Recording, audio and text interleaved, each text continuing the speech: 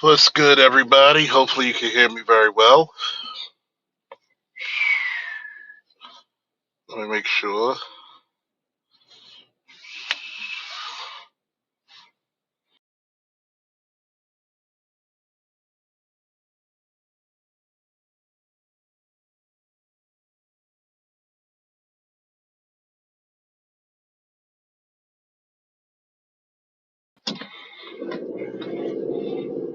Yep, what's good, everybody? Let me know if you can hear me well. Okay. Got a couple of people in the building. Sorry for the wait. Uh, Might as well do a stream/car video. My son asked me to drop him off his one of his best friend's houses. Since he doesn't have school tomorrow. So let's get it in. Hey, let me know if you can hear me.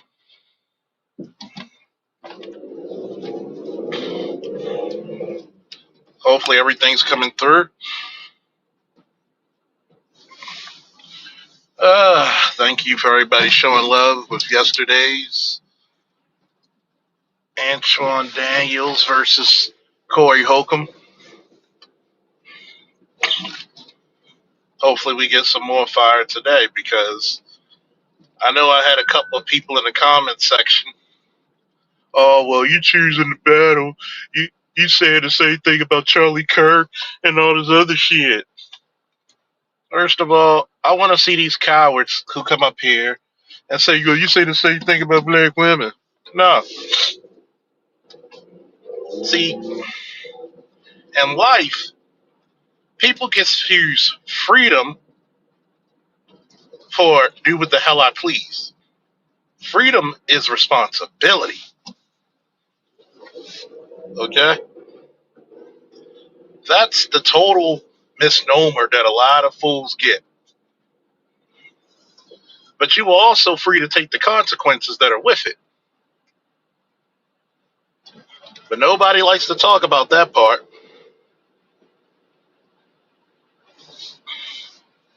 Nobody wants to talk about the incoming.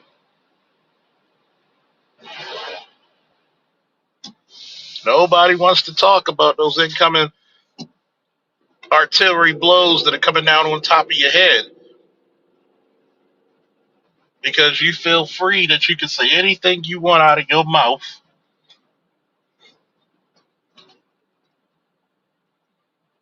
And don't expect any retaliation. That's a fool's errand. Let's go to your boy Charlie Kirk for the dude who was in the comment section. And I don't even think it was a dude. Either way, male or female, I think you're a coward because you won't come up on a show now. Let's talk about Charlie Kirk. Did he deserve to die? No. But you'd be damned to say the shit he said and think nobody was going to take a consequence against him or any repercussions.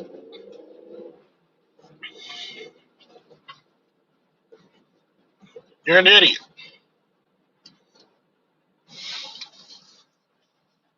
You're an idiot.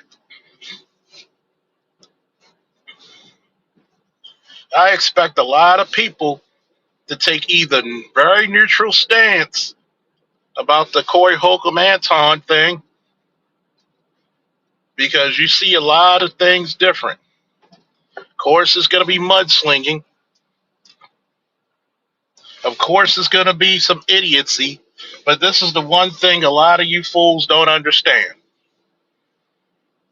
I look at body language. There's a lot of fools who be like, yeah, let's go outside. Nah, hold me back. Hold me back. As soon as you let the motherfucker go, why don't you hold me back? This is how I know masculinity is on a downswing. Do I think Anton kisses white ass? Yes, it's proven. But at the same time, for a lot of people who weren't listening, especially the idiot who was in the comment section, did I not say one of the biggest things that we need to stop doing in the black community is pontificating as everybody's the toughest guy in the world?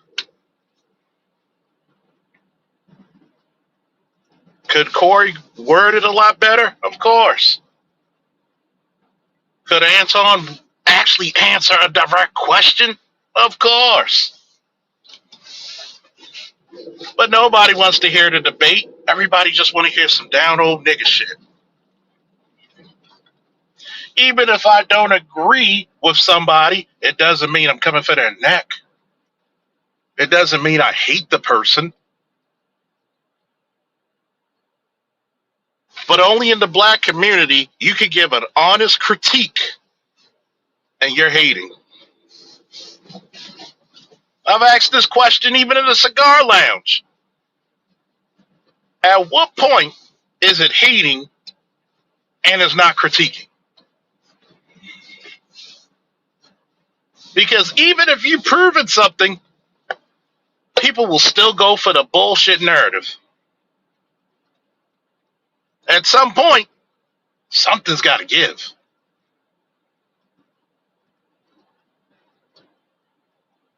Something's got to give. See,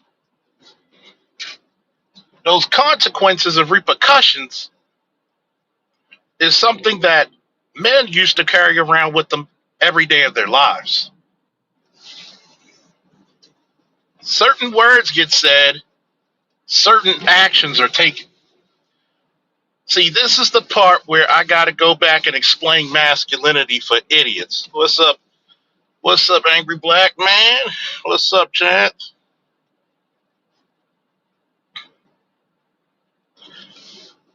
You can't go around talking shit to each other, and at some point, actions are going to be taken.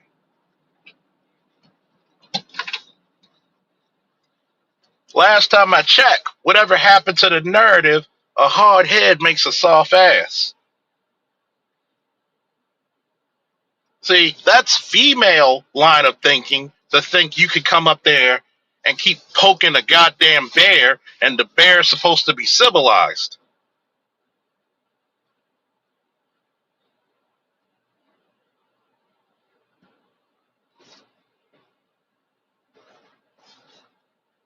There's going to be a limit that somebody's going to take disrespect.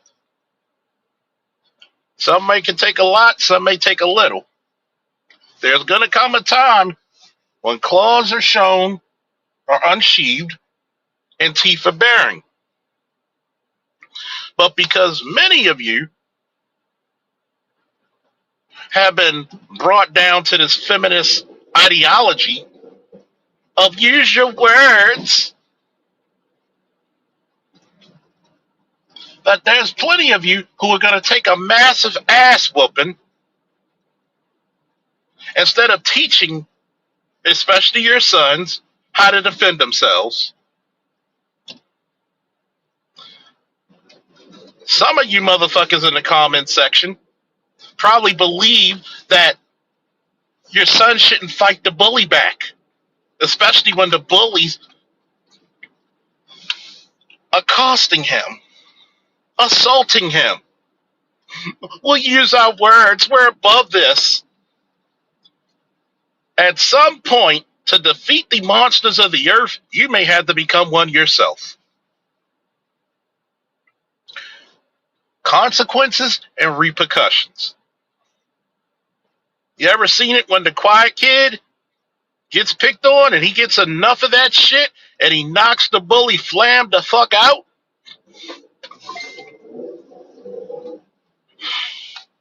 Heavy consequences.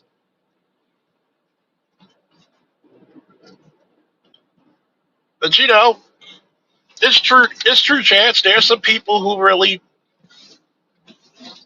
preach for their kid not to defend themselves. You lie to your children and not teach them the real world of how cruel and how mean it really is.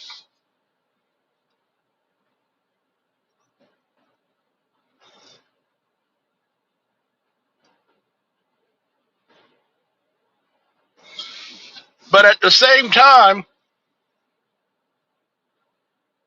there's only but two things going to happen. Because men, especially, have three ways of communication. And I've said this for over a decade, 12 years to be exact. We talk it out, we yell it out, we fight it out. This new age way of thinking has gotten in the way of not only masculinity, but standards. Oh, but you're preaching violence. Why don't people break into your house right now? Because of the fear of violence, the fear of some divine retribution.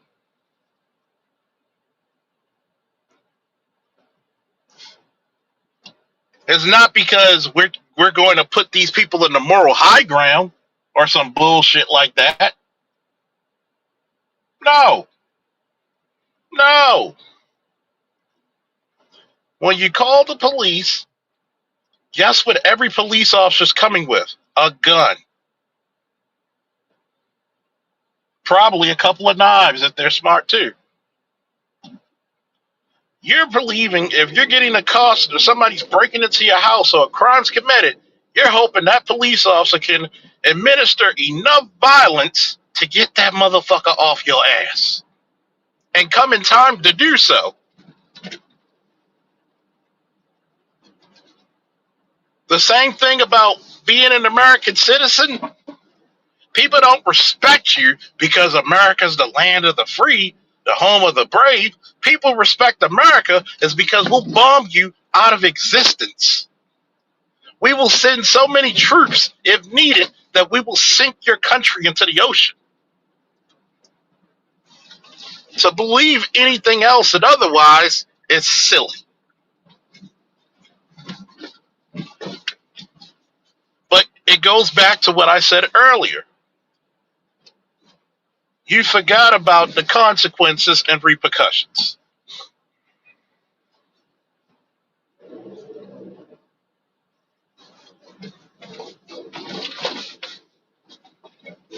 You forgot that the world is its sunshine and rainbows and ice cream and shit.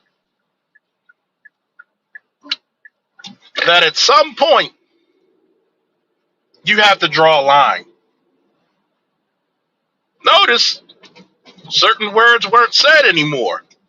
And I'm going to leave it as that during that little confrontation. Just like certain people and certain animals will not be tried. They look at me and say, well, you telling me, and I've said this to women before, you telling me if a little old woman hit you, you would hit her back, I would slap the shit out of her. Especially if I warned you not to do that. But you're this big, strong man. Yes! That's exactly the reason why I'm going to slap the shit out of you. Because if I wouldn't let a man twice my size get away with that shit, why would I let you? Somebody I could literally maul. But consequences and repercussions, it garnered respect. And guess what we're missing in the modern world? Respect. Remember, ladies, y'all said y'all want to be equal, and I'm not a violent person. I'm not a woman beater. But at some point, if I'm not causing you harm and I'm supposed to be protecting you and you're abusing me, what the hell is wrong with you? But we don't want to ask these questions because we're going to be looking, we're going to think the other person's a monster. Instead of saying, you know what? That is logical fucking sense. I'm not gonna go up to a Carne Corso and then tease it with a goddamn medium done steak. I'm not gonna go to the African savannah and elbow drop a 600-pound lion.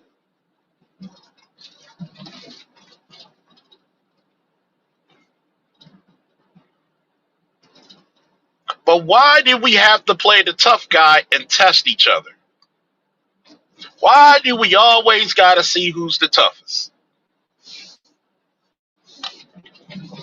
In the black community, do we really think about live and let live?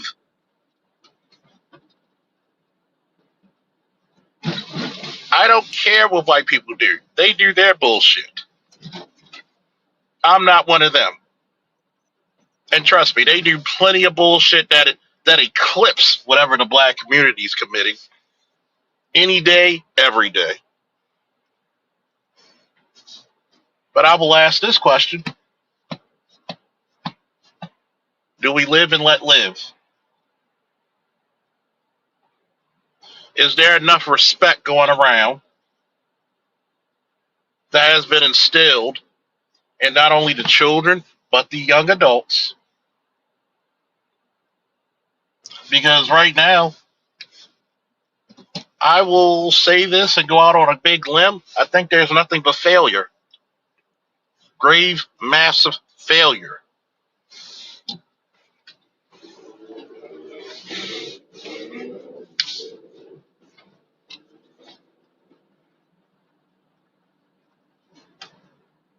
Hate it, like it, got it, good. Failure.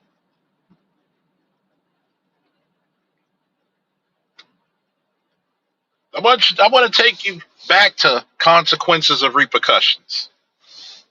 Chat, panel, anybody in the future? Why is it not smart to have a child while you're in high school? What are the consequences and repercussions of that? Number one, you're not adult enough, especially in this day and age, to take care of a child. Number two, you bring on a burden to the rest of the family, especially if you have younger siblings. Three, you are literally a child making adult decisions that usually goes into catastrophic failures.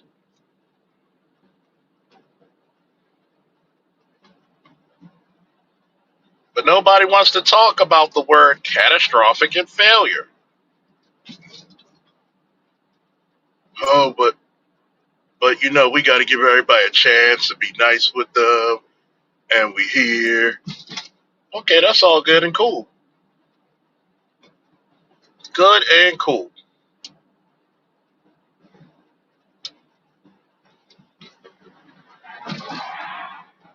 But what's gonna happen when somebody else has to clean up your goddamn mess? What's gonna happen? Do I agree? For example, with the incident that I posted yesterday.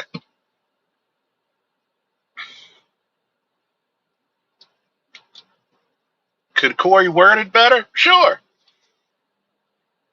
Could Anton answer a question? Sure. Don't come to me saying that we need to go outside.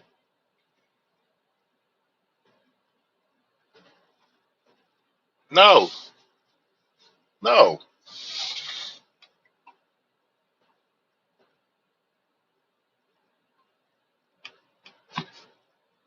There's too many black men out there trying to save face, trying to be the biggest, baddest motherfucker you ever seen. All for what? What do you get out of it?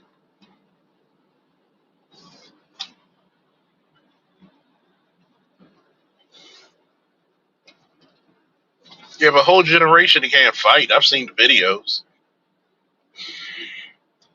excuse me for a moment because the Baltimorean is going to come out of me. You only fight when you're banking somebody. That's colloquial term for Baltimoreans for getting jumped. Or the person doesn't want to fight back, or they don't want to fight. They just want to go away.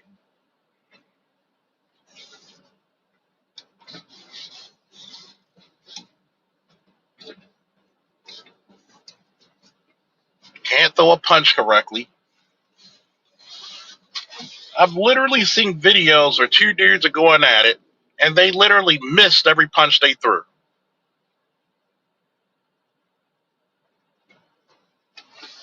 The obsession of being the hoodest hood is astounding to me. Nobody brags about being smart. Nobody brags about staying out of trouble.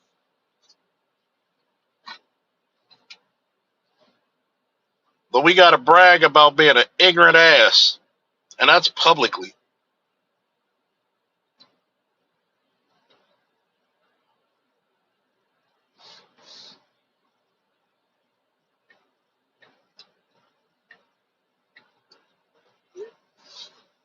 That's publicly.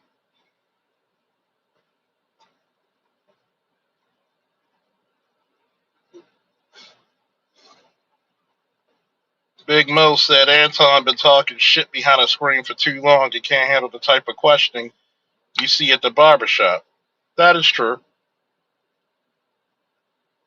And that's true. 90% of guys nowadays can't fight.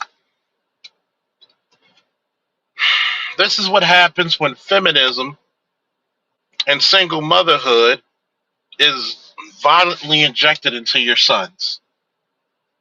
They're bitchy, they're emotional, they can't settle their issues with a clean fight. Think about it. You got kids from Baltimore County, Anne Arundel County, all these fucking counties in Maryland, PG County, Baltimore City, all these goddamn counties, and all these motherfuckers claiming the hood. Nobody wants to be the person who lives in a nice condo or the mini mansion or at least the goddamn brownstone, the townhouse. No, we all gotta be the hood. We all gotta be the project nigga. Is this the is this the toughest nigga you know?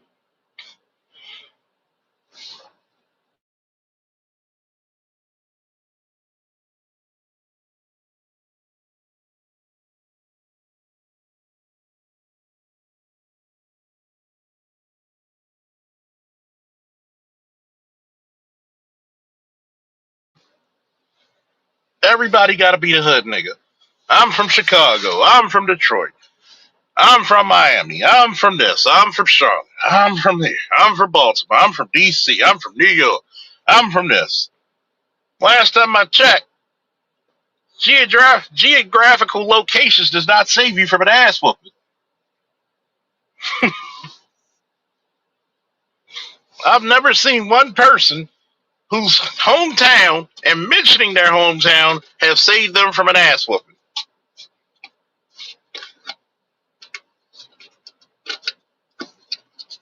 Dismiss me with that bullshit. I'm from here. I'm from there. Put up a bunch of hoods that a bunch of old Jewish people own.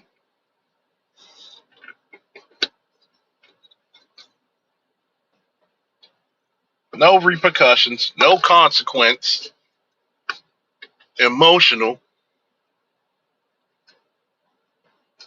pit bull mentality.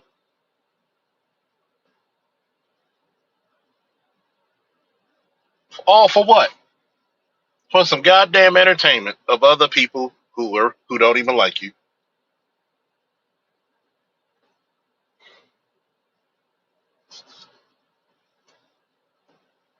And we're gonna get back to this little comment section shit. There's a lot of motherfuckers who say some scathing shit online. What's up, to Trib? Longo, what's up? LAPD SWAT, what's up? T Riddler, what's up? There's a lot of motherfuckers that say some scathing shit that they know they wouldn't even be caught dead saying it in anybody's face.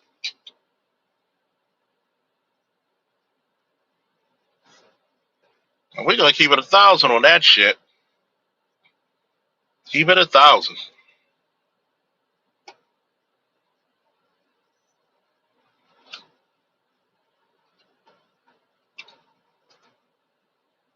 This pontificating of your badassness should not be the way of anybody's journey.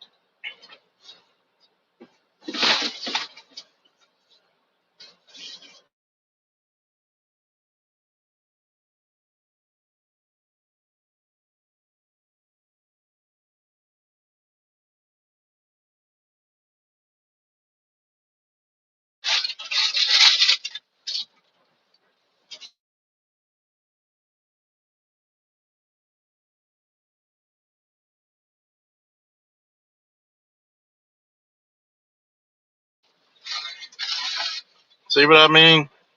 Hey, what's up, Loss? See what I mean? Bullshit, more nigga babble. See, you got a faceless jackass right there coming up here just to be another dumbass. For what? For what? You're not going to come up on a panel. You're not going to say anything because you're the same exact cowards I spoke about. See what I mean? This is that cowardly shit right there. Do you think this individual will say this in my face? No. No. This is exactly what the hell I'm talking about. Thank you, dumbass, for being the example. Now, somebody time this motherfucker out till next Friday. Please. What's up, Loss? This is the reason why men have stopped being men. You internet trolls will do whatever you can do because you know it's safe in the basement of your mom's. While your stepfather and his brother are taking turns on her. What's up, Simply Deep?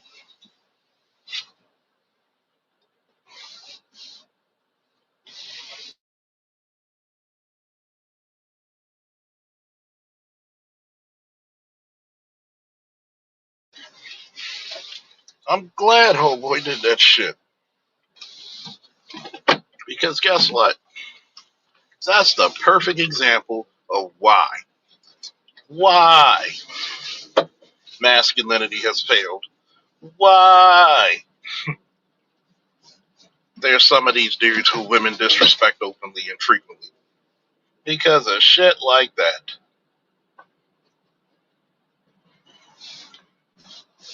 It takes one to make an example. See, playing tough Tony, doing all that negative shit. If you don't like what I'm saying, why are you here? You're not even a good troll. You don't get paid to do this. You don't get any notoriety. All you gotta do is get blocked. That's all. Last time I checked, it's unlimited ammo on blocking. You're an idiot. You spent all your time to come to little old me's channel and to give me viewership, which works in my favor. And then what happens? You get blocked.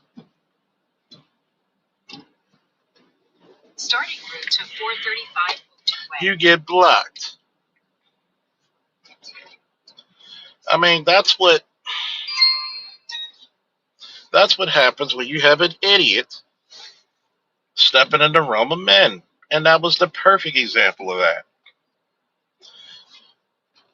Now, audience, do you think he would say that ignorant shit to a black man in person? No. Did it trigger me? No. But, because his daddy left his mom,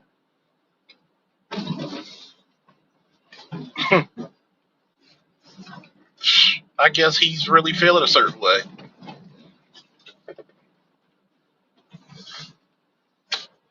And the sad part is his dad left his mom for his girlfriend. What's up, All Star G? It goes back into those repercussions and consequences, man. You think that you got the right to say whatever comes out of your mouth and nobody's supposed to ever check you. You got the right to say and do whatever you want, but you have the absolute duty to take those consequences. And that's what's failing masculinity. Hell, that's failing just decency, period. You come up there and disrespect somebody in such a way. It used to be you used to catch an ass whooping, a knife or a pot with your ass.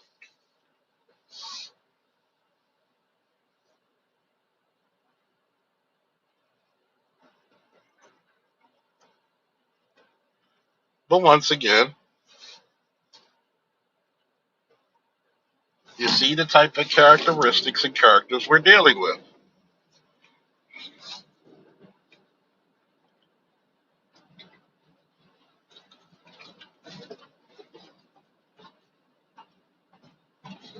What's up, Claire? St. Clair? You see what type of individuals who go around trying to be tough, trying to be bothering, trying to be annoying, but as soon as you smack them on the hand, as soon as you do something what's called preventive maintenance and correct that action immediately, they wanna play victim and say you're mean, you're the bad guy. When all in all, you're a dumbass.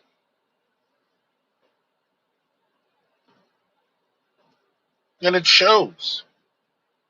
It greatly shows.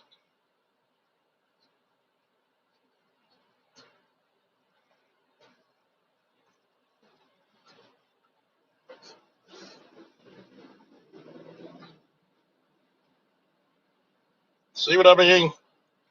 Dumbass shit. That individual will probably most likely be you. No, it would be definitely you. You wouldn't say it in my face because I know cowards wouldn't do that. You wouldn't say it in my face because your mother would actually be what? Waist high of me? You wouldn't say it in my face. Why? Why? Because you would be scared.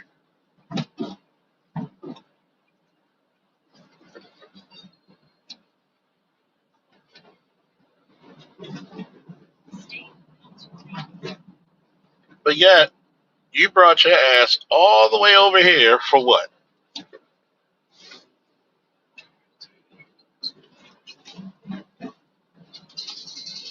As a matter of fact,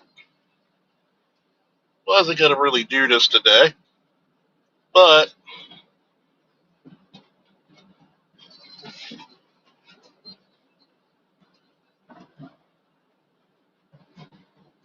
there we go. There we go.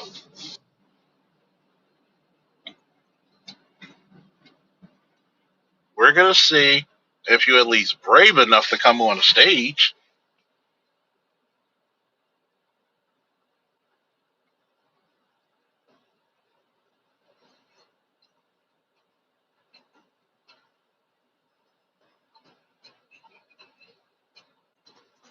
If not, I bid you a farewell.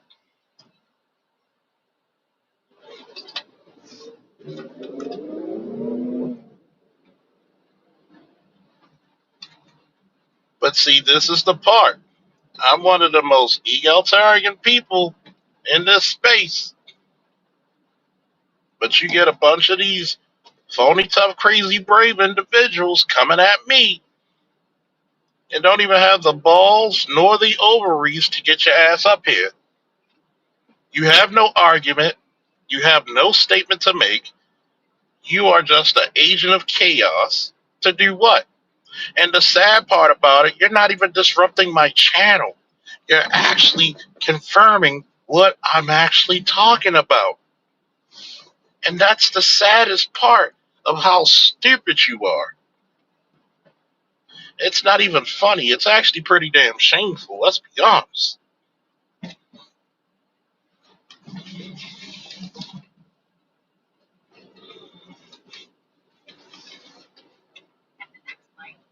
Hey, what's up, Gavin? Hey, Commander Faulkner, how you doing? Doing all right. Waiting for this fool to come up here so we can have a one-on-one talk. And I'm just wondering.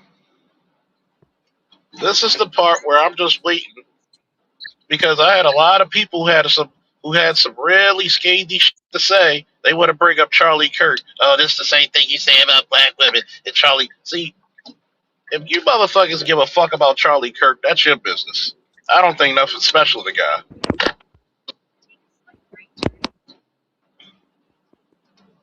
Come on, where you at, buddy? See, see,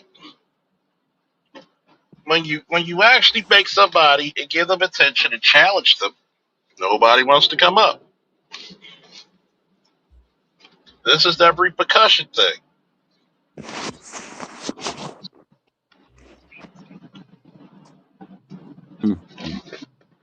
How many times have you seen people, and we're talking about legitimate, not planting no guns on anybody, planting drugs.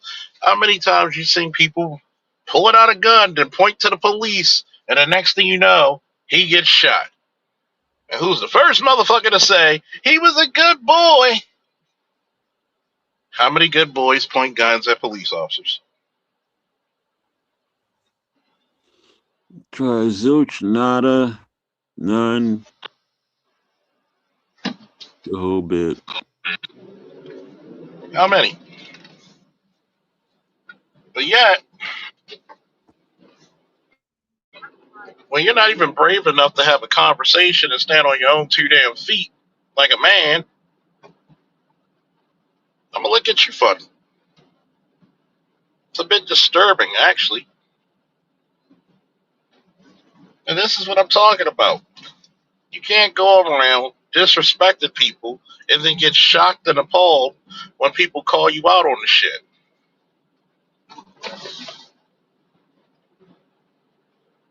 Can't get mad, can't get upset. You want to troll, you want to do this, we're going to make you happy. Get your ass up here or get lost. Obviously, he got lost.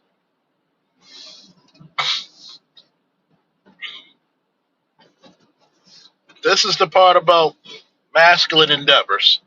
You go direct to the source. If you notice that people have an issue with me, I invite you on. I may make one live stream to talk about it, and I'm done with it. I'm done with it. Don't mention me, mention your mom and your daddy.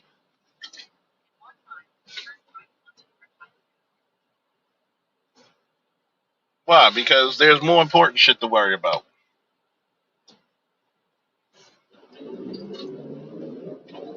Hello. That's the same. That's the same type of dude who's worrying about a bitch who's cheating on him, but can't worry about becoming economically safe in the next 5 years. Well, actually, for the next 5 years.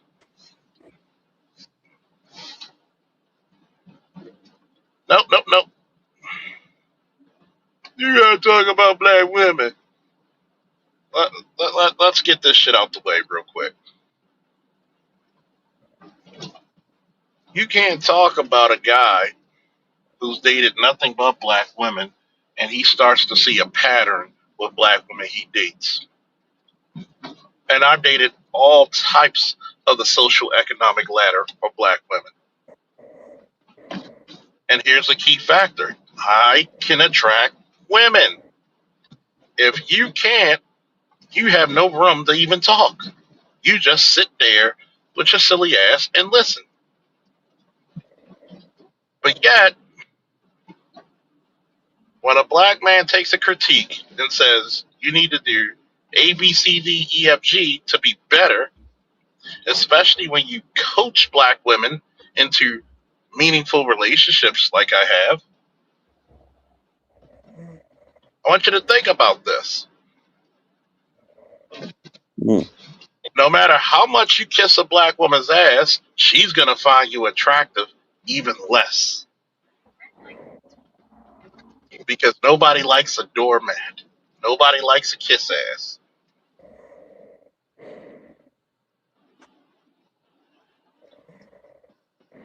And this is exactly what I'm talking about. The repercussions have been so hard for black men that black men said, fuck it. I'd rather be single. Can you blame black men? Ah, Do we blame society?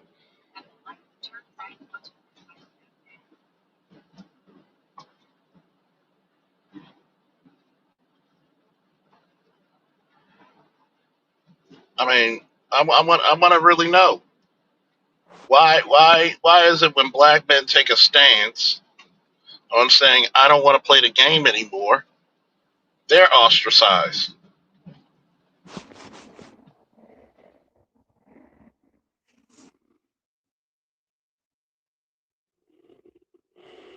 hmm. I want you to think about that.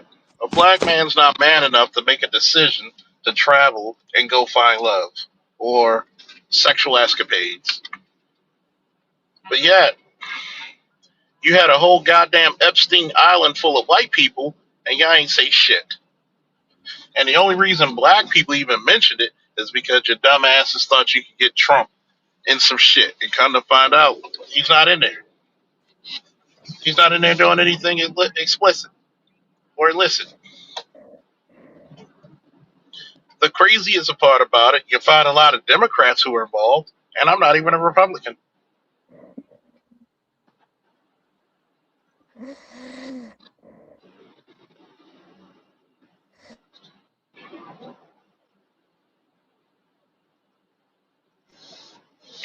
See, can't even stand on your own damn square. Yeah, yeah. And the messed up part about this shit is that when you start allowing this behavior of cowardness, trolling, not checking idiocy,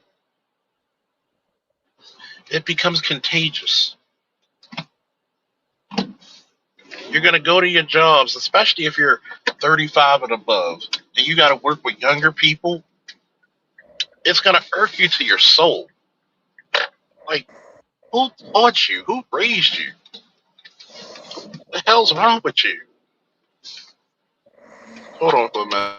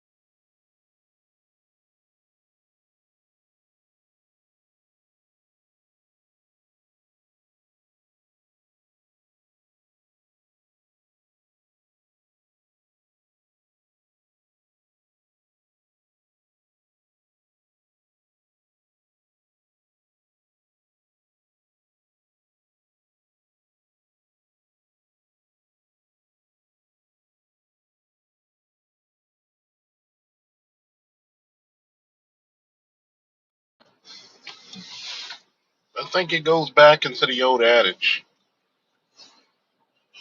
mean what you say and say what you mean. Don't just be about it, talk about it. Just do what the hell you need to do. Hold on.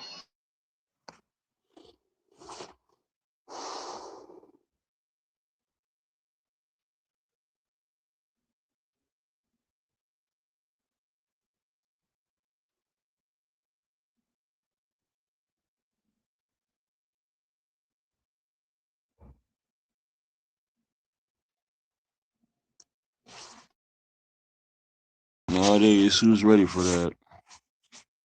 I mean, this generation coming up.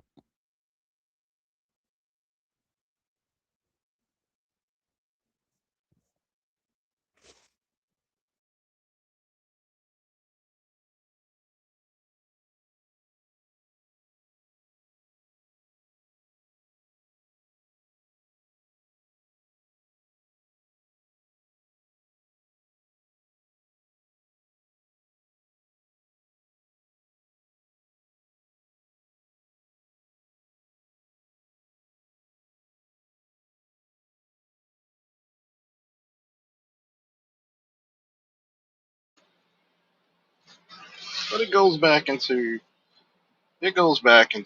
these narratives again. I want to be the tough guy. I want to be the notice. I want to pontificate.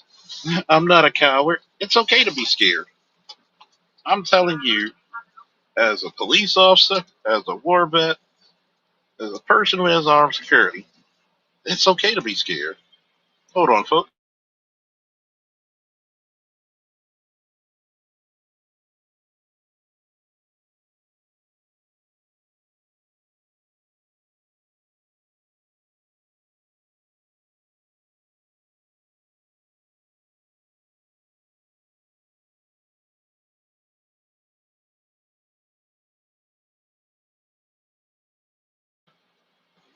I'm going to tell you, it is okay to admit that you're scared. You're telling me that everything you've done in life was brave? Hold on.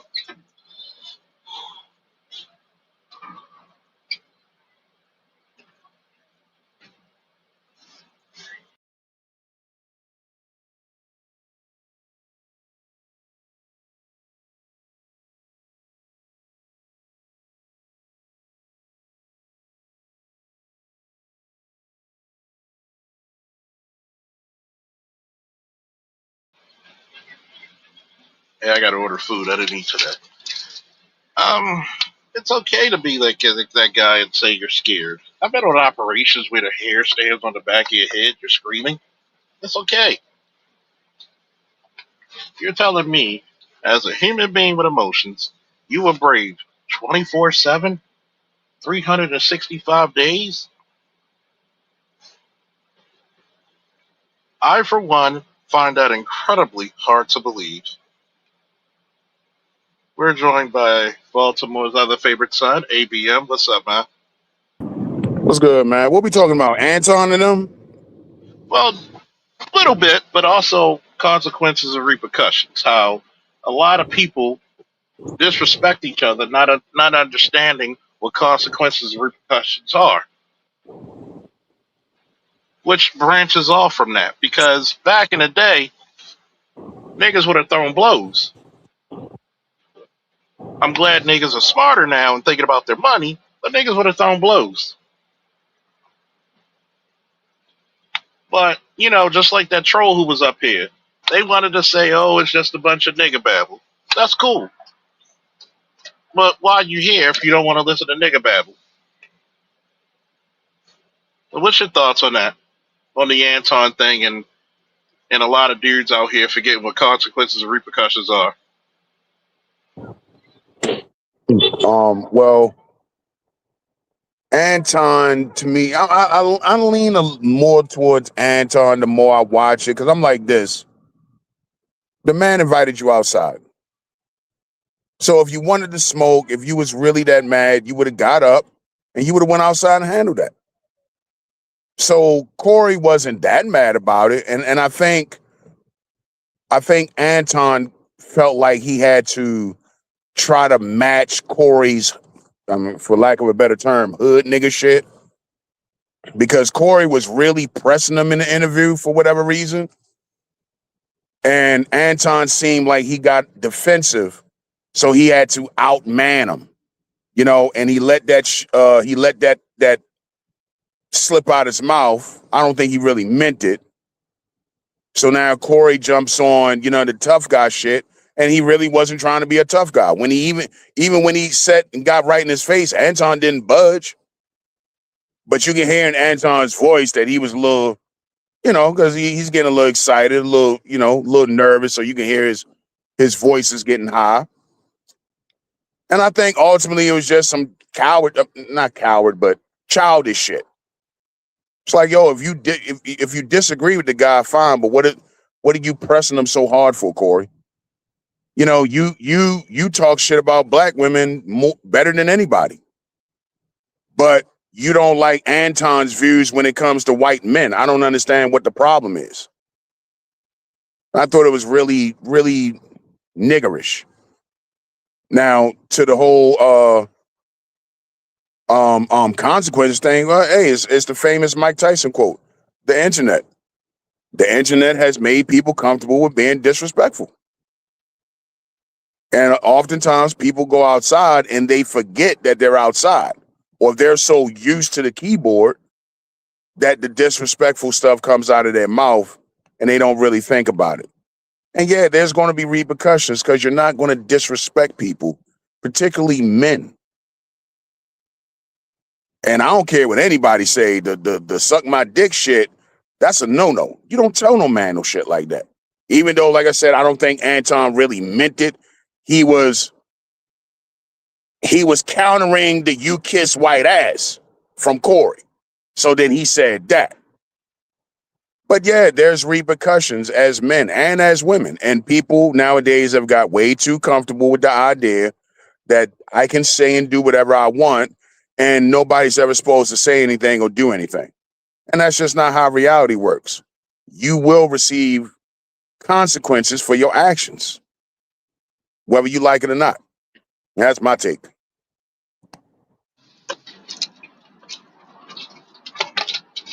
Couldn't say it better. I told a lot of Negroes, I said, look, at the end of the day, nobody's above an ass whooping. It may be your day, it may be You get somebody everything else's, for but hoochie. nobody's above one. And Steve, it gets back to what I said yesterday. There are some people out there who are not used to being in the realm of men. It doesn't have to be hood men. There doesn't have to be none of that shit. The realm of men dictate how you go because there's certain things as a man you can't come back from.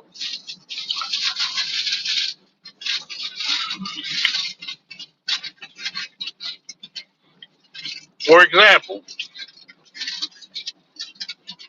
homosexual allegations for men, you can't come back from that.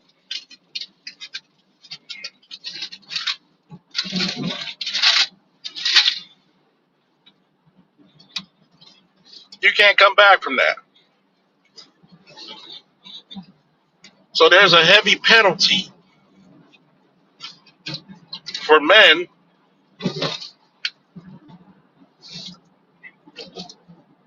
accusing or attempting to call a man gay in any type of form or fashion.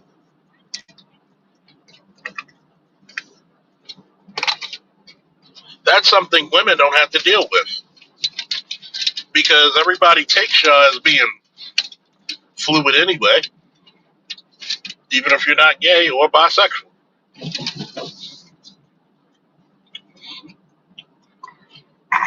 The penalty is not nearly as severe for men. I mean, nearly as severe for women as it is for men.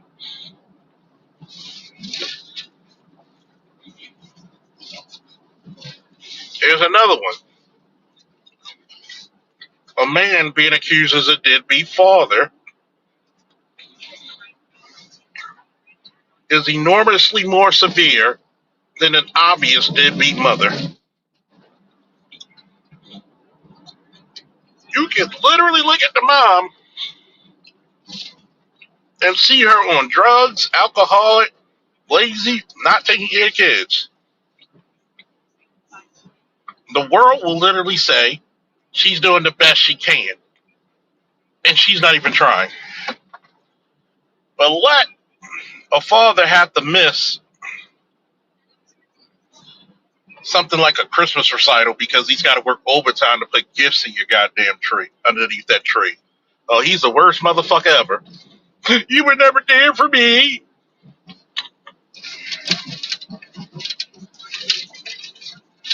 There are certain things that us as men, life is not forgiving for or towards. So when you have incidents like we saw yesterday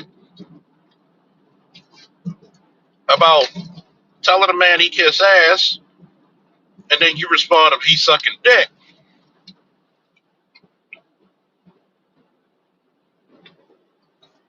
you got to be careful with that shit.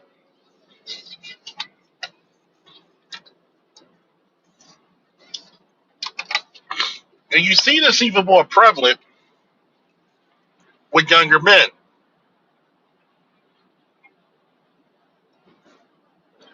where blatant disrespect is the norm,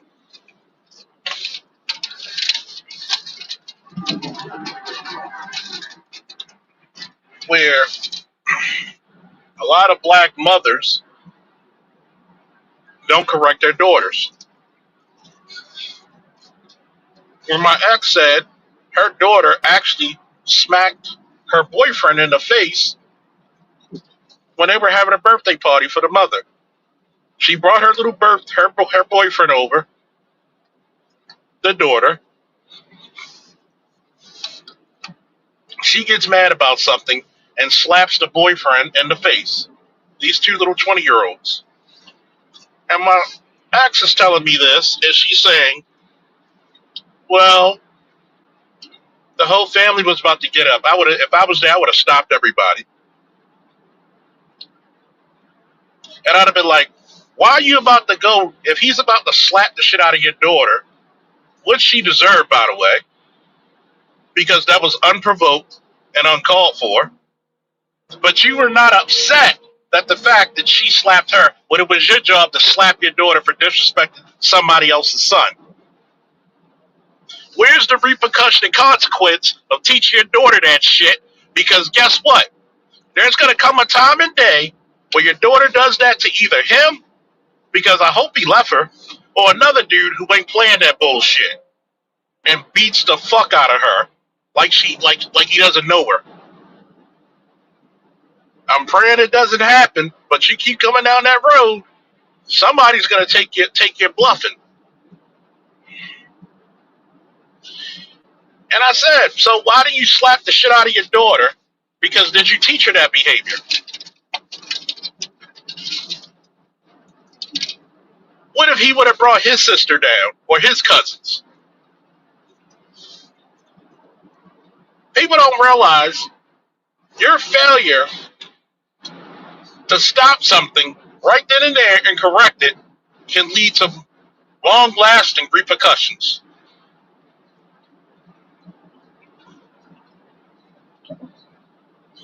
And those repercussions can be very costly. What if your daughter's coming home from work and five girls beat the crap out of her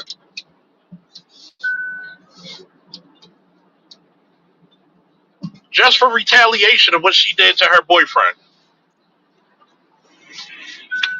You wouldn't know. They're all wearing shiesty masks. You wouldn't know.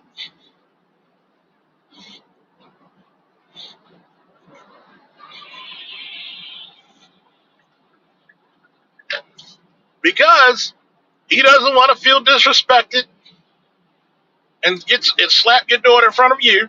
So he said, "Fuck it. I'm gonna tell my sisters or my cousins or some girl who likes me and really want to suck my dick to beat your ass with her friends."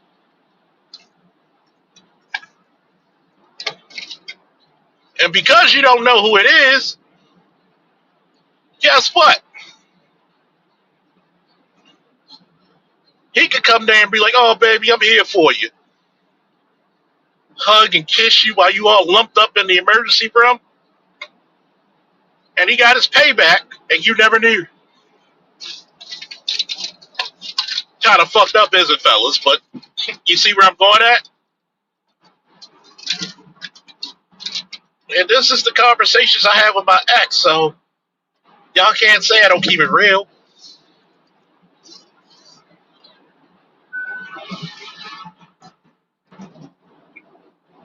And I told her, if she does that, what does she do when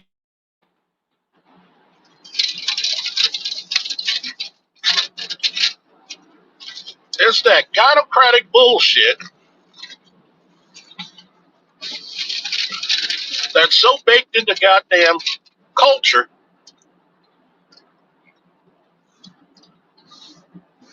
that people don't even know when they put their lives in danger.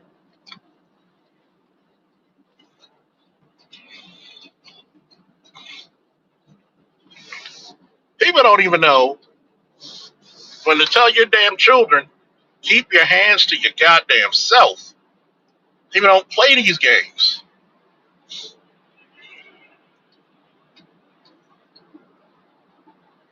But yet, if you think what Corey and Anton was doing was wilding out, come to Baltimore any given day.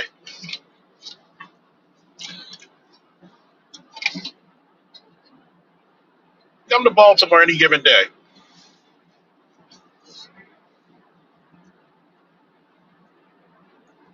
How many motherfuckers lose a dice game and start shooting?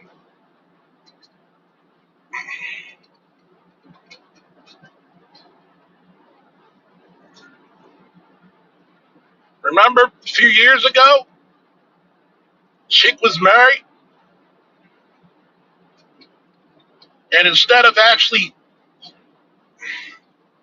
owning up to her bullshit, she sends her sup ass brothers, her brother and his friends, and dude came out with the AR,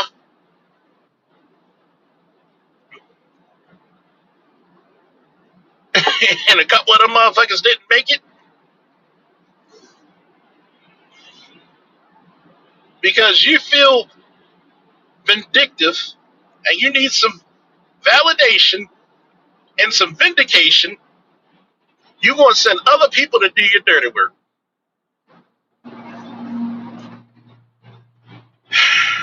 I don't know. Because, God damn it, we used to be the most God fearing people on planet Earth. Now we're the most godless people on planet Earth. And all it took was like one or two generations.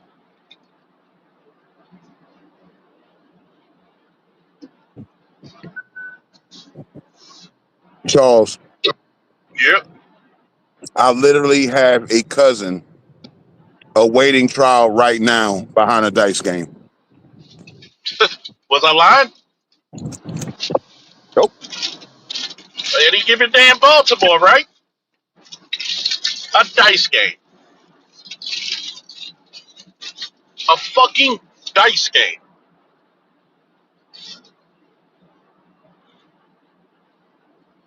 What's up, Aqua Dragon?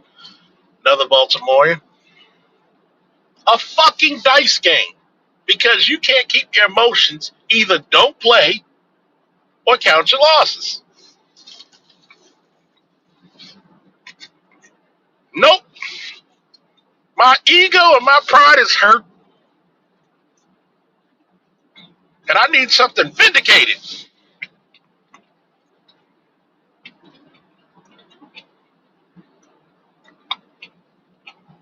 Now you're going to spend A quarter of a century or the rest of your life behind bars.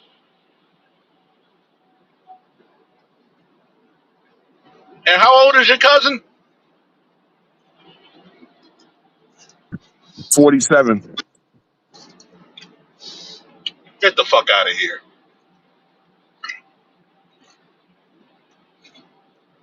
Nah, facts. Get the fuck out of here. You old enough to be somebody's granddaddy and you mad about a dice game?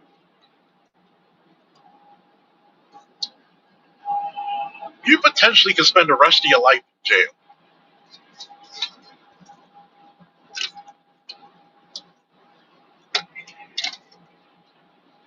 So emotional, so destructive. Shit's not cool, man. Sir, did you say 27 or 47? Oh, 47. Whoa.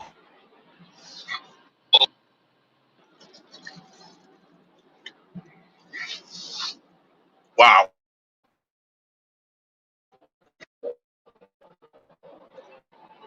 You know,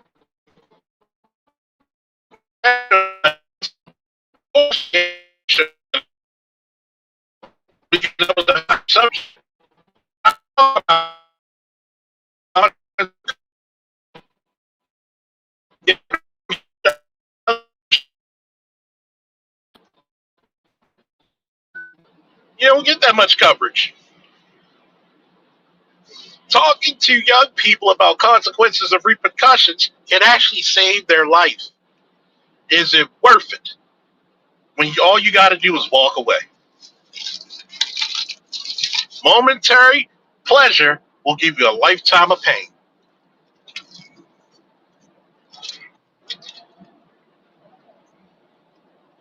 And this ain't even shitting on your cousin. There's numerous examples I could give. Well, it's just like that Travis Rudolph situation you brought up.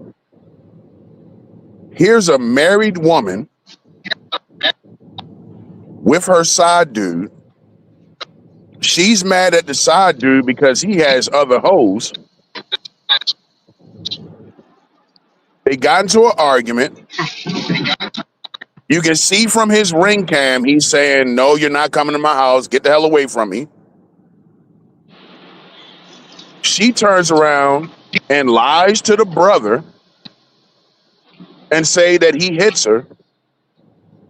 So in true black community fashion, here's a black woman putting the battery in the back of some black man, a relative, Mm-hmm. to go out here and do some reckless shit on her behalf. And she doesn't have And, to deal with the consequences. and she doesn't have to deal with the consequences because Travis Rudolph comes outside with the chopper, lights him up, kills the guy. He has to go to jail. He has to stand trial. He loses his football career. And she's on the stand, and they have the text messages. They have the door cam footage, and all she got is, "Oh well, I was just mad at the moment." And there's zero consequence. She's not in jail. Nothing. Well, that's why that's how a lot of you young men, when the laws was telling us about the girl, did we not give that young man good advice? And I'm glad he kept his wits about him.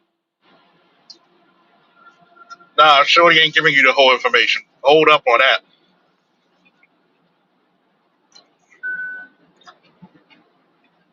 I had to do building raids with fucking Iraqis with fucking AKs. You got to give me some intel, something.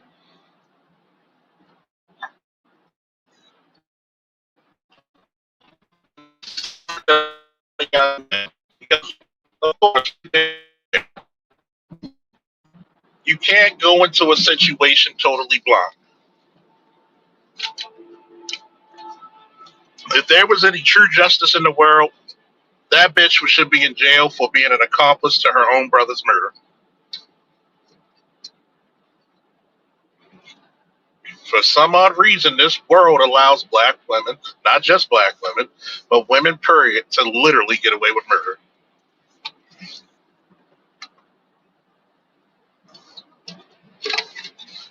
The most manipulative creature on earth will actually manipulate her own goddamn children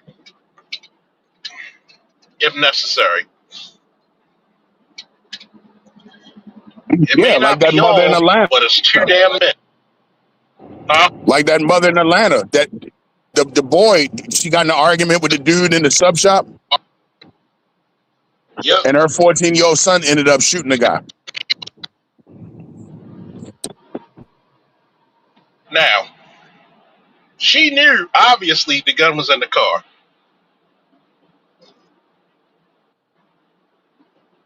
So now,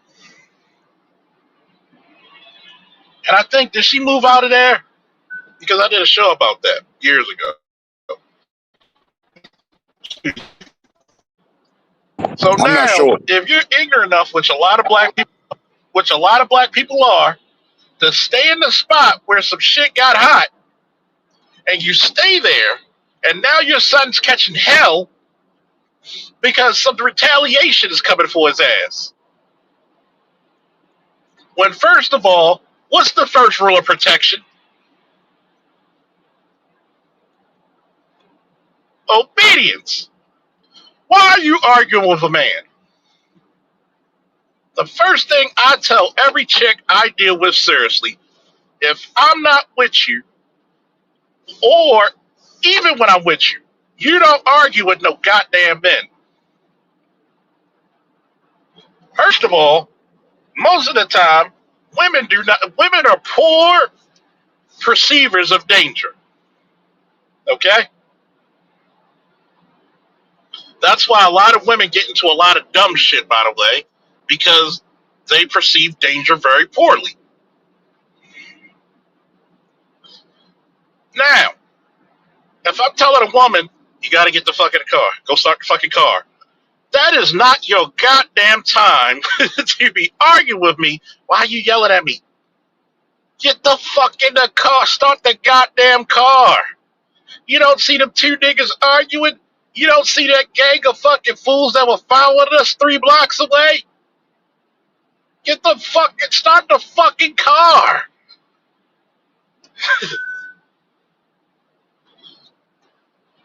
No, that is not your. And there's a reason why, and I'm going to repost the laws of protection on my community tab again. Because first and foremost, I've seen it time and time again. If you don't obey the laws of protection, the laws of protection will break you. The shit's damn near undefeated. And the most fucked up part about it is, folks, is that when that shit happens,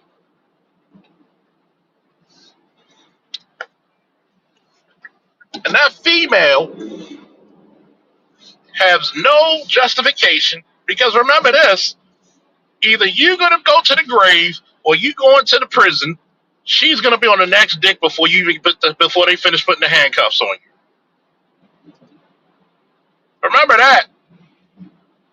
If you ain't learned anything I ever said, a man will date and mate to his ego and his wallet. A female will date and mate to her options.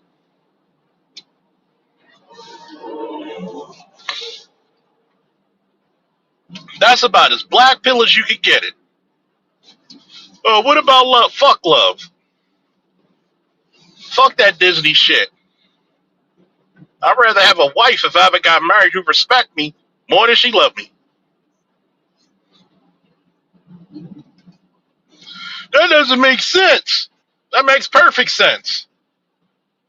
Your wife loves you, but she disrespects you all the damn time.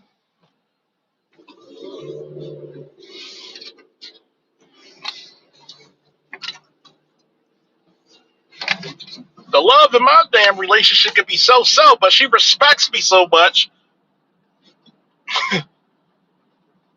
she'll do what I need her to do.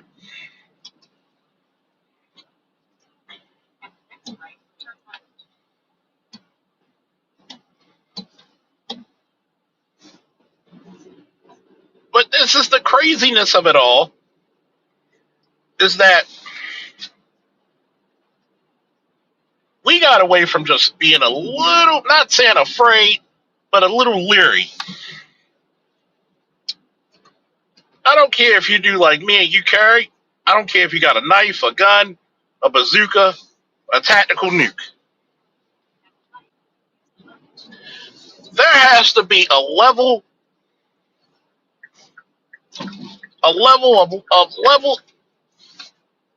thought to keep you level headed. There has to be a moment of reasoning to say it's not worth it. It's like fighting your little brother at one point. Yep, I may can physically beat him, but is the damage that he's going to put on me worth it, even though I win? And the answer is going to be no. You may physically beat him, but he's going to give you everything he got. And everything he got might be like, you might come with a black eye, a chipped tooth, a bloody nose, split lip. Hell, he might even win a few.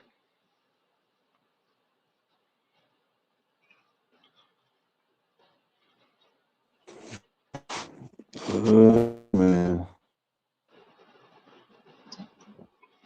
It's over then. Yep. And I mean, what happens is that when you have these people who don't have this reverent respect, just like children are supposed to have reverent respect of their parents, because while they're small, your parents are your God.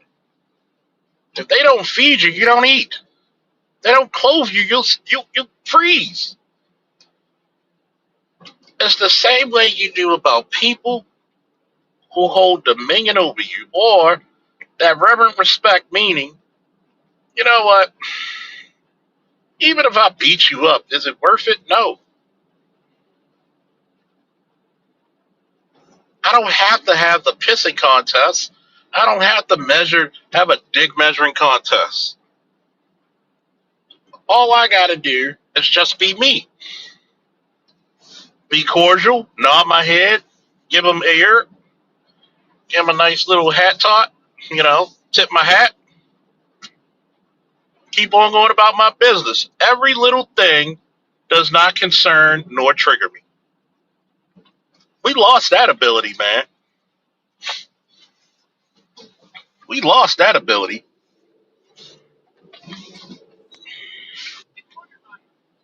Man,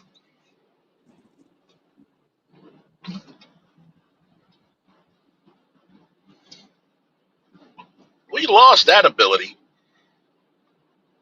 Here it is. ABM just shared something about his life, about his cousin, who's older than the both of us. Not both of us, both of us. Over a damn dice game. Y'all thought I'm making this shit up. My God. That's not shocking to me. That's sad. You're old enough to be somebody's granddaddy, doing juvenile shit.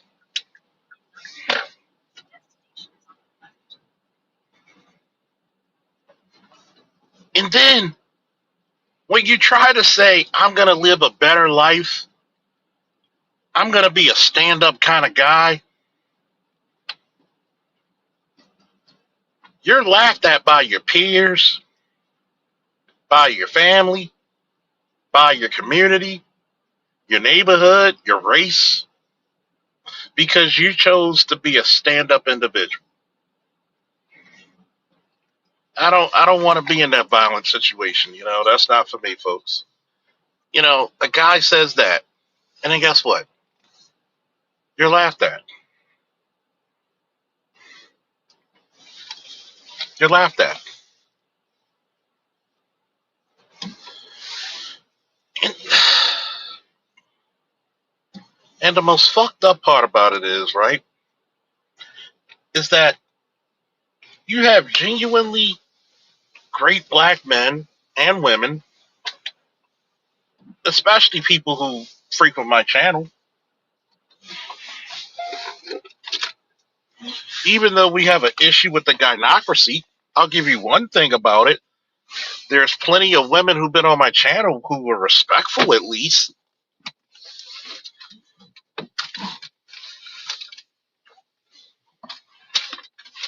What's up, Josh? Hey, Josh, come open the damn door, man. Right in front of your house.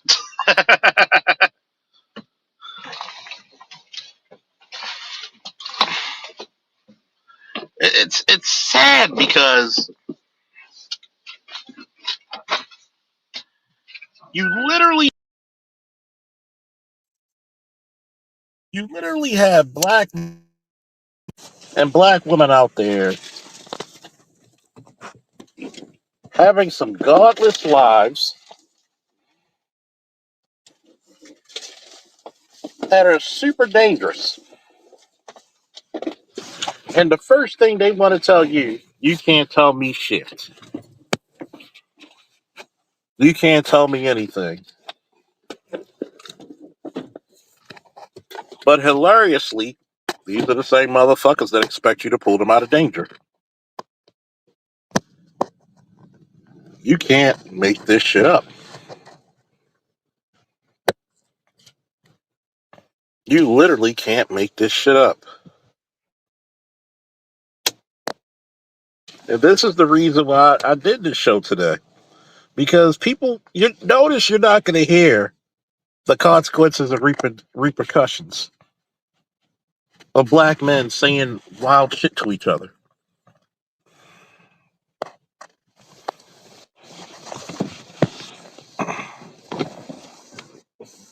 And And we know also, why. Commander, Go sorry, ahead. Go ahead.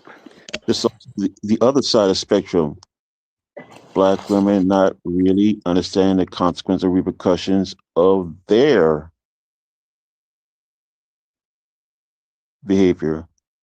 To my understanding, and where I get this from, where I'm going with this, is what I just heard just now, today, and when I got off work about the WNBA players are acting like, oh, they don't need to sign a new contract or renew a contract, and they're threatening to strike.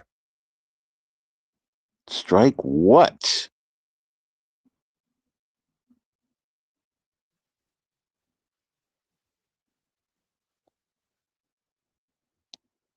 Well, you know what's comical about that?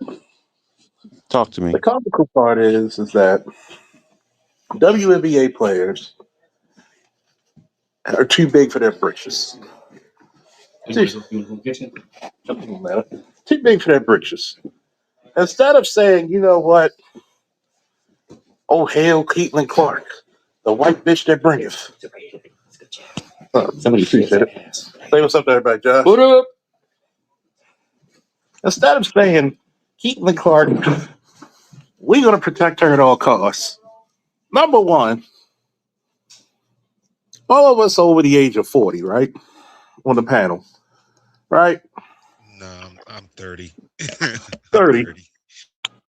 But 55. 55. So we're all over we past grown man status. Remember back in the day, every team in sports had an enforcer or two. You didn't fuck Woo! with You the, say that. you didn't fuck with the star. Whoever brought the money, he was well protected. He was well Even protected. other teams, like whoever was bringing in the money, they would even other teams would protect them too. Like, nah, you gotta keep your hands off of them. Yeah. You didn't. Mm-mm. Who was one of the biggest enforcers of all times in sports?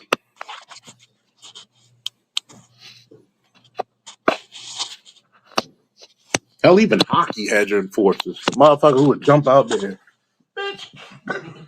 Oh, you got something to drink? I was just about to ask if you want something. I was about to bring my cigars and my goddamn liquor out. Shit. Which man in the car? Yeah. Go get that shit. Oh, you want me to get it? Go get that shit. All right, you know. Well, it is in front seat. Front seat? Okay. You bring that cigar box in that book bag. That's where all the liquor is. You know, that's liquor with a Z. Liquors. Oh, we Commander, better get I'll be back. Okay. You got to realize this. There was an enforcer on these old teams, especially. You didn't. I'm gonna move your car because them tall motherfuckers, they act weird. When you close to that line, I'm gonna just put you on the other side. All right, cool. Across the street. You good. Cool. I'm just like, yo, you got to realize this.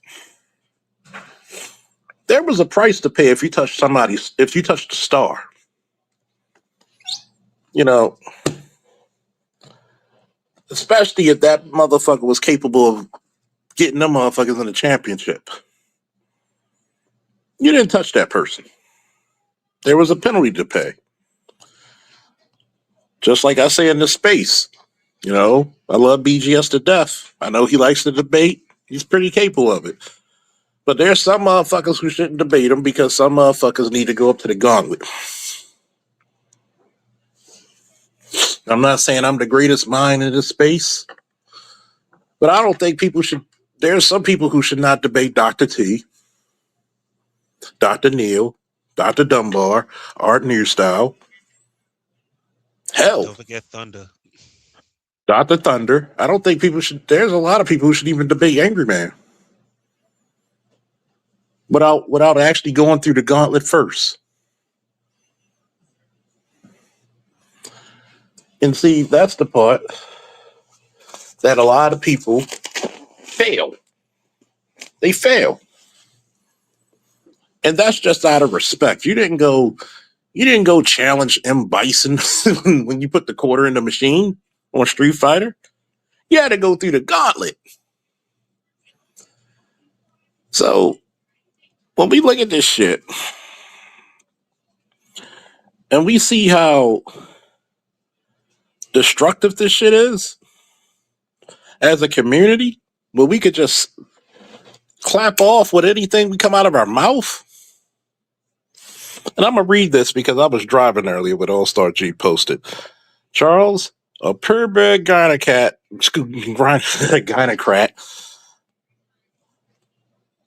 lives on the first floor of my apartment. And yeah, she said, and yeah, everything said in this space is facts. And where's the part? She has a kid and a felon boyfriend. Of course. That's her level. Of course. And then I'll move you to the other side. Just literally, you just across the street. I appreciate it. Oh, I got my smoking on. This is the part about it. Thank you. You'd be like, how the hell you lift this motherfucker? Bro, I almost died. He's like, you make this shit look easy, nigga. God damn. And shout out to Loss and Josh reading my story so far. They love that shit. And it's getting even better with time. You need glass? Oh yeah.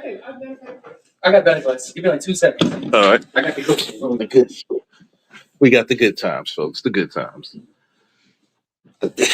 It's funny that the consequences of having a felon boyfriend are lost on niggas now, man. And I do agree with BGS. Why is the black community so enticed by being so goddamn hood and vile? Maybe because my parents were. Go ahead. I'm sorry to cut you off. No, I was going to say because that's what women like. Thank you. Yep. I'm not even going. Because divestors, I always say this, divestors are right about one thing. Black men don't lead. That's why you got people calling it a gynocracy. You black women lead. Yeah. And this is what you black women dictate. This is what you tell the men. And I always say it. Pussy rules the black community. So if the pussy is saying, "Hey, this is what you got to be in order to get the pussy," well, then that's what you're going to get. And you know what's really funny? My cousins used to get like upset at me because I used to be like, yo, man, the pussy ain't worth it. When she's saying some dumb shit, I'm like, yo, fuck her. Because I'm not gonna tolerate any of the bullshit and just like, yo, man, you're gonna talk yourself out of it. I'm like, dude, she's not even worth it. And that's the part that gets me out. By the way, she put him out once on New Year. Appreciate it, my brother. A little bit of ice. Oh shit. See, you gotta understand this, right? It's all about control. Take it back to your attitude era, right? Pro wrestling. It's all about the game. Oh, that's good. Game. It's all about the game and how you play it. It's all about control, and if you can take it, Triple H. Yeah. That's the truest statement ever in a theme song. It's not only control. Women have a natural power fantasy. Did y'all know that? Hell yeah. They low key, if you honestly, when you see how women act, especially nowadays, they low key want to peg dudes. Because they can't physically beat you up. That's why. They can't beat you up. Which one you want? You want the yak or the Long Island, Strong Island? Yeah, let's try that Long Island first. Oh, that shit's smooth. Don't mind us. We gonna talk shit while we on this live and get drunk. That's right. And he's gonna smoke his weed. I'm gonna smoke my cigar. That's right. Smoking no, hey, man, shit, right? Man, shit. It's Man, I had to smoking quit no. smoking weed. I had to quit doing that, man, so I could get this job being a bus driver. And then once you get it, oh shit. This came with the Oh, those are the freezer. those are the metal cubes. Oh, fancy. And see, this is what happens when black men forget that you're on your own in a lot of times, okay?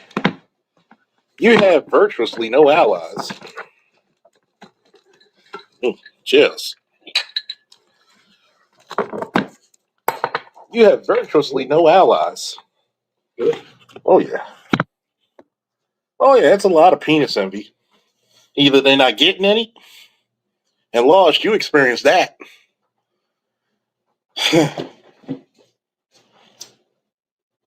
Tell us about the chicks on your job. You experienced that.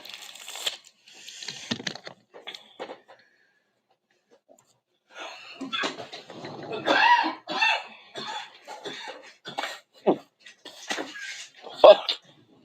Oh yeah. He ain't done. That's just some good shit. Hey Charles, I wanted to ask you a question.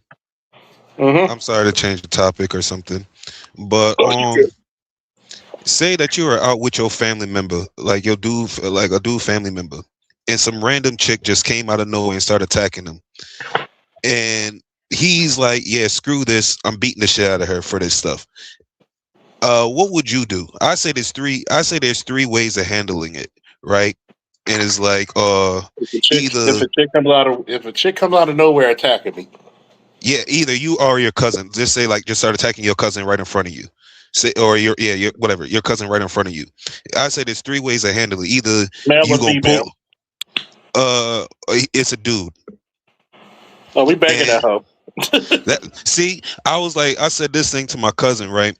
Because I was like, yo, if me and him was out, because we were talking about basically, no, let me just get to the thing. It's like if we were out or something, and some chick came out and attacked me, I'm like, yo, I'm beating the shit out of her because if she hits me, I'm just beating the shit out of her. I'm not even playing around with this chick because she should know her place as a woman. And then he's like, he said like, oh, Nigga look if like you you still beat this fucking woman asleep. if you beat this woman right in front of me, I'm gonna beat your ass. And I look at him. I'm like, dude, it's three options about this shit that you should be on. First of all, it's like either you or what's it called? Either you pull me off of this bitch, or you let me get my licks in, and then you pull me off of this bitch, or you helping me jump this bitch. And Number one, he said, number one, on my show, we're not woman beaters, but mhm, if a woman puts herself in a position to be a threat, we take care of threats. that's what I'm saying. And then he's And like, well, you're a man though, but you're a man. You're not supposed to do that. I'm like, but she's a woman. I want people to show me this mythical book that everybody talks about what men are supposed to do. But have you ever noticed nobody ever talks about what a real woman is supposed to do is stand down? Hmm.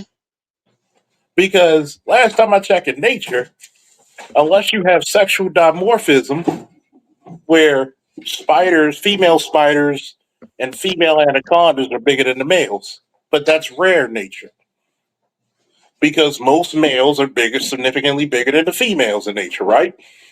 Hmm. When that male roars or gets aggressive, what does that female usually do? Stand the fuck Backs down down. for her safety, unless she's defending the life of her cubs. That's Hmm. usually when you see them the most aggressive. Now, let's take this in the female. She jumping out and she's hitting me. First of all, I don't know what you have on you. Exactly. That's what I said. I don't know what you know. Hmm. Because guess what? I could come across you with a marker and that'll simulate a knife strike. And how quick could I hit your jugular or your carotid artery? Really fast. You could bleed out before you hit the ground. Hmm. So if I'm a 5'10", 280-pound dude, that's not a small man, is it? At Mm-mm. all. I'm bigger than most NFL players. Hmm. So if a female jumps on me and she comes out of nowhere, I'm going in survival mode. Hell yeah. Because if you just beating up bitches because you bully, you're an asshole. Hmm. But if you're defending yourself, that's a way different shit. Yeah, but then when he said, but then that's when he was like, "But you're a man." Oh, I was like, "What? Am I supposed to sit there and just take it?" Well, you're just a man. You're a man. I'm like, "What do you mean by man then? What do you mean?" So Well, if I'm a man, I'm supposed to take abuse. See, people he's like like, that, they "No, just that's not what I'm saying, man. That's not what I'm saying." Then what are you saying? You're a man. See, people like that, they just gaslighting. He got it from his mama. Oh yeah, no, that's why I checked him because, and then he got mad at me. He come like, "Dude, first of all, you a bitch because like you're like, first of all, we're blood. If we're out together, blood is supposed to be over all of this shit. If somebody come and attack me, I can understand. I was like, if somebody come and attack your family in front of you, you're supposed to defend your family, and that's what it is. I'm sorry. What the hell else is this? And So he's like, well, other dudes around me wouldn't do. I'm like, okay, you want to say that? I go ask his twin brother. Twin brother was like, yeah, I'll pull you off of the chick. I asked his other brother. His brother was like, nah, yeah, I'll pull you off a chick. I'll probably let you get a couple licks in. I asked my brother. My brother's like, no, I'm beating that bitch's ass with you. And then it's exactly. like, No. Let me tell you what it says. You know, I'll mention a couple of my ex's names: Cherie, Sharon, even Sandra. You know what rule we had when we went out, and we never went anywhere where it was super violent or nothing like that. But we had a rule: if a dude jumps on you out of nowhere, we banking that hoe. If a bitch jumps out on you out of nowhere, we banking that hoe. And if you're not familiar with Baltimore terminology, please ABM let everybody know what the vernacular bank means. That's a double team or jumping. Yep. We're gonna jump the fuck out of you. We're gonna jujitsu kaizen that bitch. We a fair one. We bank niggas. We- Matter of fact, me and my ex actually had to do that to a nigga. Nigga tried to swing, I ducked. She came in, kicked him right in the back of his knee. Nigga went down. I elbowed him in the back of his neck. Bow. Next thing you know, you thought we were a hee haw. We was stomping that motherfucker. Every time he got up, all you seen was soccer kicks and stomps. Fuck that. Because number one, if a female's getting upset and boisterous, oh yeah, you know what this means, loss. One thing I love about Jujutsu Kaisen, them niggas don't fight fair. One thing about it, when a female gets loud, I tell every man, put your hands up in a defensive posture. Put your hands up in a defensive posture. Back away slow. Don't turn your back to her because you might find a bottle up your head. And then back out the door. Watch the surroundings. Get the fuck out of there. But if she just jumps on you, start attacking you, she gets what she gets.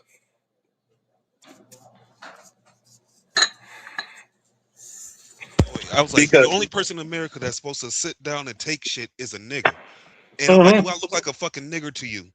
He wouldn't even mhm. answer the question. I'm just like, yo, what the fuck do I look like? I'm not gonna sit here and just be disrespected or be attacked, and you think I'm gonna do like just take it because she's a woman or something? And he's like, well, you're not a real man. I'm like, dude, who wants to be you as a real man? Look look at the Not, not, position you not, put not. yourself in as a real man. That's when you check the fuck out of them. What's a real man? A punching bag? A real man's a conqueror. A real man is somebody who does the work that needs to be done, regardless if he likes it or not. A real man's not a punching bag. Once again, it's the women who want to rule. So they force feed you these rules, and then you grow up believing this shit. Mm-hmm. Nah, nigga, you gotta go in on that one. We And the got build your same champion. fucking women, and the same women who talk that shit, they don't respect you. Hmm. Nope. Because here's the fucking thing about it: they're not going to tell their sons that shit. Let some mother see some woman hitting on her son. I bet you it won't be that shit that day. Mm-mm. Yeah, and No, they're that's what going I to tell somebody else's son that shit. no, and that's what I Mm-hmm. asked. That's why I even asked him. I'm like, what about your son? Would you tell your son to do that? That he starts stuttering, and I'm just like looking. I'm like, dude, you a weak ass motherfucker. I start calling him a bitch, and yeah, I just call him a bitch and a faggot for this shit because I'm like, dude, sorry for using that word, my fault. I start calling him. I become like, dude, you're telling me We to do don't things call that you we don't wouldn't want call to tell your. Oh, we don't sorry, call them continue. the F word over here. We just call them British cigarettes. British cigarettes. Well, I'm just saying he might as well be because it's like, dude, you know what I mean? What's the point of that? And then yeah, and How that's why I how look at do him like, people how do go ahead. people ever learn? How do people ever learn if they never get punched in the face? That's what I'm How many, saying. how many times have I said that? You know what my father did when I was little? This was in preschool. I kept telling him, this boy keep bothering on me. And he showed me how to throw a punch and a kick. But I don't want to hurt him. So you know what my father did? He chuckled. He said, boy, there's going to come a time when you get tired of the ass whoopings.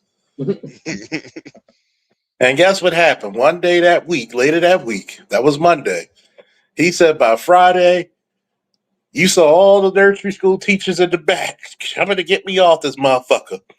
Because I was introducing Optimus Prime to his fucking face when I had him by his throat. Cow, cow, cow, cow. And my father laughing. And like, hell, Mr. Faulkner, your son. He's going ballistic. He's going crazy. Nah, he just got tired of ass whoopings. Hmm. Now, I had to stop women. Think about it. And the first day of the police academy, you know what said? For all you guys out there who have a thing about hitting women, that shit's gonna go out the window the first time you get kicked in the balls, scratched in the face, spit on. Hmm. Man, I remember this one chick. We were looking for this dude on a warrant, and I was in field training. I swear to God, you couldn't make this shit up. You know how girls have all these stuffed animals in their closet? Mm-hmm. That motherfucker put a mask on looking like this. And I walked past, motherfucker, Undertaker choked that motherfucker. Bitch, get the fuck out of there. So we put handcuffs on him. His girlfriend grabbed us. Oh, damn, bro. By the power of Ike Turner. Man, that backhand came so smooth. She grabbed me, then hit me, and then hit by Phil. Man, John McEnroe couldn't do a better backhand. Wow. Oh, God damn. Now you going to jail too. I'm like, yo. People don't understand. Women can fuck you up. Listen, Mm-hmm. the lesbian domestic calls were the worst. That was the most violent ones, as opposed to the female men domestic calls. Just like for some of you who don't remember, Josh is a former police officer like myself. Oh yeah. You can't tell me that a female will take a brass lamp and wait till you sleep and hit an RBI with that motherfucker, a real bad injury. I've seen it. That sounds like what's that chick name from the parole and probation lady? Starts with an M. McMorrison. She did that to her husband because Yeah. Terrell knew her husband. So he came home, according to her, was late, and I use that term very loosely. Mhm. And she hit him in the back of the head with a fucking lamp, and they charged him like departmentally. Ain't that a bitch? And because it is a bitch, you get charged because she is a bitch. Remember all that shit she used to talk in the Mhm. in the parking lot? You work for me, bitch. Yeah. But yeah, she trying to talk to me. And me too. Yeah. She tried to get both of us ass. That was crazy. Like, bitch, you married to a nigga with a gun too. I ain't in no shootout over no pussy. Yo, he threw something like that the other day. Like, we're gonna get cat busted in my ass. Cause I ain't know him around the time she was doing it. And then, Remember we would go out to like the clubs and shit, or the bars and shit. Yeah. She'd be there. yeah, you a married hoe. Notice I didn't say married woman. You a married hoe. She wasn't ready to beat nobody white girl because she was talking mad shit about that nigga. Tell me how many black men are. I just stopped the time right there.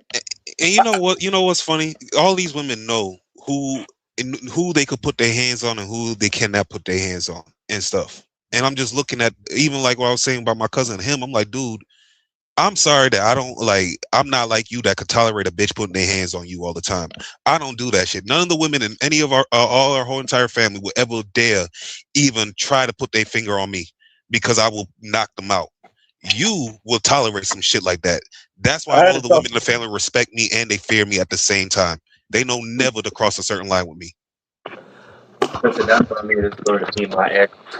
I don't even remember. This was so many years ago. I don't even remember what the fuck we was even fighting about. But long story short, she thought it was a good idea to try to three-piece me in my face, right? Needless to say, she missed every single shot. And I inadvertently backdropped her through her own coffee table. I don't know how I did the shit, but I was all in defense mode. My man went to Raw versus SmackDown on that. I got my special. He got a special.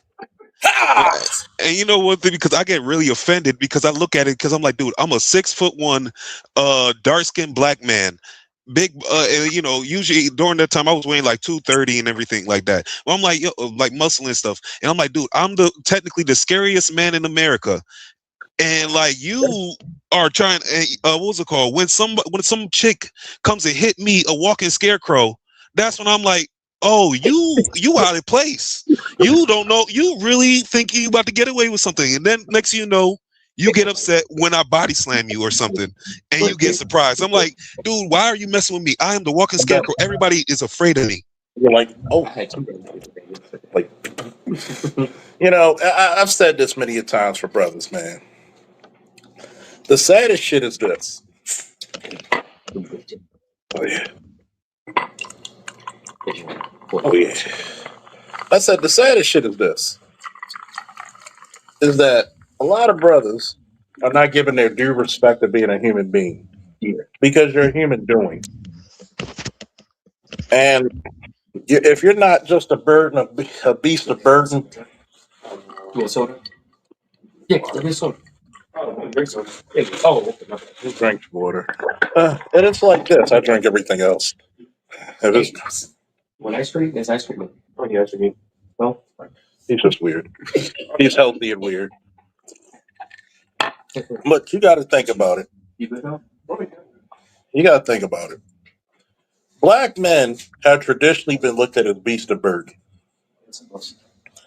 So, as a beast of burden, you're supposed to do nothing but work for me. You're supposed to obey me. The biggest flex is to make the biggest, strongest Negro flinch when you come into the room.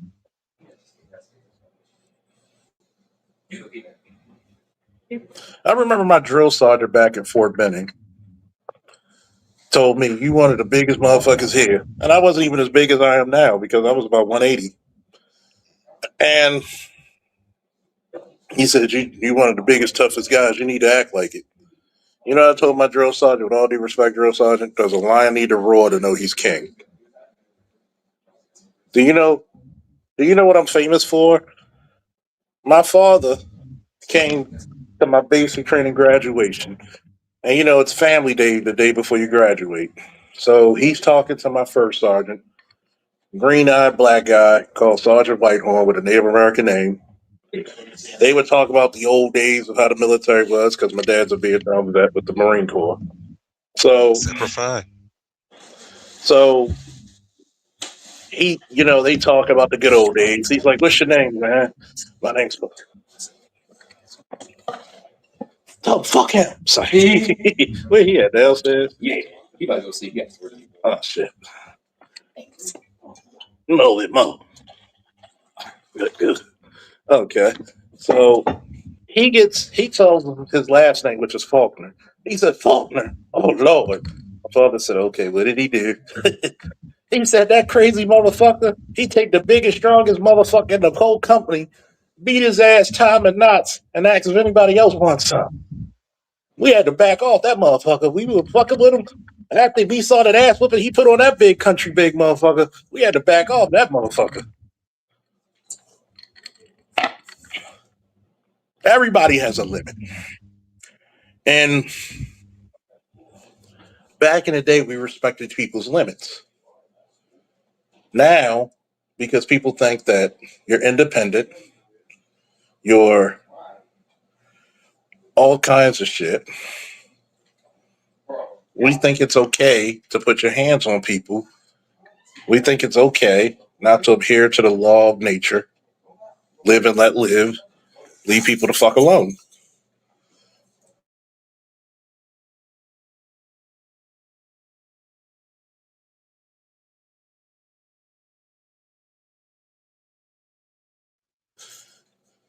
It makes sure the door locked.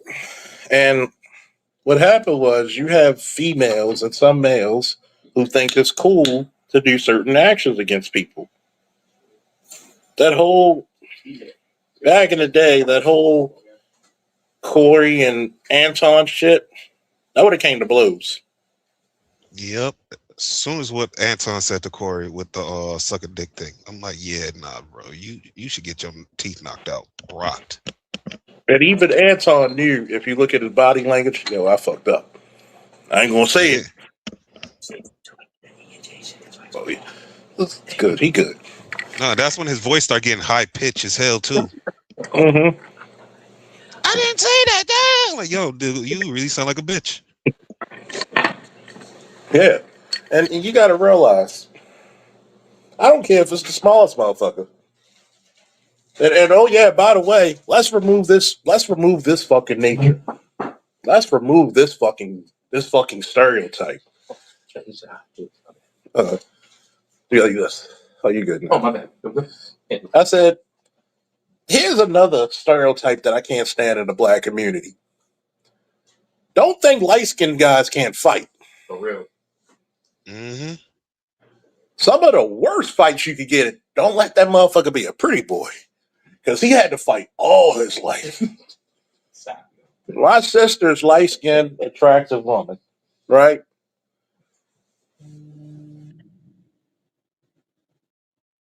Hold on, folks.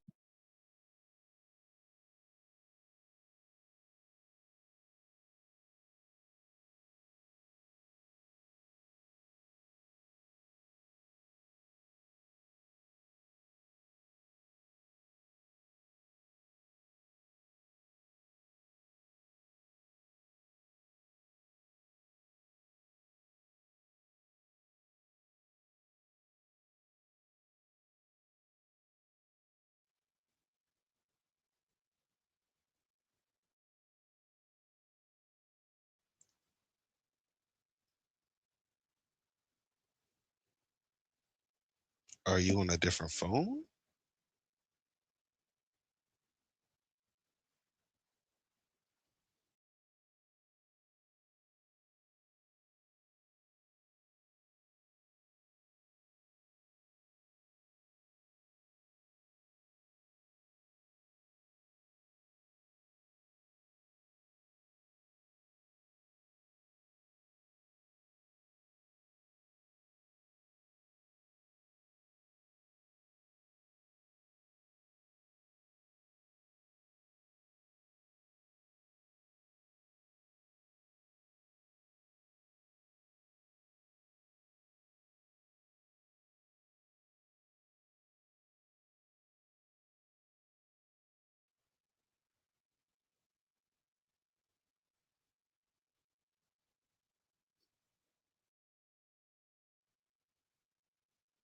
Because I don't usually get angry and keep it tamped down. People get scared when I start ramping up. They see I'm going to another place. Well, oh wait, yeah, they can see I'm going to. Yeah, that's true.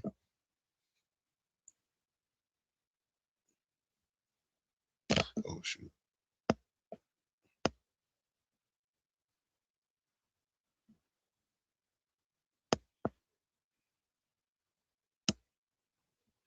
Hey Charles, if you're saying something, or maybe it might be me. I don't know if I gotta go check my other phone real quick.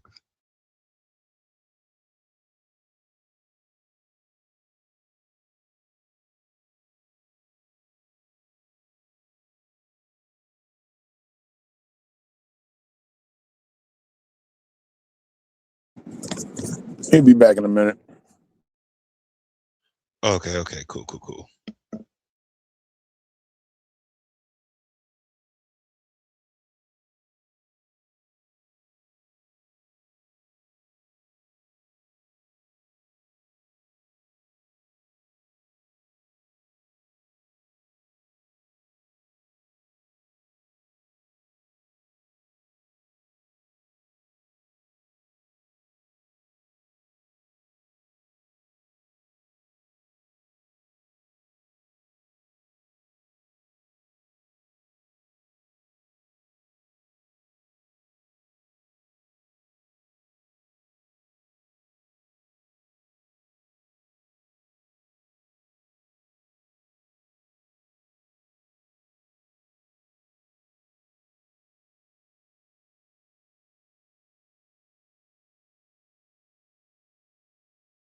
Oh,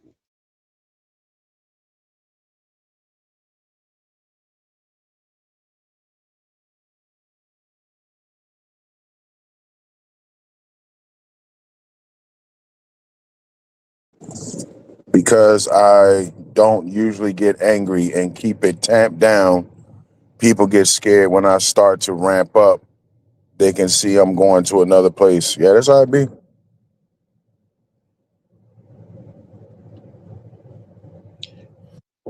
I always say, yo, never fight a quiet dude. yeah. Quiet niggas are the most dangerous people on the fucking planet. I done seen that shit too many times. Hmm. I got respect for them because I'm like I can't. Because like I said, when I said before, like I'm a 6'1", I'm a 6'1", like 200-pound black dude and everything. And so I'm just like I'm always been. I have the what's it called? I'm like, hey, I could talk the shit and I could back it up. So I always been like the loud aggressive person. But then people be still trying to think like, oh, you just talking shit. I'm like, dude, I don't think you really want to mess with me. Like I might be loud and everything. You might think I'm just barking, but I will hurt you. And especially Uh, since I'm ex-military, I'm trained to hurt you, and I'm not playing with you. I'm not gonna hold back. yeah, especially nowadays. Hmm. All this MMA shit, motherfuckers. Yo, like back in the day, it was just boxing. Hmm. Like, you know what I mean? You just dealing with a dude know how to throw hands. Like, you dealing with, yeah, you go out here and start some trouble. Like, I saw this clip recently, like the other day, it was in a bar. Two black dudes got a problem with each other. The one dude is one dude in a whole ass suit. He in a three-piece suit. He take his jacket off. He still got his vest and shit. And that motherfucker got like some type of karate stats. Then the other Mm. dude, he takes his shirt off and shit, walks over, take his shirt off, come back. Man, homeboy hit dude with a fucking front kick. Ow! Kicked his ass to the other side of the, literally, kicked him to Hmm. this the dude with the suit. Front Hmm. kicked the shit out of homeboy. Kicked him to the other side of the fucking bar. Like, yo, nah, yo, hey, that's why I carry. Fuck all that. Yeah, I and ain't that's what doing I all mean. that kung fu shit. And this is why I got respect too for all types of men from whatever size and like height, whatever the hell they are. Because I'm like, you don't know what they know. My little brother, Nah. he's like a double black belt in like what's it called, some kickboxing type of stuff, like black belt, like whatever the hell. He's like whatever. He's teaching classes and all this other stuff. Once I was like, yo, I had to tell my little brother this, like, yo, honestly, if somebody's trying to fight me, I'm about to call you to help me whoop their ass. Like, screw this and call my little brother. And I told him, like, honestly too, I'm like, yo, the way how you are now, like how we used to spar and fight and all that stuff, if I have to fight you now, I gotta really take you seriously. I'm gonna have to crack your skull on the side of the wall because I can't let you roundhouse kick me or some shit. Yeah. This dude be love using his legs like it's his hands and stuff. I'm like, yeah, I'm terrified. You I some love it. dude out here, you just got a couple fist fights before you think you know something. Dude standing across from you, this motherfucker is taking Muay Thai classes every day after work. Mm-hmm. He about to put you in a plum grip behind the back of your head and start kneeing the shit out your motherfucking ass, yo. Like, nah. Yeah, that's why I even like, what was it called? I started even what's it called? I carry pepper spray or carry any type of weapon around me sometimes. I'm like, I don't know what you know. And I'm not taking no chances. I don't want to fight. I tell people like, look, man, I even say out loud, I'm a pussy and a bitch because guess what? Usually those things get to live to see another day. But if you push me, you're not gonna like how I'm gonna react to you. Cause even my uncle, Dude, my cousin, I was talking about him because he got mad at what I was saying to his ass and checking him. Dude start getting in my face. And I'm like, bro, first of all, I know you're allergic to air. You got asthma, and I got pepper spray. If you even touch me, I'm gonna spray this shit on your ass, and you're not gonna be able to live till tomorrow. And I promise you that. And then he start calming back down. I'm like, exactly. You better back off. dude, I am more nice and polite than I've ever been in my life to people when I'm outside, and I'm walking Mm-hmm. around strapped every day because I Mm-hmm. don't want to shoot you. Exactly. And I that's have my the only weapon, so I rule. don't. Don't approach me. Like that's my only rule. Don't approach me. Call me whatever you got to, dude. I'm walking away because it ain't worth my trouble. If I shoot you, you're gonna be dead. Exactly. I Your beg people problem's like to over. stop. I'm like, dude, I don't want I to got a fight. whole new I got a whole new set of problems. You know what I mean? I gotta get arrested. I gotta hope these motherfuckers do justifiable homicide. If not, I gotta go to trial. Mm-hmm. You know what I'm saying? Like, dog, I'm not trying. So my only rule is, yo, don't fucking approach me. Like I'm telling you, if I walk away and here you come running up behind me, dude, I'm telling you, I'm gonna light you up.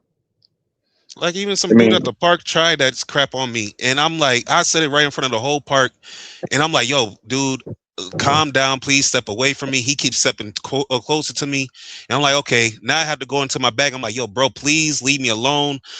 Get away from me, back away from me. And I said it out loud. I'm like, yo, I'm a pussy, I'm a bitch. So that everybody can hear me at the park. And one dude's like, "You don't say that." I'm like, nah. I'm saying this so just in case if the dude do touch me, when I freaking let him out, or like, put him down, everybody will even point it out. Like, yeah, I was saying I'm a bitch and I'm a pussy and tell him to leave me alone. And he keeps coming towards me. So I have a legal right to put you down. I'm going to legally fuck you up. That's what I always tell people. I will legally fuck you up. That's my main goal. yeah. If you're trying to fuck with me, I don't care. Like I'm telling you, I go to the range.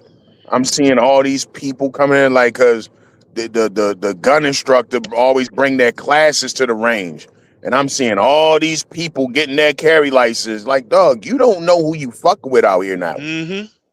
More and more people every day are getting their carry permits. You out here running your mouth to some random dude, oh, that motherfucker probably packing, and he's gonna legally light your dumb ass up. Mm-hmm. Like it's one thing if you just say, well, all right, stay away from these neighborhoods here because you know what I mean, the gang violence and all that shit or whatever. Dog, now all these people are walking around legally carrying. Even And anime you got dudes. people just running their mouths to strangers and talking shit to strangers. I'm like, yo, I'm telling you, like, you know what I mean? You're gonna get lit up one of these fucking days running your mouth to the wrong person. Because everybody legally carrying ain't smart. Some of these motherfuckers, they looking for the slightest excuse to shoot somebody. Mm-hmm. That's why I say I'm more courteous and polite to motherfuckers than I've ever been. And it's like my grandmother used to say, I mean, respect don't cost you nothing. Exactly. But disrespect might cost you everything. Yeah, it My will cost you every primary, fucking my thing. Go primary outside and play with goal was people. to help people. Yeah. And my thing is, I wasn't super cop. I wasn't Riggs off Lethal Weapon. I was a report writer. Yeah. I was a ticket writer. And my thing is, I wasn't one of them cops that fuck with people like, I'm gonna give you a ticket today. No, listen. I let people talk themselves into it, and I try to be cool and cordial with them. As long as I was cool and they was cool, you're not getting the ticket. You know how many motherfuckers I let smoke a cigarette? if they had an FTA warrant, hey, it happens to everybody. Nigga, I got sued. And in the video, because the guy said that I mistreated him and I beat him up. In the video, it shows none of that, and it showed that I let him smoke a cigarette. I gave him a cigarette so he could smoke, and they threw this shit out. You know, I got sued for excessive force from a bitch who attacked me. And it was funny, right? Because remember the old A-Team show when B.A. Baracus stole somebody? You see the overhead camera shot? That's how far I threw her ass. Bitch! Further than Jazzy Jeff. Because we had to go get the child, the daughter, who wanted to be with the aunt. Mama has custody, not you, bitch. Let me ask you something. Did you in the Northern District? Did you ever deal with that EP that was off of York Road, like the lower part, The like white off girl. of by Cold Spring? She was like crazy. The white girl. Like, yeah. Yo, you know what I'm talking about? And the parents had like the little TV in the fucking fireplace. This bitch was so crazy, right, folks? Hey, Nightshade, you listening? This bitch was so crazy, and her parents had so much money. They built an extension to the house with a drawbridge so she could stay the fuck away from them. She was psycho. She made Norman Bates look normal. I think she even ate her own shit at one point. She was that crazy. This chick was so nuts that she said that the Smurfs came into her room, felt her up, and stole her jewelry. Get the fuck out of here. I said, so Papa Smurf like him young, huh? Mm-mm. And yo, calls used to come up on her crib every day. Every day, yo. And that was 21 posts. And sure what? Who was 21? Lamb? So Lamb already knew them. If you're a sector 2, you knew them. Oh, bitch, get the fuck out. Yeah. I remember one time I was pissed. And I think this was the time me and Nightshade were together. I probably didn't get none yet, but Stupid. there's something out there. She said alias. I ain't gonna lie, I miss riding around with Lamb. For people who don't know, there was this Jamaican lady, this older Jamaican lady. I mean, She was my Jamaican mother. She was the stereotypical Jamaican. And instead of calling me Josh, she'd be like, Josh it! Josh it! Josh it! Come on, let's go to this car, Josh it! Josh it! She was the stereotypical Jamaican, like all the Jamaicans you see in every movie. This was this lady. You notice nobody ever got frisky with her. Ain't nobody ever tried to punch her. Nobody ever cried. I've never seen nobody raise their voice at her because once they hear that Jamaican accent, they calm the fuck down. Because they know she's gonna cut them. Even though I had to cuss Lamb out one time. When she tried to get all smart. I said, motherfucker, we're gonna do this now. I'm your senior in this department. I don't care how old you are. Now you either gonna shut the fuck up, listen to what the fuck I gotta say, or you're gonna walk back from Greenmount and 33rd to the fucking Northern District. And that's a long way. Now after that, she got respectful. Yeah. Me personally, I always hated that people got disrespectful with me, and I had to be like, yo. You know what? Did you ever tell the people that story where they dropped the Signal 13 on your ass, and I was at the district writing a report, and Sergeant Cephas was like, Sergeant Cephas, he didn't say, well, he basically looked at me like, come on, nigga, get up. Like for me to run out the district, because I was like, for those of you who don't know, Nightshade knows what a Signal 13 is. Officer needs help now, officer down, officer needs assistance. It's not like backup, it means I needed help last week. Yeah. And by the way, just to make it a rule of thumb, if a guy like Jason Lee, who I respect to this day, if he calls for a 10-16 or a 10-11, that's a 13 because he don't ask for help from nobody. Yeah. If a guy like fucking, what's that dude name? The one who crashed up all the cars. Guy. Oh my God! This nigga calls for a guy, he was an overtime guru, and he owns hotels in Rwanda. Oh, is that Jamaica? It's one of them shits. But he's Grenada. That motherfucker. I was like, do you have the decency of changing your underwear? God damn. Get some dude wipes. Yo, you know them niggas set up a tent in the back of the district, and they was sleeping in it to do overtime. That ain't that way. I didn't love overtime that much to be doing all that shit. I'm sorry.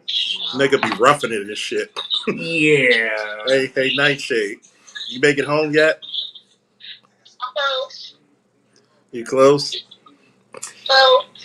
You forget when I got there for that Signal 13. Going back to that for a bit. Which Nigga, one was it? Was it the pregnant lady?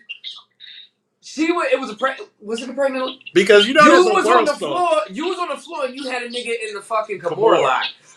And that was on World Star Hip Hop. Yeah. I laughed so hard. I gotta go back on that. That was perfect. But you gotta admit, that was perfect technique. You was on the floor. You had your legs wrapped around the nigga and you was just pulling them. I was rolling, bro. I was gonna break. But you don't know what the motherfucker told me. The funny thing is before you continue, but the funny thing is because I forgot what your number was. I think it was 24. Yeah. When the 13 came out, I wasn't quick to get up because I knew you were okay. Because look how big you are. When Cephas was like, "Come on, man, get up," and I'm like, "He alright, bro." He's like, "No, I'm not playing. Get up." I'm like, "Yo, you told me to do this report because I got chewed out that day for whatever the fuck reason." I'm gonna tell you what was funny, right? Yeah. Because, like I told you, the rule of thumb: if certain people call for a 13, you have Scotty beat you down. Yeah. Well, they be like, the whole district told me.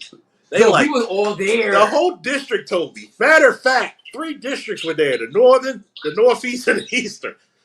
They all called 524. And I noticed when they called it out, she accidentally said my name over her there. Hey, Faulkner. 524 Faulkner came. You know what all these districts told me? He only asked for help. We get the phone. And that's what I'm saying. Yo, literally, everybody was already fucking there. So when my supervisor was like, "Come on," I was like, yo, it's Charles. I said, he good. It's just a crowd. They just trying to control the crowd. I said, but as far as whooping ass, he's not getting his ass whooped. Trust me. He's like, get your ass up. I'm like, all right. They're like, no, I remember right. You listening, Nightshade? Yeah. You know one of the most pissed off times you could do to a cop? That's one of the names of my characters in my story I'm writing. Yeah. I'll send you a couple of chapters if you don't mind, Nightshade. He's gonna be a best-selling author, y'all. Be on the lookout for that. You're gonna like it. So love it. We get a domestic, and remember, we're working 11 to 7. Guess when this call comes out? 6:40 a.m. You know that's what this worse. call was? Baby daddy puts a knife to the throat of his 5 to 6 month pregnant baby mama. Stop, yo. And robs her for her purse. What? And her. No, let me now give me 5 minutes for that.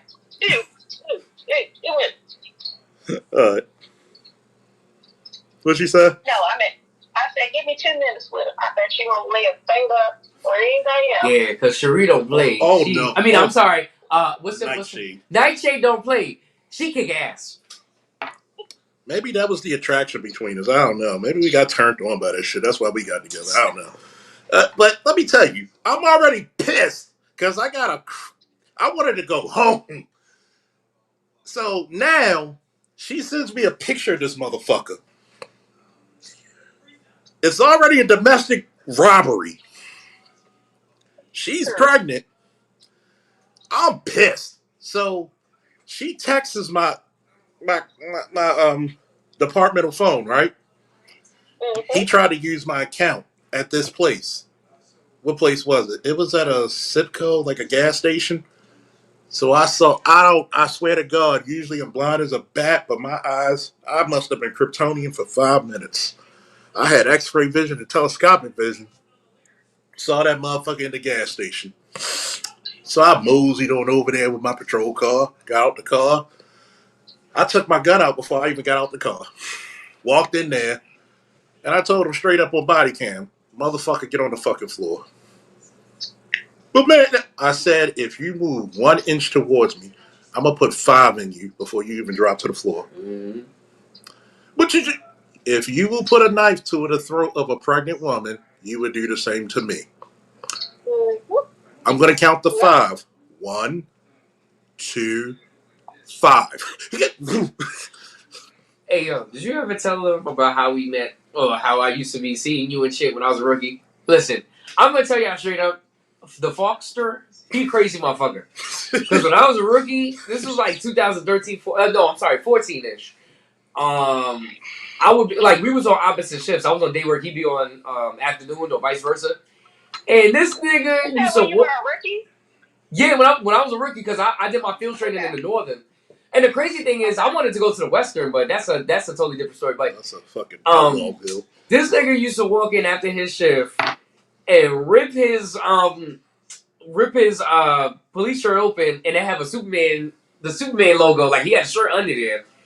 And I swear to God, you That's said funny. one time, I might be lying, but I swear, hey, and I'm not a timid motherfucker, but you said some crazy shit one time. You had this look on your face. You was like, "Yeah, you rookie motherfucker, say something, I'm gonna fuck you up." And I was like, you know what? I'm not talking to that guy. me and this nigga didn't get close until me and my baby mother broke up, and I found out she was cheating and shit, and which was a couple of years later, because I left the Northern after I did field training. They kicked me out, and I unfortunately went to the Central District, which was like downtown Baltimore, like Pratt Street, all the way up to like Pennsylvania Avenue. The biggest headache in the city. Yo, that was the worst time in my career, and it wasn't because I worked Pennsylvania Avenue with McCullough Homes. It was because I had nothing but racist supervisors. A bunch of white racist pricks. Bitch ass niggas. Once I got to the Northern District, that was like the country club. You know, except, you know, the massive crime. But yeah. Oh yeah, the Northern's like the Western, because you know they redistrict the city. Yeah, because when I was a sergeant for BCCC, yeah, that's kind of funny. You know, cheers to Leon. That's right. Cheers. You know, I would have been Leon's sergeant. I would have been a shift commander.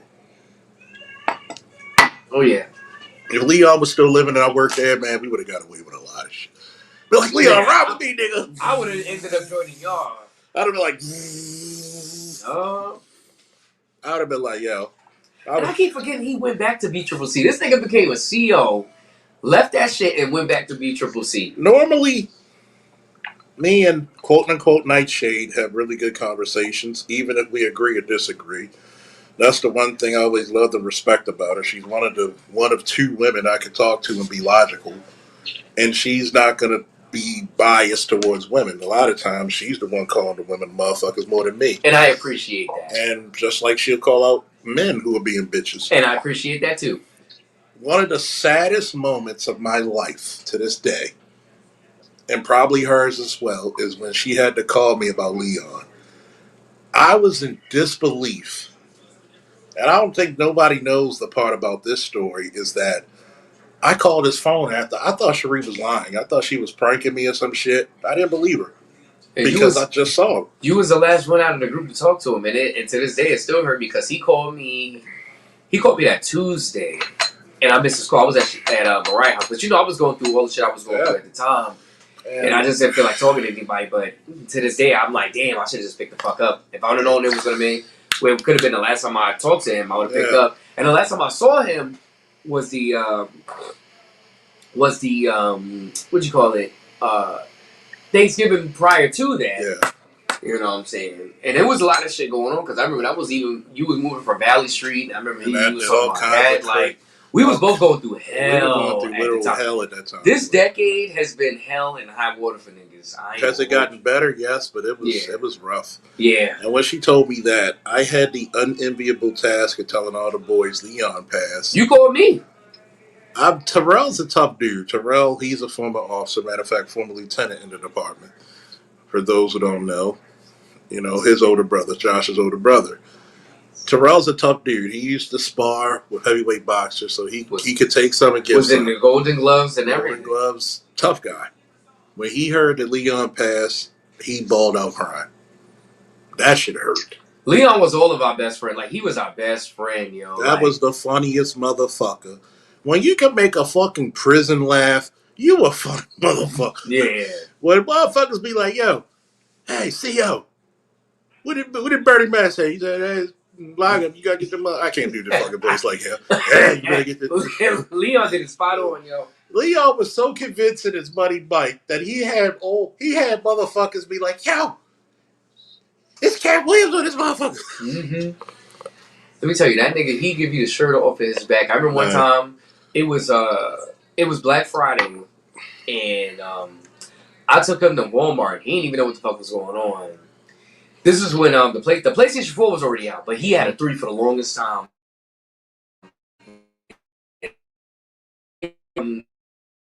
Like he goes, I was like, we he's like, yeah, I can afford it. Man, I took his, got him a PS4, and grateful. he broke down in tears, and I gave him a hug at the register, bro. Like, Yeah, that was my nigga. I remember like one of the funniest moments between he and I. You listen to Nightshade? He needed to jump for his truck, and that's when I had the Ford Explorer. Yeah. And I missed that bitch. My mother got a Ford Explorer just because of that. Like copycat ass. It's funny. It's funny because she's 5 feet tall and she got a pillow even though the seats go up. You short motherfucker. I was like, I bet you your legs swing, don't you? Every time she gets up in the car, I imagine the sound effects from Mario.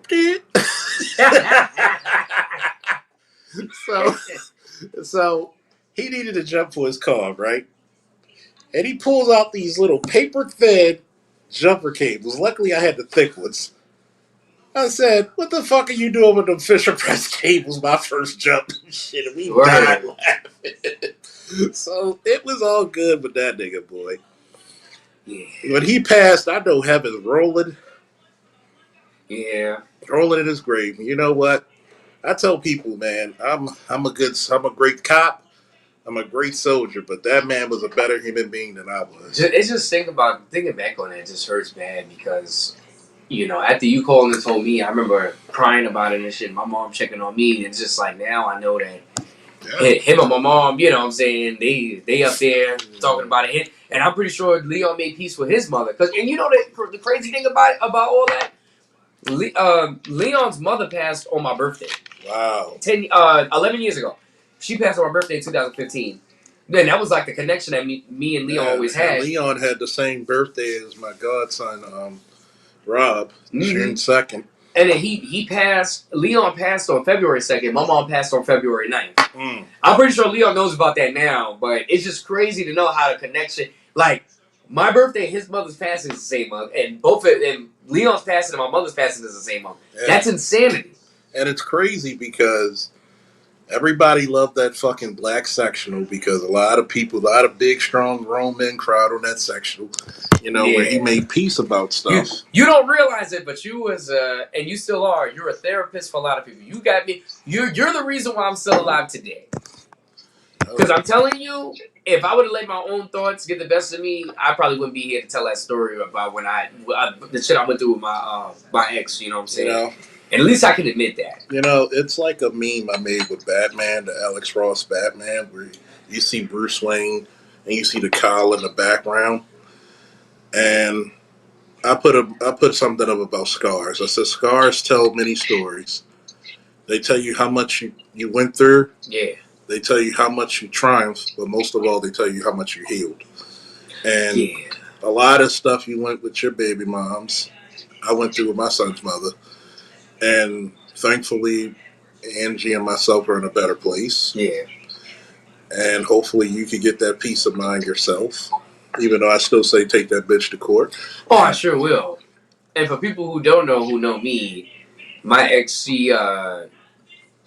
okay, so long story short, she joined the military without me signing off on anything, which is completely illegal. And now she took my daughter and went to Boston. So without your knowledge. Without my knowledge. So this is another thing that I'm dealing with. And I'm gonna tell you something. I lost my mother 11 months ago, coming up on 12. I'm dealing with a lot of shit mentally, but I'm just saying that all to say that I'm all right. And you know why? Because I ain't gonna lie, and I know this sounds fucked up, but Leon's passing, and I had another homeboy that passed like maybe 4 years before he did, Randy. Remember Randy? Yeah, he was a good dude too. Yeah, Randy passed from cancer, and it was like their deaths as well as my grandmother's death and my great aunt's death, which was my grandmother's sister. It's like all of that prepared me, as well as my aunt Elaine on my father's side. It's like all of that prepared me for what I went through recently with my mother's passing. Because she had stage 4 breast cancer for like 15 years. Your mother, I joke about it a lot. Man, it sound like she was by the time death came to your mother, Death was out of breath. Listen, that motherfucker was bent over. My mom fought so hard. Give it the water. Yeah, Give it the water. my mom fought so hard that at the end she just opened her arms and just let God take her. You know what I'm saying? I remember the last couple of days, and this is the ill shit about life. This is why I'm gonna tell y'all God is real, right? The last couple of days she was living, when she was in hospice, she was right in my. She passed away right in my living room. She was in the hospice in the living room, and she would be looking up to the ceiling, but it wasn't like straight up. It'd be like in a direction where somebody could stand. She was that was my grandmother. That was my family. That was her welcome home. Yeah, that was my welcome grandfather, home. And she never got to meet a grandfather in the physical form, but I know she knows it now. That was the welcome home, and you know a lot of people don't know Nightshade. She lost. How old were you when you lost your mother, Nightshade? I believe I was 19 years old. You weren't even old enough to train. I'm so sorry you had to lose your mother that young. Yeah, I had my mother up until 33, and it still hurts. You know, one of the most beautiful things my mother said. This is Nightshade, quote unquote, and Josh. We're on the mic. One of the most beautiful things my mother said at my grandfather's funeral. This man gave me 65 wondrous years. There's a special place in my heart for my grandfather because when my parents split up and divorced, I almost have a tear coming down now. Everybody else in the family refused us an open home. We just needed a place to stay for a few. My grandfather said, come on down. That motherfucker was the coolest motherfucker ever. Ultra athletic. Let me tell you something. It's a blessing to have. Don't you cry, because if you make me cry, I'll fuck you up, nigga. It's a blessing to have people in your family that love you, and never take them for granted because you know. Cheers when my mother left my father years ago, we had to stay at my grandmother's house, and she didn't have to do that. So when I lost my grandmother, that hurt. That was in like 2017, and then I lost my mother last year. Let me tell you, I've been broke all my motherfucking life, but having a mother that loves you and that will take a bullet for you, that's like being rich. That's why when you went to Row, with having your differences, the one thing my father always said to my younger brother, my older sister, his wish forever today, and I feel you on that one, my dude. Yeah. He always wanted us to be tight because we were the black sheep of the family. Yeah. Nobody ain't do shit for Charles's kids. Word. They ain't do shit for Charles's kids. They ain't do shit for Charles's grandkids. They ain't even do shit for Charles's great grandkids. I bought more diapers for my great nephews and niece than their fathers. Yeah. I was the one who had to go fuck one of their fathers up because they were in my house. Yeah. Choking her. I had to hold back from slapping my own damn niece. You picked this motherfucker when I told you better? Right, yeah. And it's fucked up, right? Because this is probably some of the most heartfelt shit you probably heard in this space. Because both of us got tears coming down. Shit. Yeah, real shit. Ain't no fucking shame. Men hurt. Okay? Yeah. Women hurt, men hurt. Listen, there's times I had Nightshade tell me, can I borrow your mother for a minute? And I give her the phone to talk to my mother. Think about it. Her children have no memory of their grandmother. Am I lying? No, none at all. And it's kind of sad, especially because they have a grandmother on their father's side, but she's never been a grandmother.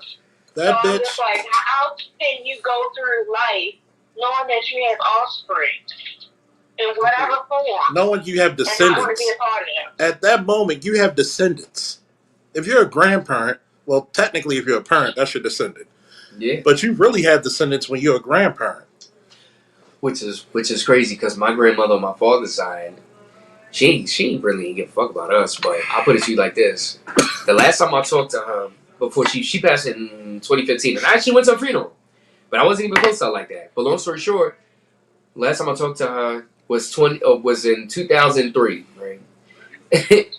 And instead of her trying to catch up with me and ask me how I've been doing or anything like that, she just says, "Oh, maybe we could link up and have McDonald's." What the fuck, McDonald's? You ain't ask me how I'm doing in school, none of that shit. Nothing. What do I like? Nothing. Whatever the fuck. You know, one of the greatest blessings I had to think. My grandfather passed at 92 years old, and that motherfucker in the casket looked so pretty. Yeah. Two things broke my heart. I wanted to be one of his pallbearers, but I wasn't, because his wife Diane, sweet woman, and my grandfather liked him young because she was a few years older than my mother. And we, and trust me, you see the picture of him. That's the only man I ever met that women didn't call him handsome; they called him beautiful. That's a beautiful man. And I looked at the picture, word, man. And I looked at the picture. Peanut doesn't know how blessed he is. There's a picture with him and Peanut while he's sitting down. That one picture is 4 generations apart. Yeah. He lived to see his great-great-grandchildren. He lived to see damn near almost 5 generations. Yo. He literally lived through Jim Crow, through a black president. Yeah. Hey, Charles, before I forget, remember I tell you, like, when my mom was in hospital or whatever? Mm-hmm. I swear to God, she passed on Super Bowl Sunday last year, right? Mm-hmm. The day before. She was probably upset because I had to make sure the fucking Chiefs didn't win. I'm gone. See, I made you laugh with that one, boy. Made you laugh. I just had to last long to make sure the Chiefs didn't win. That's it. Take it, Lord. But you know what's crazy though? The eeriest shit about that, right? I remember I was in the living room. I mean, I was in the kitchen where we at now. I think I was Shanika might have been over. Somebody was over. Matter of fact, you have a good woman, by the way. I meant to tell you that in your face. You have a goddamn good woman. Thank you so much. But yeah, so there was I swear to God, TJ was in the living room, and all I hear him say, "Daddy, what is that?" Bro, a black bird flew in here, and Sorrel opened up the door and it flew out. My aunt was like, "That means something," and the next day she was gone. That means the spirit of death. See, people, I think DC's version of death, DC Comics version of death, yeah, that's the truest form of death that I think of in religion. Yeah, death isn't this scary thing with a cloak, with a skull face. Death is actually comforting. You talking about that black chick that was on death is the person who comforts you on your way to going. People don't understand in most religious circles. I don't care if you're Jehovah's Witness, Catholic, Christian, Muslim, Jin, Shinto. Death is actually comforting. When you get into this Western ideology of shit, they make you fear death because motherfuckers got a fear of the unknown. Ain't no point in fearing it because my grandmother used to. Let me tell you something. Let me tell you a story. And people probably won't believe it. They probably call me crazy, but fuck it. This is what I saw. I'd seen it with my eyes. So, I got a lot of family in Alabama. We also got our own family plot. So my grandmother and my mother is buried on the family plot in Alabama. So, long story short, my great grandmother's house, my great grandmother, she passed away in her house as well as my great granddad. So, after my great grandmother passed in '95, but it's an urban legend that my great grandfather used to see her walking around the house after she passed. Nigga, I went there. My grandmother took me there in 2001 for a family reunion. Me and my grandmother was in the bed asleep in the whatever, and I opened my eyes and she was standing. My great grandmother was standing in front of me. I never forget that. She had like a yellow dress, and I was able to see through her. And I'm not bullshitting. I saw her in that house. But grandma had fashion sense, even at death. Basically, but needless to say, so I told my grandmother what happened the next day when we was eating breakfast, and she was like, "Don't be scared. They're like, this is coming to check on us. They're not gonna hurt you." I'm gonna tell you what's one of the craziest parts. Actually, very sombering. Did you know where my grandfather's buried. He's buried on the family farm with 350 acres. He's buried next to his mother, his father, a couple of brothers, and a couple of sisters. My son asks, "Who owns all this land?" And all the cousins looked around him and said, "We do."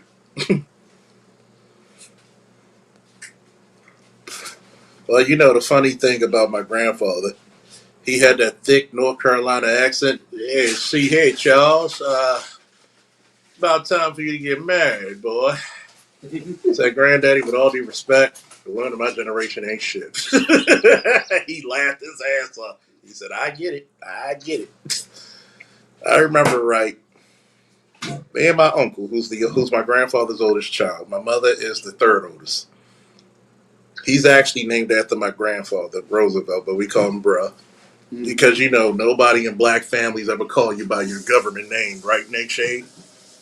That is true. So we sat out on the porch. One, it was hot as fuck, even though they had AC, but I enjoyed that North Carolina weather. And I always told everybody, and plus I inherited my grandfather's double barrel shotgun and 8-shot 357, as he used to say. Well, motherfucker, counting your bullets, they don't expect two more to come at their asses. So I told Diane, who's my step grandmother, she's like, "Why you out here?" I said, "For two reasons. One, smoking cigars, and two, the man of the house is gone. The next man up's supposed to stay out here to let motherfuckers know this ain't a try. This ain't a time to try us. We buried one motherfucker. You want to be next? Come over here and try some shit." Yeah. So when they see a man on the porch at different times of the night, you know this ain't a time to try it. And there's two people who influenced my music, right?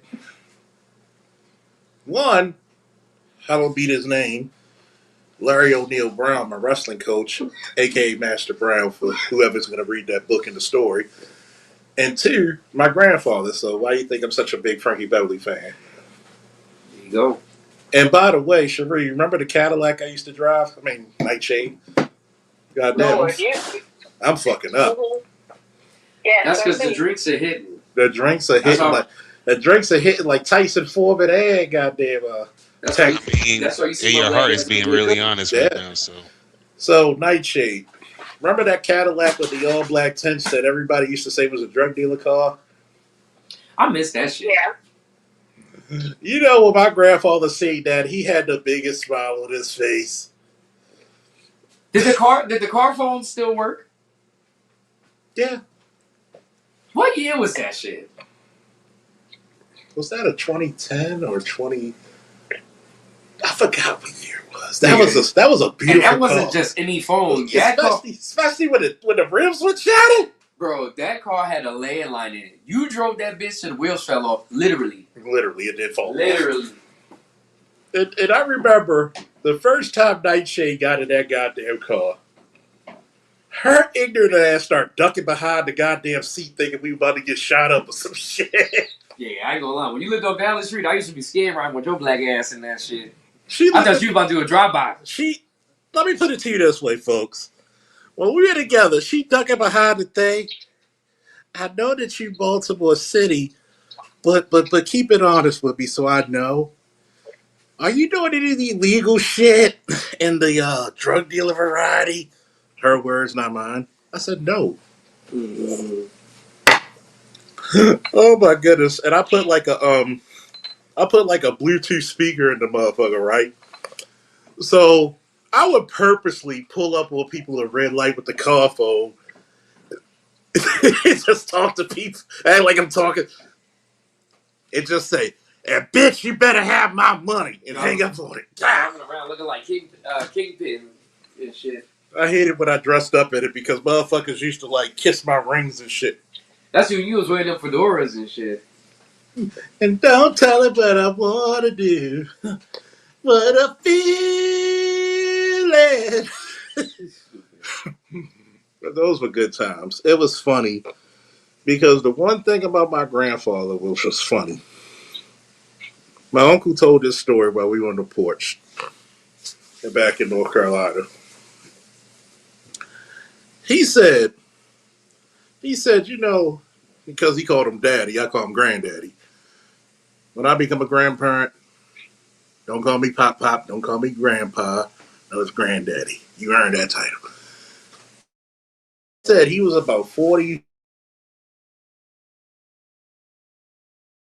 before, everybody in that generation. A lot of people in that generation suffer from drugs, unfortunately, because motherfuckers were partying because nobody partied like motherfuckers in the 70s and the 80s. Shit. So he just won a state title in track, okay? So that tell you you're a bad motherfucker. You fast. He said he was bragging he was like, I told my dad, hey, I'm fast. I'm the fastest man in Maryland. Da da da da da. Once again, thick ass North Carolina accent. Yeah, let's see about that, son. He said we were on the block. I got tennis shoes on. This motherfucker had loafers, penny loafers on. He said in my words, man, he smoked me like a pack of Cools and Menthols. They said if he would have, everybody who knew him from when he was young, they said if he would have went to the NFL, he would have been a Hall of Famer. Mm. That's how athletic he was. You wonder why I'm athletic. Shit. That motherfucker beat me in a race in the 60s. You should have been a pro wrestler. You would have been better than Ahmed Johnson. At least you could talk. I'm not a catcher, nigga. That was so funny when he told me. I said, don't feel bad. He did that 20 years later with me. That motherfucker hurdled a kid on a big wheel. What type of fucking superhero abilities does this nigga got? Like, goddamn, country motherfuckers. I said, granddaddy, right?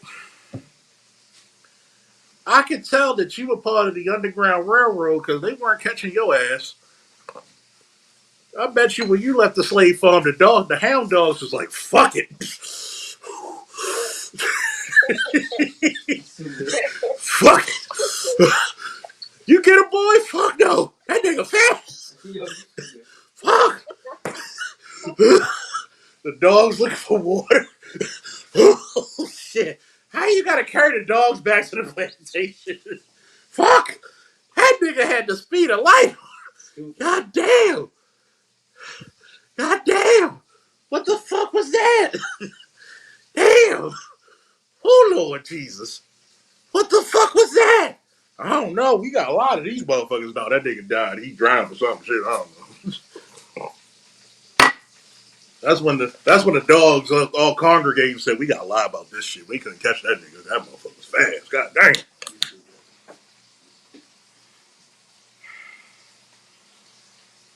It was different about them because niggas that old, they had a different idea of fucking. Y'all talk about the boomers and the silent generation.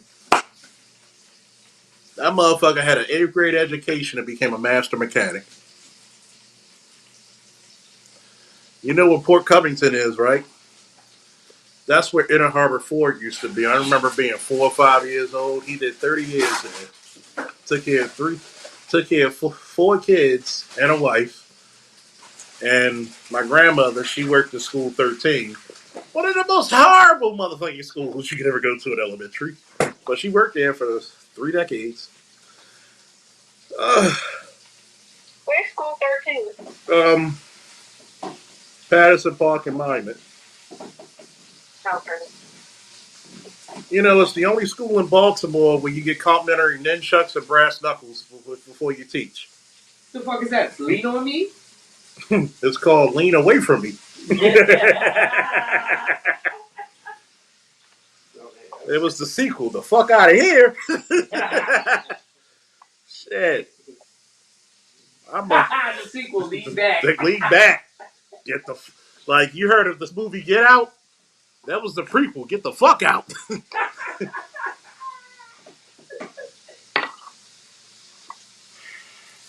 That school was so rough. My grandmother and my great aunts worked together at that school. Like they were like an international gang in that motherfucker. They ran that shit like the Yakuza. They used to have those kids fighting in school. Hey, y'all stop fighting then. She's from Windsor, North Carolina, too. That's why if me and Nightshade and Josh ever go to North Carolina, I can't date anybody there because I'm probably related to them 90% of the time. That's why when I see cute girls, I got to go to the next county to make sure nobody, like, I know nobody related to me. It's crazy. You got family in North Carolina. I got family in South Carolina. So, well, the slave shit made many stops. Stupid. It was so funny. She like, y'all go and stop fighting. And you could tell I had like a different grandmother, okay? This is how you know your family's different. And I mean different, right? My grandmother chewed tobacco and had a German Shepherd she boxed with. Nobody else in the world could tame that German Shepherd but her. That's crazy. German Shepherd named Bruno and shit. Hated my ass. My grandmother get around, motherfucker try to jump and bite her, she uppercut the bitch. Don't laugh. Tyson learned this shit from her. When you can set a fucking 100-pound German Shepherd in the air, you're a bad motherfucker. I see why my grandfather divorced your ass. She was the meanest sister out the bunch.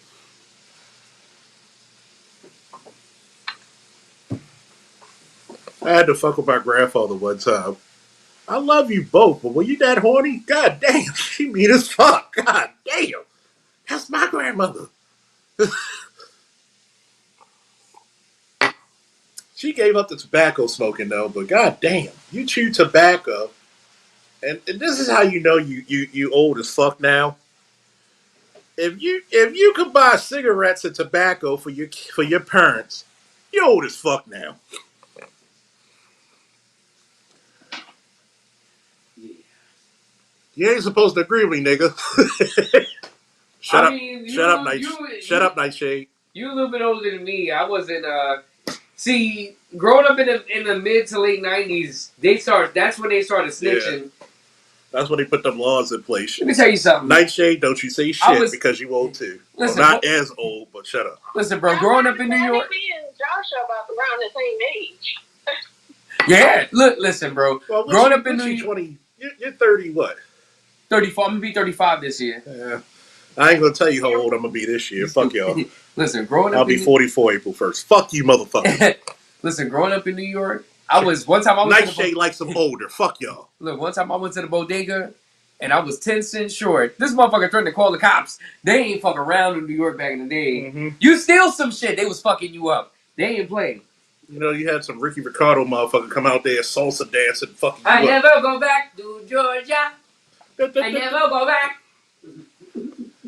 Oh, you know, it sound like, you know, how the fuck you gotta be a creative motherfucker to make music out of the sound from pressing the buttons on the microwave. Ding, ding, ding, ding, ding, ding, ding. Yo, I walk into the store and be like, the music be like, I'm like, yeah, let me get some Fossing gum and a pack of Skittles. This is how you know you're getting old. This is how you know you're an old motherfucker or getting old. When penny candy used to cost a penny. I really miss them days. I really do miss Remember back in the day, you could go to McDonald's and get a burger for $1. What you said? I miss them days because a candy bar being $3 is crazy. Yeah, shit, they be $5 some places. You know, motherfuckers give up sugar because we can't afford it anymore. I might have to start making corn liquor because this shit gets expensive. For real. Charles, you gave up drinking. Yeah, I can't afford it. Shit, I had to put out a second mortgage.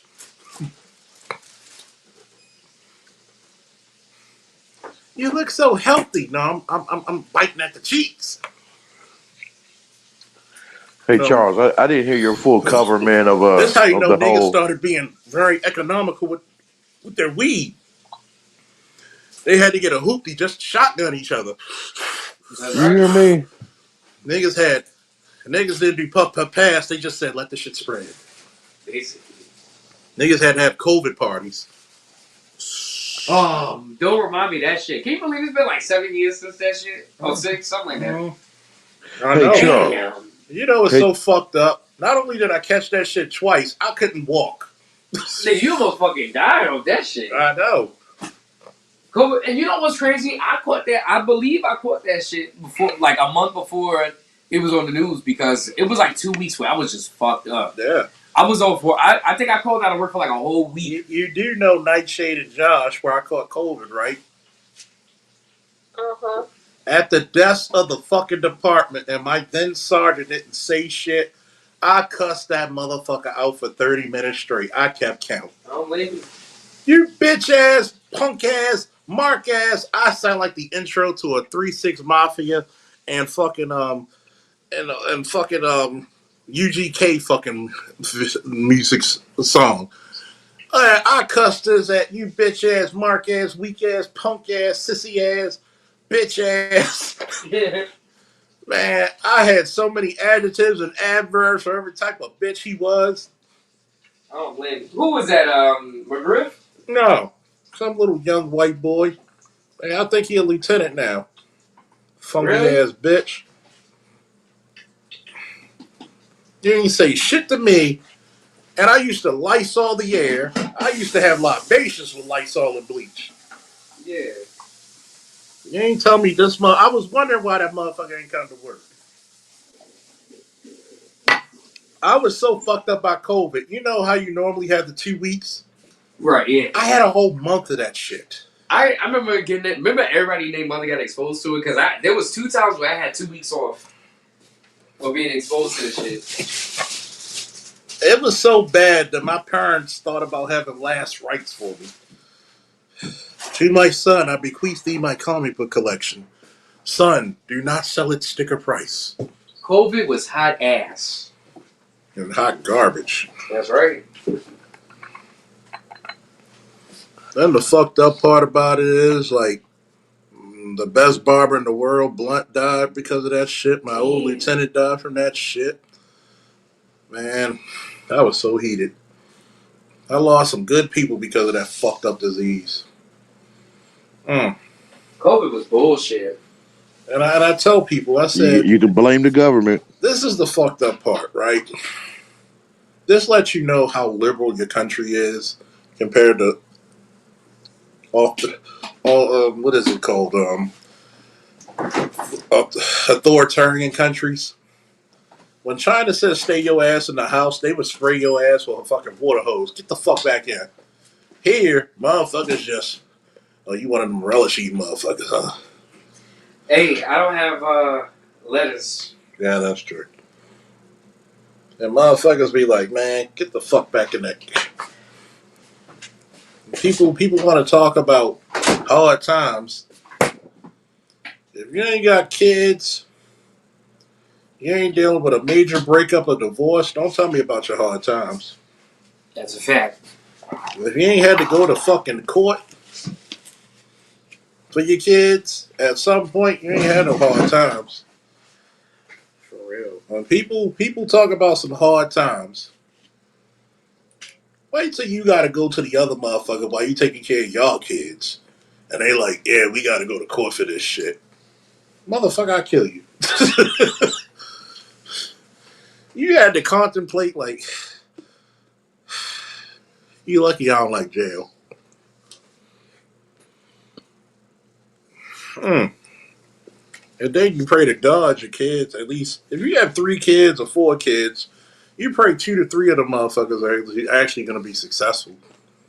Because you always know it's going to be one. Peanut, don't you fucking fail me. The saddest part about shit being a decent black parent nowadays, you got to go through the bullshit. And I remember when Nightshade, hint, hint, nod, nod, was telling me about her son.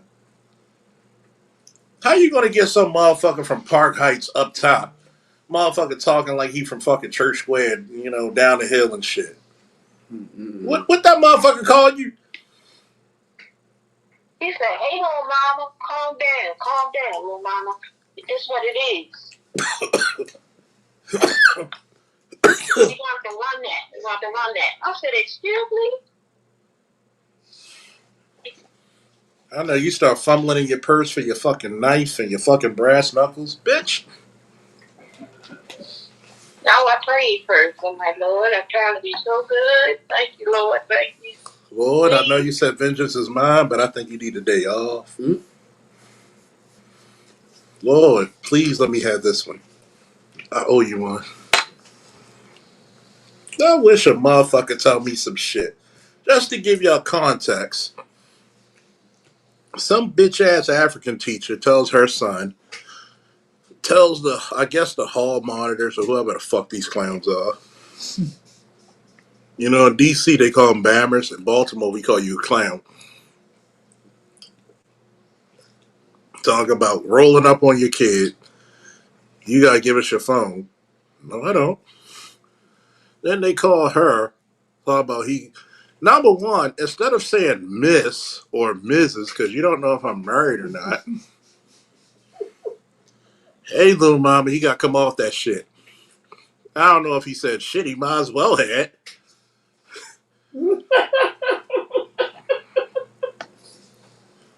I'd have smoked a cigar in the fucking school. If y'all unprofessional, I'm gonna be unprofessional. I remember one time my son was in middle school.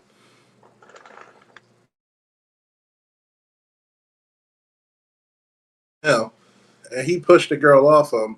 Here comes some simp nigga, and they start going to blows. Instead of calling me on the phone, I'm waiting like, yo, because I used to pick up him and David at their schools. What was that, Mount Washington? David went to Mount Washington. Peanut went to the worst fucking middle school in the world. The one off of Exeter Hall. Yeah. Ghetto ass fucking principal. That bitch. This bitch got me fucking. No, man. I wish one day I would have caught her with the Shawn Michaels super kick coming into her car. Bow. I'd have put that bitch in the sharpshooter, never let go. Hey, They get Charles. into a fight. You know how kids supposed to get in a fight, Josh and Nightshade and chat. Nobody called me, so I'm looking at the time. This is ridiculous. So I go in there. I'm walking in the building like Stone Cold Steve Austin, bald headed and pissed. What's going on? Well, your son got involved with a fight. That's funny. When the fuck were you gonna let me know? Exactly. And said it just like that. And then the administrator up there said some sexist bullshit. Well, the girl was being a certain way. You know how girls are. Don't you give me that sexist bullshit. And I said it just like that. Well, you don't have to cuss, Mr. Faulkner. I said, so wait a minute. You worrying about my vernacular, but you couldn't follow your own goddamn procedures and let me know what the fuck's going on. Where's the other boy and where's the girl? Well, their parents got them. So you didn't let them, so you let them leave the fucking school. Did their parents get them? Well, no. So why are you holding my son hostage? Mm-mm.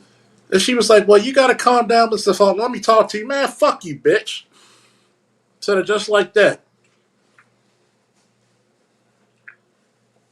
And Josh and Nightshade knows that I'm a bit more professional than that, but guess what? That shit pissed me the fuck off. Because first of all, you fucked up on your shit. And that was a Friday. And I said, Monday, I'm going to be back here. You talk about they were kissing my ass like fucking the sunshine out that motherfucking Monday.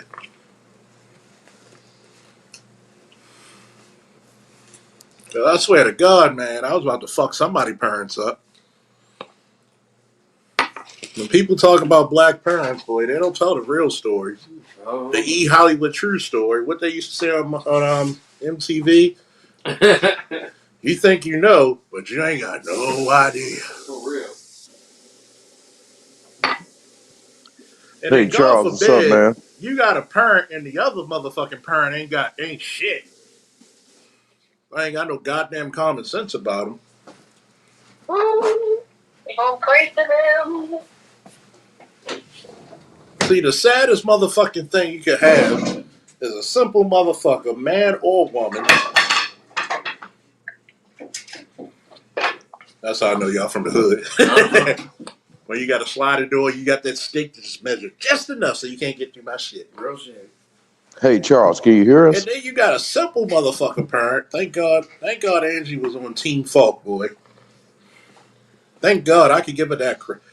Angie's my girl now. We had some troubles, but god damn it, at least she was always Team Falk when we had to go up there. Yeah. But Lord knows if you got a simple ass co-parent, boy, you just look and be like, I can't believe I've reproduced with your dumb ass. And you be like, yo. And even Nightshade was telling me about her ex-husband, not naming names. And she like, these people rolled up on your son asking for his phone and they work for the school. And this motherfucker trying to be democratic about the shit. No, no, no, no, no. That's when you're supposed to be a warlord. We getting the troops. You're supposed to turn into Kratos. Boy, what did they say? They said I had to run my phone. Okay, which one of you motherfuckers I gotta decapitate? And you trying to be like, well, the policy. Fuck your policy, nigga. Mm-hmm. Fuck your couch.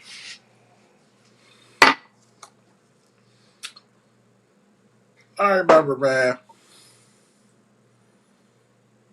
when my son was in the 9th grade, right? I know everybody left the shit, but y'all probably still listen to us talk shit anyway. Y'all entertained. Are you not entertained? And my son got in a fight with this, little dyke bitch. Oh wow, where she got the old leg? Huh? Where she got the old leg? Because she was a little dyke bitch. To call her anything else would be disrespectful, wouldn't it? Oh my lord. Oh Lord. Is it Lord or Jehovah? Which one? Oh my mercy. God bless me. He gonna be good, Okay. Well, I mean, it's interchangeable, right? See, what is it, Jehovah Jireh? Well, the Lord of Hosts is based. You know what Lord of Hosts means. Lord of Hosts means God. Proceed with your story. I have no more comments. Lord of Hosts means God of War. I had to look that up. Go. So, Peanut, Peanut he's a great kid. Gets on my nerves because he's my son. He's supposed to, at a certain point. He's not a delinquent. He's mischievous. I love mischievous kids. We play pranks with each other. Kids are supposed to be mischievous. You have fun with them. So, this little dyke bitch.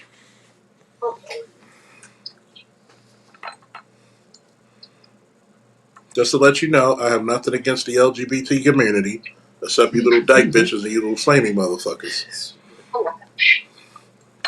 Even though I can say I'm cool with a lot of flaming motherfuckers as long as you're cool. I'm cool with lesbians too. But you irritating motherfuckers, fuck you. There's plenty of the LBGT who fucks with your boy Falk. Work with some of them. Some of them are like my sisters and brothers. See, we can make fucking fun of them because we like family. Some of the funniest jokes you have for people from the LGBT.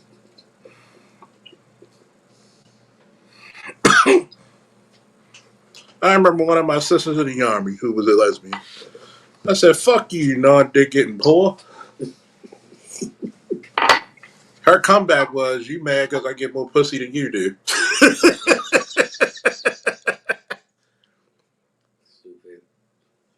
I'll come back to that, and we'll see after we get the count. But anyway, Peanut is like his dad. He likes to de-escalate before he escalates. And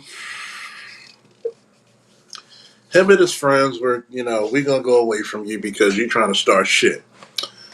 What's one of the biggest violations you could do to a person? Spit on them. Mm-hmm. This chick said, I spit on you. And Peanut said, and I quote, and Peanut really doesn't use foul language in front of me because he has that respect for me.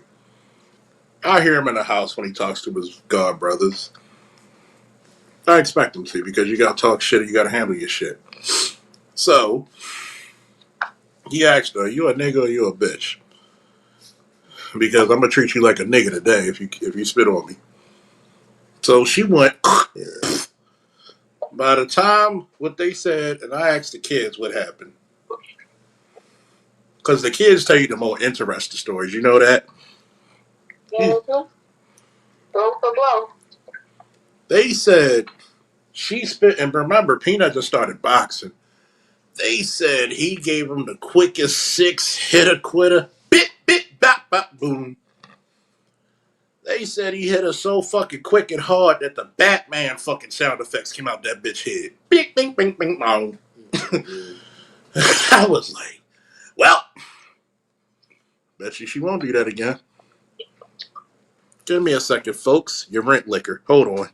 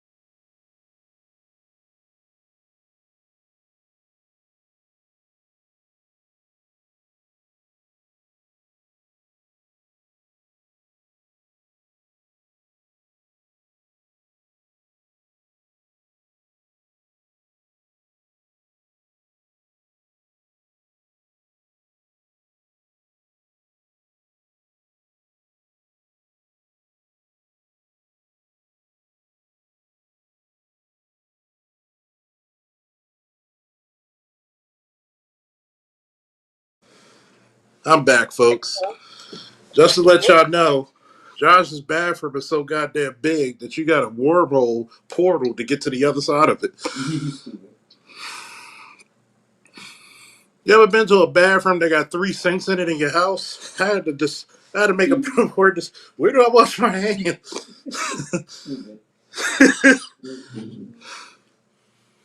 He had a whole bunch of Hispanic niggas playing soccer in that bitch. It was so big. Go! So I was like, yo, I had to pick up my son after he basically knocked the fucking dike out. I said, huh? I said literally. I said, you know what? I said, you know what happens when you get in a fight. I know. Did you start it? No. You know what happens when you get in a fight, son. I know. Cookies and cream? Cookies and cream ice cream. Yeah, yep, cookies and cream ice cream. People be like, Charles, you're one of the most ignorant parents ever. Yeah, but did I ever raise a criminal? No, so I'm doing right.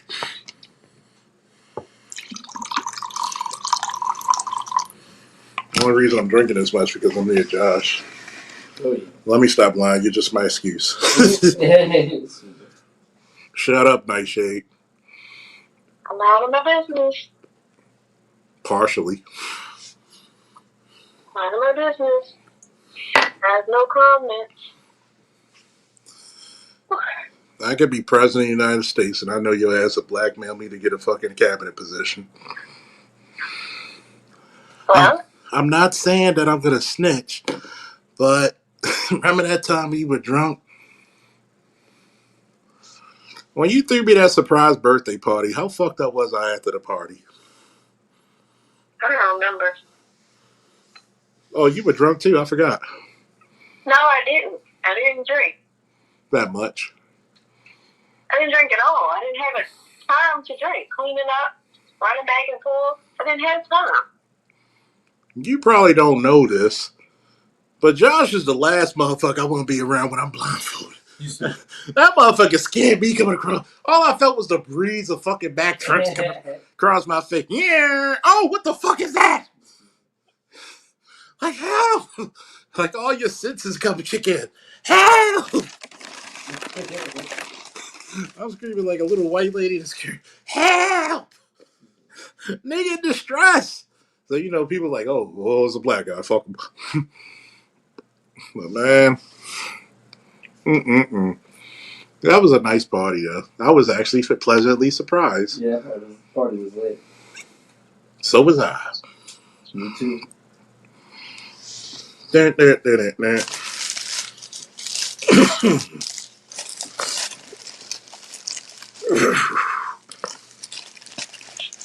Oh, my goodness. That shit was so classic. Mm-mm-mm. Oh, man. I tell you. Oh, I just noticed. So yesterday, I just looked at the date. It was actually MLK's birthday. Yeah, Lord. the 15th, yeah. That's his actual I birthday. know. Today's Leah's birthday. I'm so mad that motherfuckers draw MLK with fucking gold fronts. I didn't know that they did that. That's disrespectful. That's respectful, but, you know, they say MLK had a great sense of humor, so he probably would have loved it. Do you know how much of a fucking genius he was? I can imagine. How the fuck do you graduate Morehouse at 15? Crazy. There's a lot of motherfuckers who just stop pissing in the bed. Mm-hmm. You graduate college at 15. Like, but you know it's a sombering, you know it's a sombering stat that really fucks with me sometimes? What's that? Did you know I outlived Dr. King and Brother Malcolm? Do you know what age they both died at? What? 39. Hey. They both died at 39. And look how much both of these men accomplished before the age of 40. And you got the audacity to let white folks tell you not to remember your heroes? Wait a minute. Your heroes enslaved people. Our heroes liberated people. Matter of fact, the first American to die and kill for this country and represent freedom was a black man. Did you know that? Can you give us the name? What was it, Christie? Forget his name. But he was a black man. They got a painting about it. Crispus So when Attucks. white people try to say some ignorant ass black people, this is a white man's army. No, no, no, no, sir. This military was a black man's military before it was ever yours.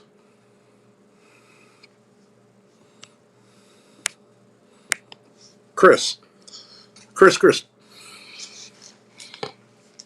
So the first official person to defend this country was a black man, a free man. Because you know, not all of us were enslaved, right? Crispus Attucks. So when I bring this up to white people, and this is the beautiful thing about my time. You remember my training, both of y'all, when I was in Colorado. Yeah. The people I got along with the most, even I never had any racism or any trouble. Crispus Attucks. Thank you, Lost. Crispus Attucks. See, that's why you got the STEM degree, my nigga. Christmas Addicts was the first American to defend and die for this country. The first to kill and die for this country. So when I hear this is a white man's army, I get insulted by that. Because you cowardly motherfucker sure didn't defend it. This black motherfucker said, nah, we ain't gonna have this shit today. Get off my lawn. So, and this is the problem with parenting today, since we're gonna get a that factor, is that Josh is 34. No, yeah, you're 34. Yeah. You're 9 years younger. Mm-hmm. Nightshade just turned 38 on the 1st. I'll be 44 on April 1st. One of the biggest problems we have is that we don't. The problem is we have too many ignorant people as parents. You feel me? Nightshade, you still there? Yes. And, you know, thank God I have a good mind and thank God I have smart subscribers. Because people forget very closely that we have a lot of freedom. Come back up, ABM. That if you think if we actually taught black history the way it was supposed to be taught, like my parents were disciples of the Black Panther Party because they're damn near 70. How old's your dad now, Nightshade? He'll be 77 this year. So he's even older. He's probably 10 years older than my dad, almost. About 9, 8. So, because my parents were in grade school, so your dad had to be damn near a teenager when Malcolm and King died. Mm-hmm. So, think about this. Because they're internet babies, they think everything on the internet is true. And instead of researching and talking to people who lived it, do you know some ignorant motherfucker tried to tell me about how the Iraq War was? You don't know nothing about the Iraq War. I don't? Please tell me, nigga. Please tell me because obviously I'm ignorant of it. Well, you know that they said the Iraq War. Oh, trust me. It's not like I spent 18 months there. It's not like I had 354 missions there. You good, yo? Yeah. Mm-mm. So, I think one of the biggest problems we have in this generation, which is Gen Z to Gen Alpha, is that the parents have a good history of ignorance. Because not only when growing up, you had a lot of flashcards growing up, right, Nightshade? Because your grandmother was a nurse, right?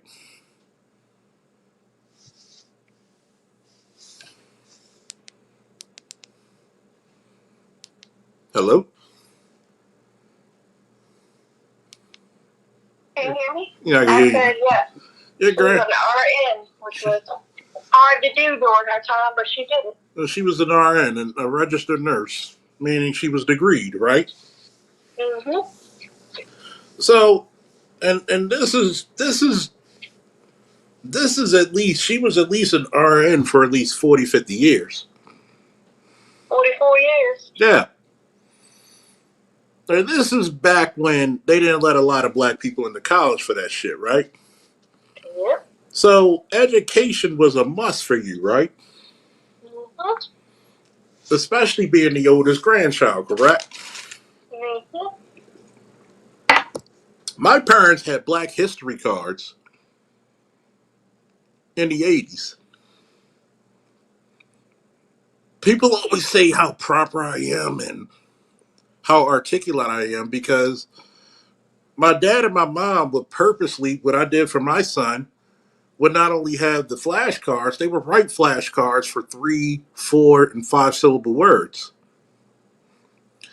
Parenting has gotten to an all time lazy low that the reason why your children fail so miserably in school is because your parents don't want to embarrass themselves because they don't know what the fuck they're doing. I'm not the greatest mathematician, but when my son needed help, I said, we're going to get on this YouTube thing and we're going to learn together, nigga.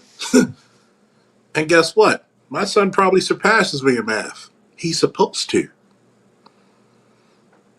Do you believe, Nightshade, that your children are supposed to surpass you? They already are. Yeah. Think about it. Both your daughters don't have kids yet. Yep. On top of that, both of them started college way earlier than I had. Yeah. Both of them are in career fields. So, aren't you proud of them? Absolutely. Sometimes you Will might they look. Will they make mistakes? Absolutely. Absolutely. Do you always agree with them? No. Will there Fuck be no. conflict? Absolutely. But you appreciate when they make conscious adult decisions. And as you Yep. know, when your children reach a certain age, you stop being their parent and you start being their guide. Correct. So, and there's times and moments your kids look at you and be like, how do you make this shit look so easy? And I'm pretty sure you do it the same way I would because we're both similar mindset, right? Mm-hmm. And you tell them it's never easy. You just get used to it. You do your duty. You do your due diligence. Right. And I tell kids, don't have children earlier than you can take care of them. Go be a mentor. And you're right, Loss. You have a lot of dummies raising dummies. Nightshade and I agree when it comes to raising children. I will kill you to be great.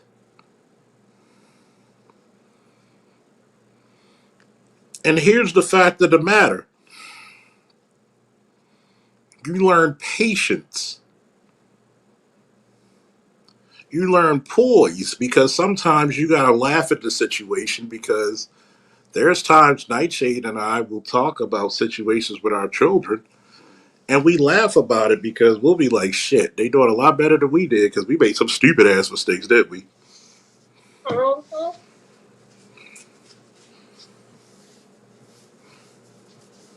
And by the way, last time I checked, Nightshade's 100% female. And when people say, oh, you hate black females, last time I checked, she's blacker than the Ace of Spades. Not in physical color, but she black as hell. She for her people.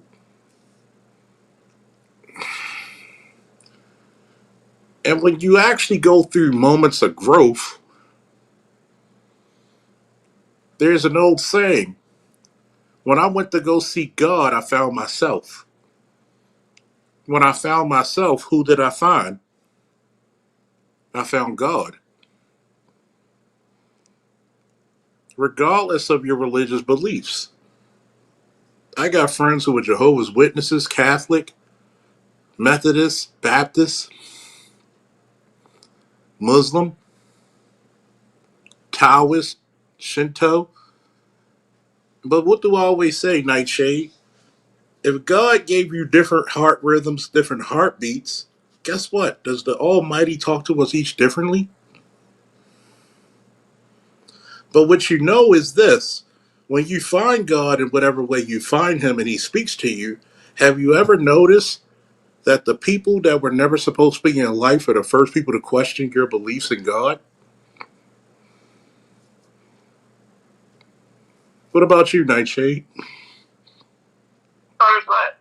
Is when you find God, the people who used to be your friends or your so-called friends, the people who were just the party favors, question your beliefs in God. It is. They question everything that you do, and they more are trying to tempt you to come back into their circle. But a good friend, a good husband, a good wife, a good boyfriend, girlfriend, or a good person will be happy for you for finding that part of your life, right? You would think that they'd be happy for you, but most people live a very lonely life. So the more people that they can get in their lonely circle, the happier they are. But once people start descending from that circle, they don't have any more like minds. But what's the first rule about misery? It loves company. And God knows when you start finding happiness, those miserable people get what? Lonely. And jealous. Mm-hmm. And people say, how come you don't go to church? Because church is the body of you. Before it's any fucking four walls and a roof. Guess what? The first century Christians did not have too many temples, did they? They were so elated to spread the gospel. That's why I said, shout out to our childhood, Nightshade. There was an old Saint Percy Miller, about it. And Mr. Rogers ain't got shit up on my neighborhood. That is a classic line, by the way. I don't care what nobody say. That's a classic line. Law said isolation should be the time to look within, to tap into the divine in one itself. That's why you like my stories, because a lot of my stories talk about divinity. If you notice one thing about the stories I've been sending you, it has a key thing about the divinity within oneself that people have to confront. And because the world teaches you one way, the divine spirit is going to take you another way. And because you fight it so much, it's going to take you through what's called trials and tribulations. And a lot of people can't take that. Because when you find God, you got to break yourself.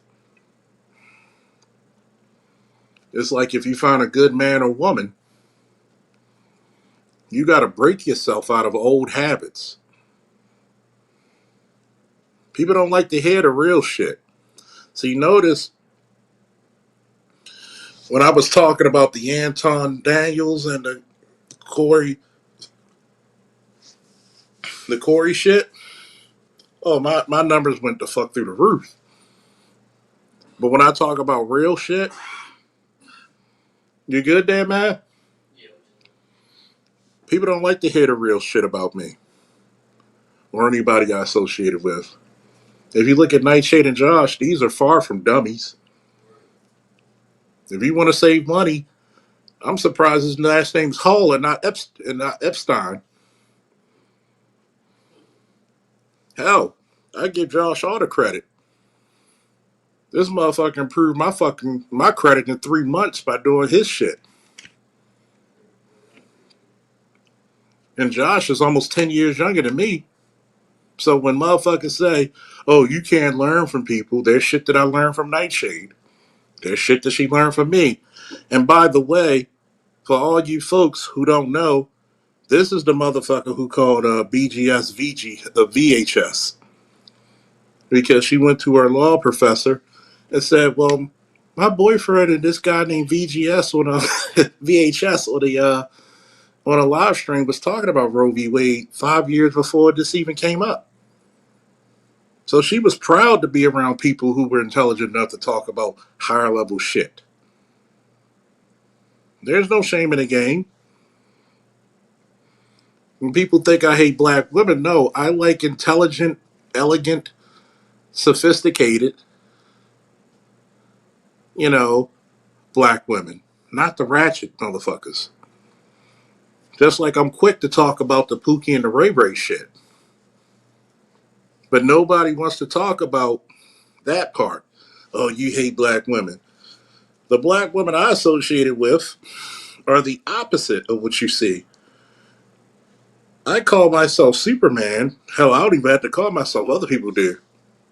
Because I know I'm not ordinary. Neither the people I associate with. I could go to Nightshade or Josh and get their opinion about something, and that opinion might take anywhere from 5 to 30 minutes. And I'm all ears. And even if I agree with it or not at that point, even after the conversation's had, I got to sit down and I got to take a recollect and actually go within my mentals and say, hey, that motherfucker had a hell of a point. Not everything's a debate. A debate is supposed to be two minds learning from each other. You should never be afraid of seeing different points of view. And I think that's one of the casualties actually in learning. Even the Bible says, lean not to your own understanding. Don't be afraid of having your life view challenged. Because if you don't, you'll miss something. Now, am I saying that something idiotic you should automatically listen to? No. And even then, you should listen to it. Because at some point, you got to be like, oh my God, you really don't know what the fuck you're talking about. And then what humbles you the most is like, yo, this motherfucker was really lost. All right, girlie, I'll talk to you later. Talk to you later. I'll hit you up. Probably see what you're doing on the All right. weekend. All right. All right. But as you can see from quote unquote Nightshade, which is one of the code names of my characters in my story, and Josh, this is some of the most touching down hole shit that a lot of people ever heard. Why?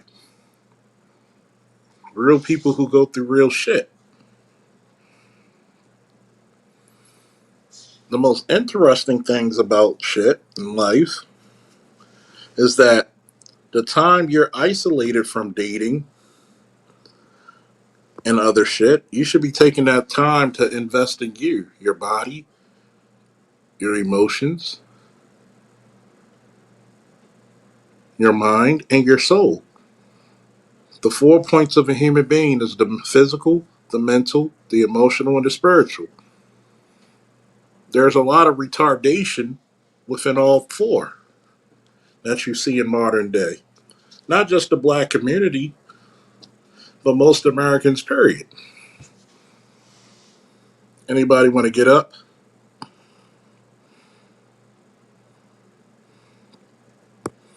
Well, here's the link if you want to come back up. You know, let me try that shit again. 2 tears in a bucket. Ah, my God. Oh my God, I got all these ashes on me. Hey, Josh. I'm sorry, I'm gonna sweep this on the floor, but I'll sweep it up. Definitely gotta put that through the washing machine. Anybody want to come up? I'm gonna go back out.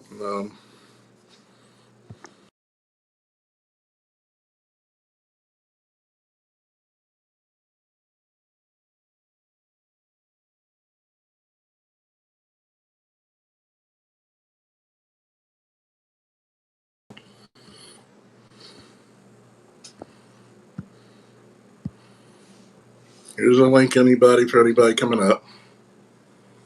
But you gotta realize is that Law said after that, no, that's the old one. He said after the situation with Shorty, I was like, well, back to the grind in the gym. Exactly.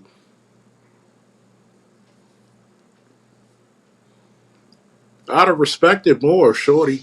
If I was in your shoes, and you probably said it for yourself, I'd respect Shorty more if she kept it funky and honest. But because she's conniving and she's trying to play you for Boo Boo the Fool, and I'm proud of you for not playing the fool,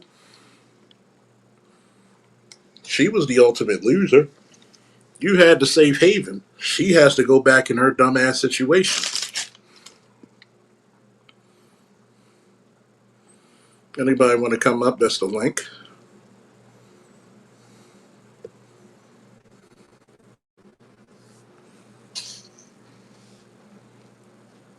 And the real fucked up part about it is this. A lot of those young girls out there are turning down good men who would take care of them. But because they're on survival mode, these idiots are literally putting themselves in a trap box.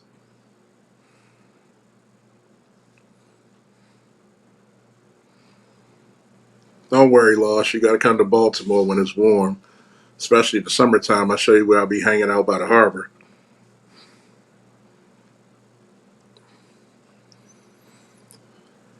You got to realize men are not afraid. If you're looking for me for just sexual endeavors, at least give me the opportunity to say yay or nay. There's chicks now I haven't messed with in like 15, almost 20 years. Some 10, some 5, some 15, some 20. Hey, big head. But you're not smart enough and wise enough to take a man and tell him the truth. You're trying to connive and say I'm the only one when I know good and goddamn well I'm not.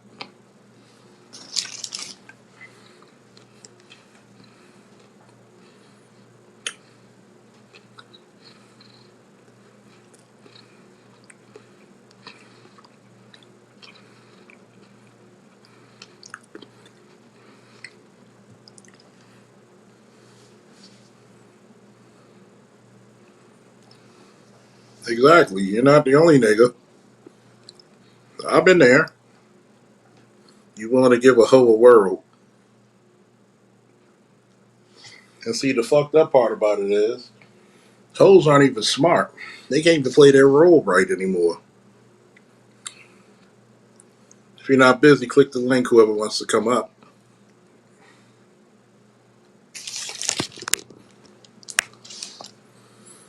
A lot of hoes don't even know, like, look, I got a good dude. I need to stop my horn ways. I need to fuck this nigga's brains out and be faithful to him. But that's the problem with the hoe. The hoe doesn't know when to stop being one.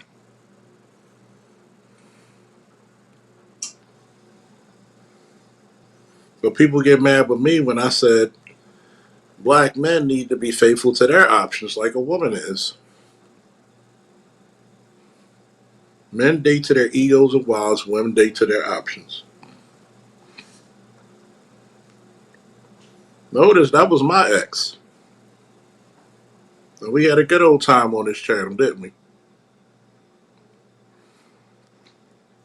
We don't have to always agree. We have to always be respectful. But that's the problem with the world. When you look at the Corey, Holcomb, and Anton Daniels, I ain't got to have a pissing contest. If I can be face to face with Anton, you're not going to challenge me to go outside. And it's not because of the physicality, it's because, first of all, we can have a conversation.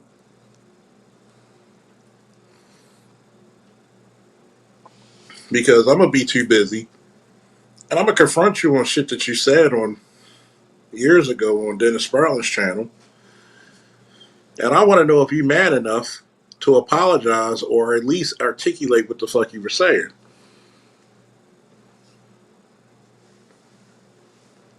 When you said a guy like me is the reason why the black community's in a downslope. What's up, girl? Give Uncle Charles a dap and a hug. Thank you, girl. And stop being hard-headed. I'm not. That's Josh's niece, Terrell's daughter. She's like a niece to me too. Good girl. Good girl. Especially when somebody, a much bigger dude, try to beat up on her brother. She put hands on that nigga. I'm proud of her. Protect your little brother, even though little bro put hands on him. And then what happened? Their big brother settled the score and fucked that nigga up. Hey, Loss, if you can, hit the link.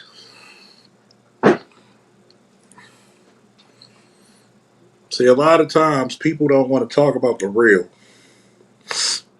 And I had to learn, even in the black manosphere, I'm one of the realest motherfuckers. Like, you look at guys like Art Newstyle, he real as fuck. He ain't trying to make himself bigger than what he is. But he's a uber talented motherfucker, is he not? He's a professor. And I felt him on that.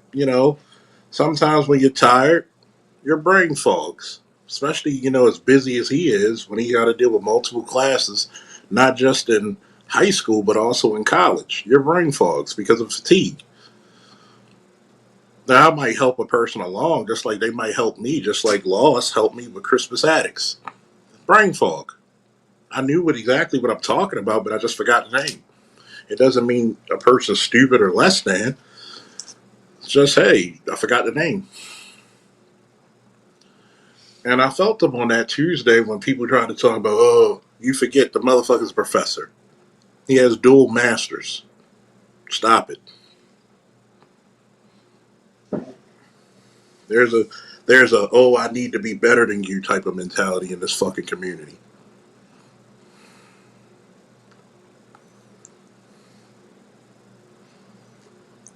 That's why I always talk about Ronnie Laws. A lot of y'all need to listen to Ronnie Laws every generation and listen to the lyrics. Matter of fact, go on Google and actually see what the lyrics say. Have you ever looked at the face of age and lend your ears to what an old man has to say? Because every generation of us lie.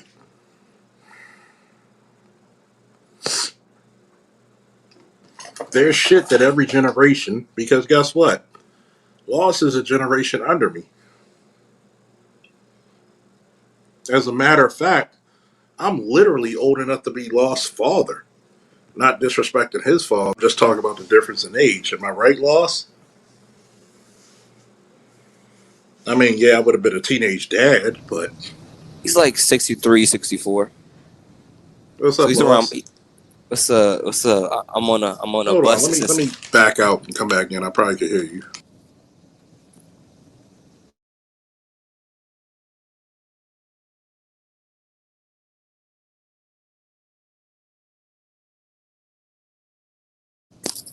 Am I What's up, coming in? Loss? Can you hear me? Yeah, I can hear you. Hello?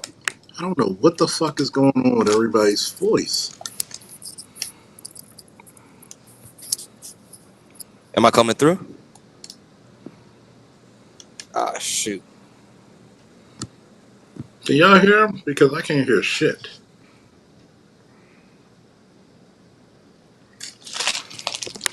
1 2 1 2. Let me get off of this one.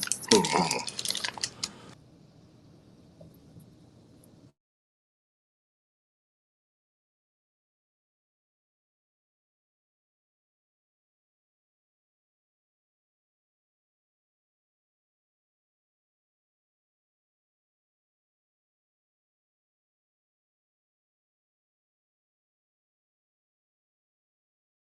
They say something, Loss?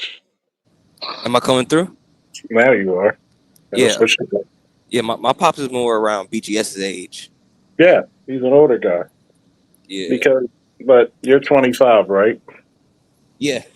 I And I'm was the 43. I was the baby that popped up. Yeah, I was the redo. yeah. I would have probably been like around 15. You know what I'm saying? Mm-hmm. Matter of fact, should I got the calculator at? Let me see. Because I know 43 my pops minutes. my pops was born right after MLK was assassinated, or Yep. right before. I would have been 18 years old if I would have had a kid your age. Matter of fact, if I would have got Shorty pregnant, who I was messing with at the time, I thought I had a 25-year-old anyway. My son's 18 now, so shit. That was about right. So you got to think about it. My dad's going to be what, 68 this year? He's 25 years older than me, and I'm 25 years older than my son. And what did you think about the conversation that was had between me, quote unquote, Nightshade, and Josh? Oh, I was loving it. You know, y'all going back and forth and everything like that. I was just listening in, just taking it all in, just letting y'all live in y'all element. That was one of the realest conversations in space, wasn't it? Mm-hmm. I always love it when it get really real. I was like, oh shoot, we this is real life. Yeah. People hate it when you get real life. Because I remember being at the conclave. I was literally out in the lobby. Jules like brought like 2 bottles of like wine from like his hotel room, and I was just sipping with them. I was like, damn, I'm with Jules, everybody else from possibly from the chat, and then like Andre from Love Crossing Borders. He's like, he got a couple of drinks in him. He's like, talking and ranting. And he's like, oh, it's like, yo, it's like, dang, like, You know, you got to come to Baltimore this summer. yeah, yeah. I definitely planned out that. I definitely planned a trip to make it out there. A lot of people be like, damn, every time when I met DC, when I met Dr. Dunbar, when Cousin T-Tall came out, people are like, God damn, you even cooler in person than you are on the fucking show. So yeah, what I got to fake for? Yeah, I think, I gotta plan. Yeah, going out there, I gotta plan out a trip. Gotta get an Airbnb maybe. See, see how long I can get off of work. But yeah, I definitely would love to go out there. especially summertime, take you where I be listening to music with the speaker. Great shit. I tell a lot of people, yep, hey, Ray, you there?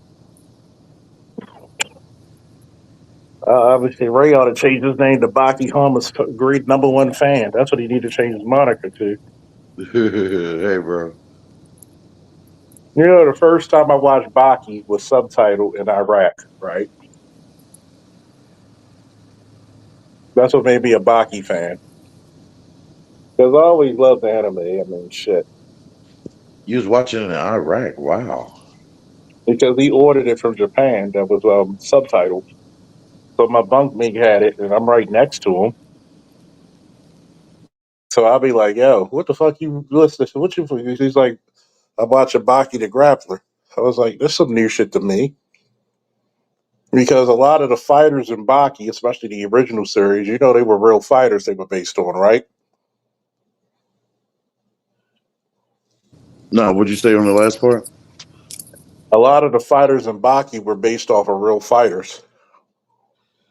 Oh yeah, yeah, Because, and the martial arts too, I believe, yeah, because I do believe there was like ancient martial arts back then that people are forgotten or whatever. if you ever want to fucking challenge a motherfucker, well, they had the big Russian wrestler. He was based off of Alexander Karlin. Um, they had a sambo fighter, Russian sambo. He was based off of UFC 6 champion Oleg Tektarov. Uh, They Muhammad Ali Jr. yeah, Then they had Muhammad Ali in the anime yeah, too. yeah. And see, people don't understand Yujiro Hama because a lot of people think Yujiro Hama was evil. Some parts of him is. I don't believe in sexually assaulting people, so there are I some mean, parts of him is evil. he literally when you read his story how he was given birth to, he literally like he was born to conquer. Yeah. And if you read my story, Notice the main character, not going to tell you the main character's name, but you already know Lost. That's based off of how I had to grow up. And Well, yeah. a lot of it is because of people I'm influenced by. People, even some of my teammates in wrestling, I give them the credit, which I'm going to put a post in if people are my Facebook friends. Just randomly, I'm going to give them a lot of praise. These are the motherfuckers that made me a monster because I had to dine with lions and the pride.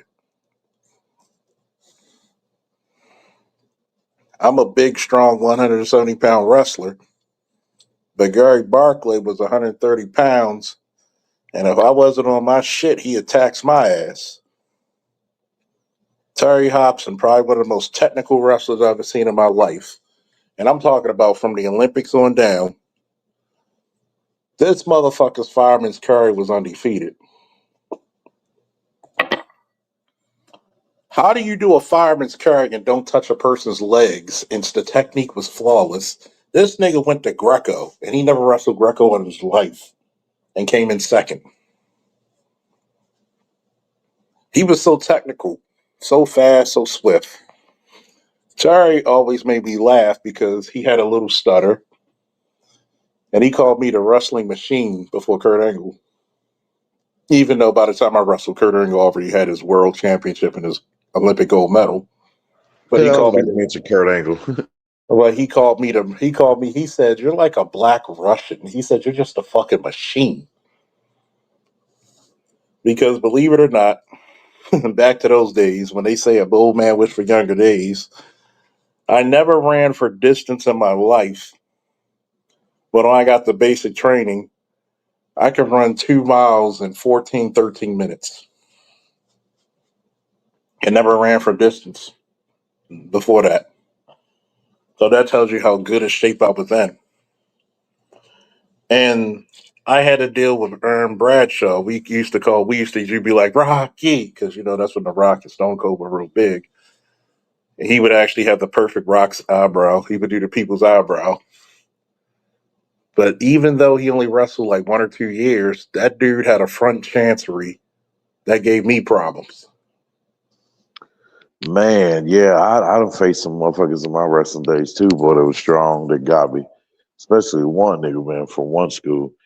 I'm like, man, like, but the second time I wrestled him, boy, was shit, I damn near got him, though.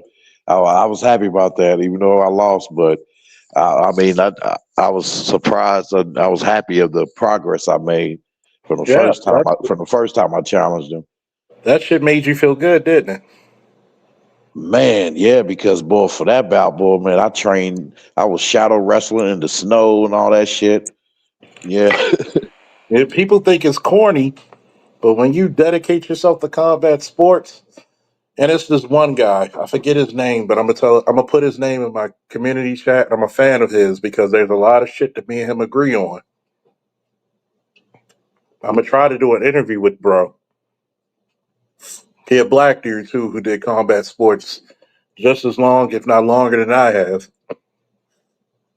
Because next year, make 30 years, I started wrestling.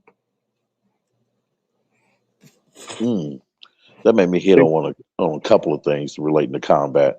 Um, would you would you with a show like I don't know how would you what would you have done like if Corey would have stepped up to you like that talking loud characters like Corey with that loud and hyper masculinity bullshit, what would you do to the motherfucker? Number one, it probably wouldn't have got to that point because I know how to de-escalate shit. Number two, if he would have got in my face, I'd have looked him in his eye and I'd have my hands up, not in the ready to fight, but hey, yo, shorty. Well, I would have told him. Lost is not a big guy, but guess what? Lost could probably be the most dangerous motherfucker you face. I would have been like, wait a minute. I'd have got back to my senses and be like, dude, I'm a guest on your show. Yo, if I offended you, I apologize. And that's not a bitch move. It'd have been like that's how men are because guess what? I'm the king of my set. Who's the king of my channel? I'm the emperor. I'm the king. Just like he's the king of his set. Kings don't swing, if you know what I mean, Yeah, unless we had to. when people usually get into my face, I just look them straight and dead in the eyes, and I just start smiling, and that's when people start to get a little. Yeah, Uh, because when you smile at people, they know when you're in the shits. Because when I had my first cage match, it was against it was against one of my coworkers. We worked on the same shift. White dude. He was a college wrestler. And he would joke, be like, I'm a good wrestler, but I wrestled in college. And I used to joke with him, you know what? I would actually be a little shook if I wasn't an international wrestler. And he looked at me, he was like, for real? Yeah. And the promoter for the fight, because it was a charity fight for injured police and firefighters. And he said, y'all must be cut from the same cloth. I said, why? Because he said, when I asked him if you don't have a problem to face Faulkner, he said, nope. He said, you said the same thing. Y'all said the same. Nope, I don't have a problem going against him. It's competition to me. I thrive off of it. He won by points, but if it was professional, because amateurs and professional go by different rules in MMA. At the time in Maryland, I don't know if they changed the rules. You couldn't ground and pound. I'd have finished the fight in 30 seconds because I had the superior. He tried to grapple with me. I locked him up and belly to belly suplexed him and had him out.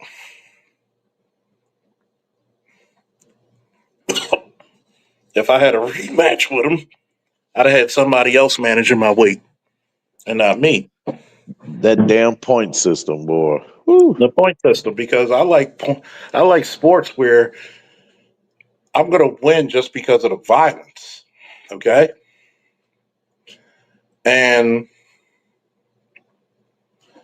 I'm going to talk to homeboy. I'm going to put a message in his shit to say, "Do you mind if I don't interview you on my channel?" And he has a good amount of. I think he has like 20 to 40,000 subs, maybe more. See if I can interview dude. He sounds like a good dude. He sounds like he knows what he's talking about MMA, boxing, and wrestling.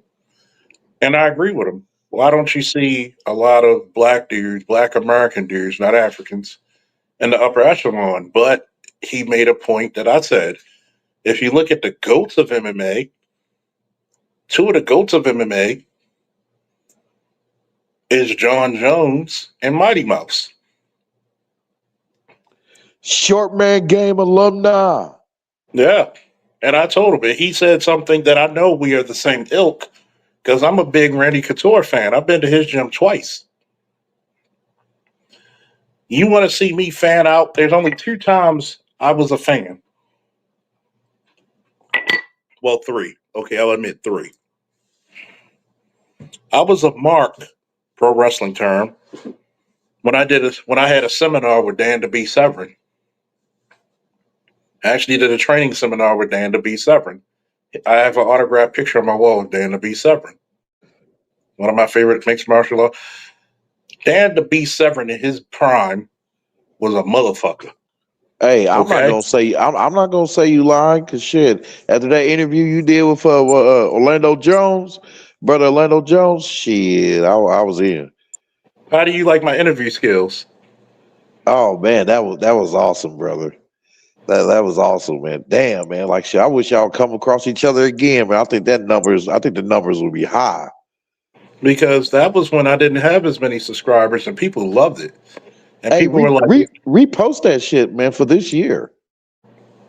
I'm glad you gave me the idea. I'm going to do it. Because I had to give him props because when he was a Nazi, oh my God. Do you know how proud he made black people, not just black Americans, but black people when he gave that speech? Man. He made you proud to be black with that speech, didn't he? Hell yeah, boy. That's automatic 50 push-ups right there. That's why they got rid of his character in season 2. Exactly. And that's what he was alluding to. Whole Star G, since you gave me that mission, I'm going to start that Patreon. There's a lot of shit The that I flop could talk tales about. begin. Fall tales. Woo woo. There's a lot of explicit shit that I could talk about, relationships, some of my wildest sexcapades, and some of my wildest letdowns. Like, even the latest sexcapades with a so-called, I don't like dudes, but she liked what I was given. Last time I checked, she was coming more than she was going. That's all I'm gonna say, but I'm gonna leave the rest on the Patreon.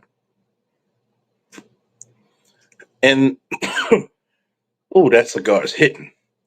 A lot of people don't realize that if I was the emperor of black people around the world,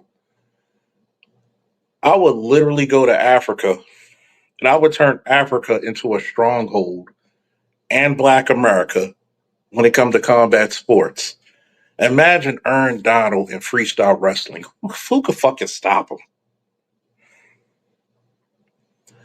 Did you see what Stevenson was doing when he was in the Olympics?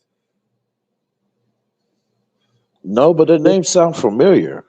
Go look at Gable Stevenson when he was in the Olympics, boy. That boy, he was losing what 3-2, or and he came back and won the Olympic gold medal. And he's in MMA with that type of speed, that type of fucking dexterity. He knocked out a guy and took him down before he fell to the ground. That type of speed, and I quote, what's the dude name who does the commentating? Joe Rogan. He said everybody in the heavyweight division is fucked when he comes to the UFC. And I agree. And the one black dude who I just became a subscriber Damn, of, Joe Rogan said that shit. he Damn. said everybody in the heavyweight division is fucked if he comes to the UFC. Anytime you have enough power to knock a person out, to take them down before they hit the ground, that's speed. That's explosive speed. Yeah, a lot of people don't know Joe Rogan has a black belt. Yeah. He has the Man. most he has the most powerful spinning back kick that you'll ever see. Even Michael John White said his back kick, man, will put you the fuck down. Let me put it to you this way. My man said two things where I know we have similar mindset. The one guy I follow now. The most underrated mixed martial artist of all time is Randy Couture, one of my favorites of all time. And this is what I don't like about Dana White. And I would tell Dana White to his face, I love you for bringing mixed martial arts to the world. What I don't like is how you disregard some of your past champions like Randy Couture. Do Like you know basically, Randy you talking about how he conducts business? how he will if you have an issue with Dana White, he'll try to erase your history. How do you make the guy who has the most belts in your company and you erase his history?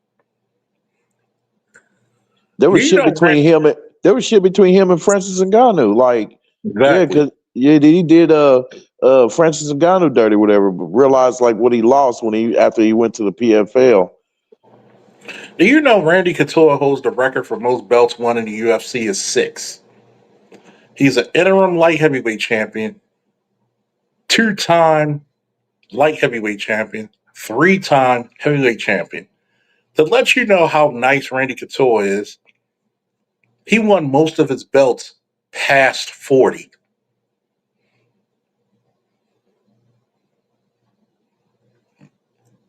Did you know Randy Couture, his first I heavyweight did not champion? know that. I did not know that one. Randy Couture,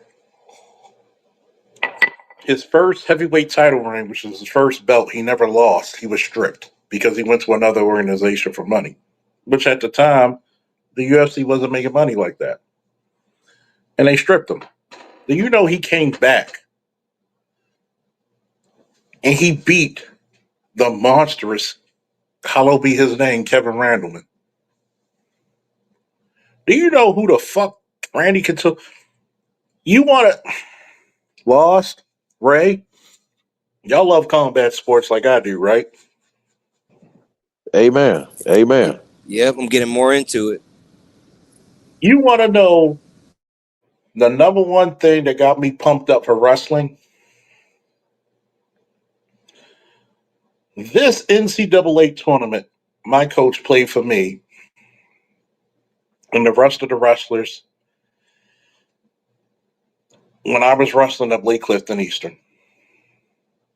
The most star studded NCAA ever, in my opinion, was the 92 NCAAs. You had both Terry and Tom Brands, who I mimic a lot of my style of wrestling from, especially when I was younger. You had Randy Couture versus Mark Kerr. You had Kevin Randleman. You had Kurt Angle coming back off an injury. Do you know Kurt Angle has the record for the lightest heavyweight champion in NCAA history? Guess how much he weighed at the 175 weight class? Well, I mean, he weighed what between 160 and 185. He was 200 pounds in the 175 weight class. Oh damn. And he was tossing them big motherfuckers around. Back in the day when I was in high school and they were doing the Olympics, did you know this motherfucker had a 760 pound squat at 220? Yeah, I believe it because I was squatting around that much. Yeah, when I was like 220. That motherfucker, if you ever look at his legs, they look like tree trunks, especially in his WWE days, his prime days. His legs were huge. The Brands brothers, you had so many motherfuckers, and that's the most star-studded NCAA tournament finals ever. You had at least 3 to 4 UFC fighters or champions. You had three, you had 2 to 3 Olympic gold medalists or Olympic bronze medalists because Tom Brands won the Olympic gold. His twin brother, Terry, won the bronze, I believe. You had UFC champion Randy Couture, UFC champion Kevin Randleman. You had UFC champion Mark Kerr. Dude, that was one of the most star-studded fucking NCAA tournaments ever. Dude, I gotta fucking watch the movie that the The tribute that Rock the Rock did. Yeah, I'm gonna show that on my Rumble. for Mark Kerr, and he looked just like Mark Kerr, didn't he? Yeah, I'm like, damn. I haven't. I still haven't seen it yet. I just seen the trailer. Yeah, I gotta watch that movie because it looks intense. And I'm gonna tell you, a lot of times, if you want to look at that, I forgot what movie it was. It was a movie that traveled with him, with Mark Kerr, because he had a lot of fucking abuse with drugs, not just steroids, but also painkillers. And there was a time where Boss Rutan was his trainer, and Boss Rutan knocked him out. Now people forget how badass Boss Rutan is. Boss Rutan was the heavyweight champion. Did you know Boss Rutan won 21 fights straight? After his loss to Ken Shamrock, he won 21 fights straight, which is ultra difficult to do in MMA, by the way.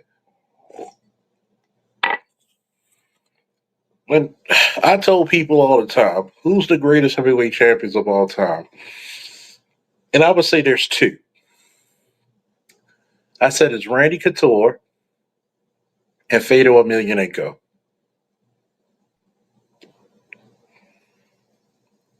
Randy Couture was the definition of I take smoke anywhere. Win, lose, or draw. Win, lose, or draw. When people say who are the greatest boxers of all time, everybody knows Ray Robinson is the greatest boxer who ever lived to me. Now, in heavyweight, I don't know if he was to transfer over to the UFC for a little bit. You know, what I mean, to MMA. I don't know, but if he did, he might be devastating. And that's that white dude, that Usyk dude who beat Anthony Joshua and that other British dude. I think Usyk is the I think he's the greatest modern heavyweight champion in the 21st century. Before that, I think it was Tyson Fury, even over the Klitschko's.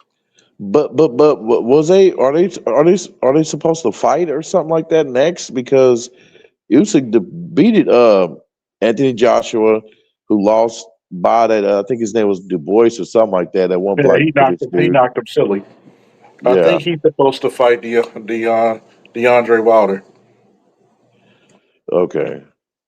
He's supposed to fight Wilder, and I don't see Wilder winning that because the skill factor is going to be overwhelming. And then Usyk is swarming. That's why I loved it when Usyk and Crawford, Bud Crawford, when they met and they were wrestling, and he was like, I know Khabib too," meaning he's he's he's he's um he's Ukrainian, I believe, Mm. and that Russian because Ukraine used to be part of the Soviet bloc. So one of the mandatory things sports you play in there is wrestling. And I agree with the black dude who I follow. I got to think of his name. He said it best. One of the reasons why you don't see a lot of black guys in MMA is because of two reasons. Well, he said one, but I said two. Number one is exposure, because a lot of black schools don't have a lot of wrestling. Fortunately, mine did. That's why I got a bronze medal in Germany when I did international wrestling, because I was exposed. I was lucky Th- to have an older coach um, who told you, well, AB, if you want to come up, the links in the chat. It's not the cost because really wrestling is one of the cheaper sports in history. Dude, It's not even, you wrestled in Germany? That's yeah. awesome. I had a bronze medal in Germany. I did a tour. I wrestled against my first match in Germany was against a Russian, Oh and man. people were like the coaches there almost got kicked off the team for drinking underage drinking, Oh damn. even though when you're international waters, there's no drinking age, but part of the contract you can't do it. So I had to sit in front of the Sanhedrin. It said, "Do you want to waste the money that your parents and everybody and the supporters put for you? No, you better prove us wrong." So the first motherfucker they put me against in the tournament was against a Russian, and they were scared. He's good. He's a national champion. Man, I beat that motherfucker 12-4, and I had everybody's mouths dropped. They were like, "My God, we didn't know you were that good." I went what either 7-1 or 6-1 the whole tournament, so I came up bronze. Damn. So when people say you're not that good, I said, well, even though my homeboy was joking, he said, "Do you really think you're that good?" Because my female friend I'm talking to now, she's a double Hall of Famer. And even she said, I'll put it to you this way. I should go in and if my school had a Hall of Fame, we're not even talking about the city. Obviously, I should be a all Metro Hall of Famer and an all City Hall of Famer. I should actually be a triple Hall of Famer. My school does all Metro, which is county and city, and the city. From 2000 to 2010, right? I won it. I won 170. We'll just take one weight class. We're not talking about all the champions I coached, right? Had to take a sip for that. From 2000 to 2010, Hmm. I won it in 2000. So that means out of 8 of them 10 years, I've coached. If I didn't win, the other 7 I coached to win that one weight class alone. That's some Hall of Fame shit, right? Shit, yeah. That's just from that one weight class. We're not talking about the other people I coached. I've actually coached one dude to win my weight class, which is 171. That's why it was funny because when I went to this one tournament coaching my students, some of the coaches were guys I competed against, or if I didn't compete against them, they were wrestling during the same time period as I did. And I came in and I was in my police uniform because it has your name tag.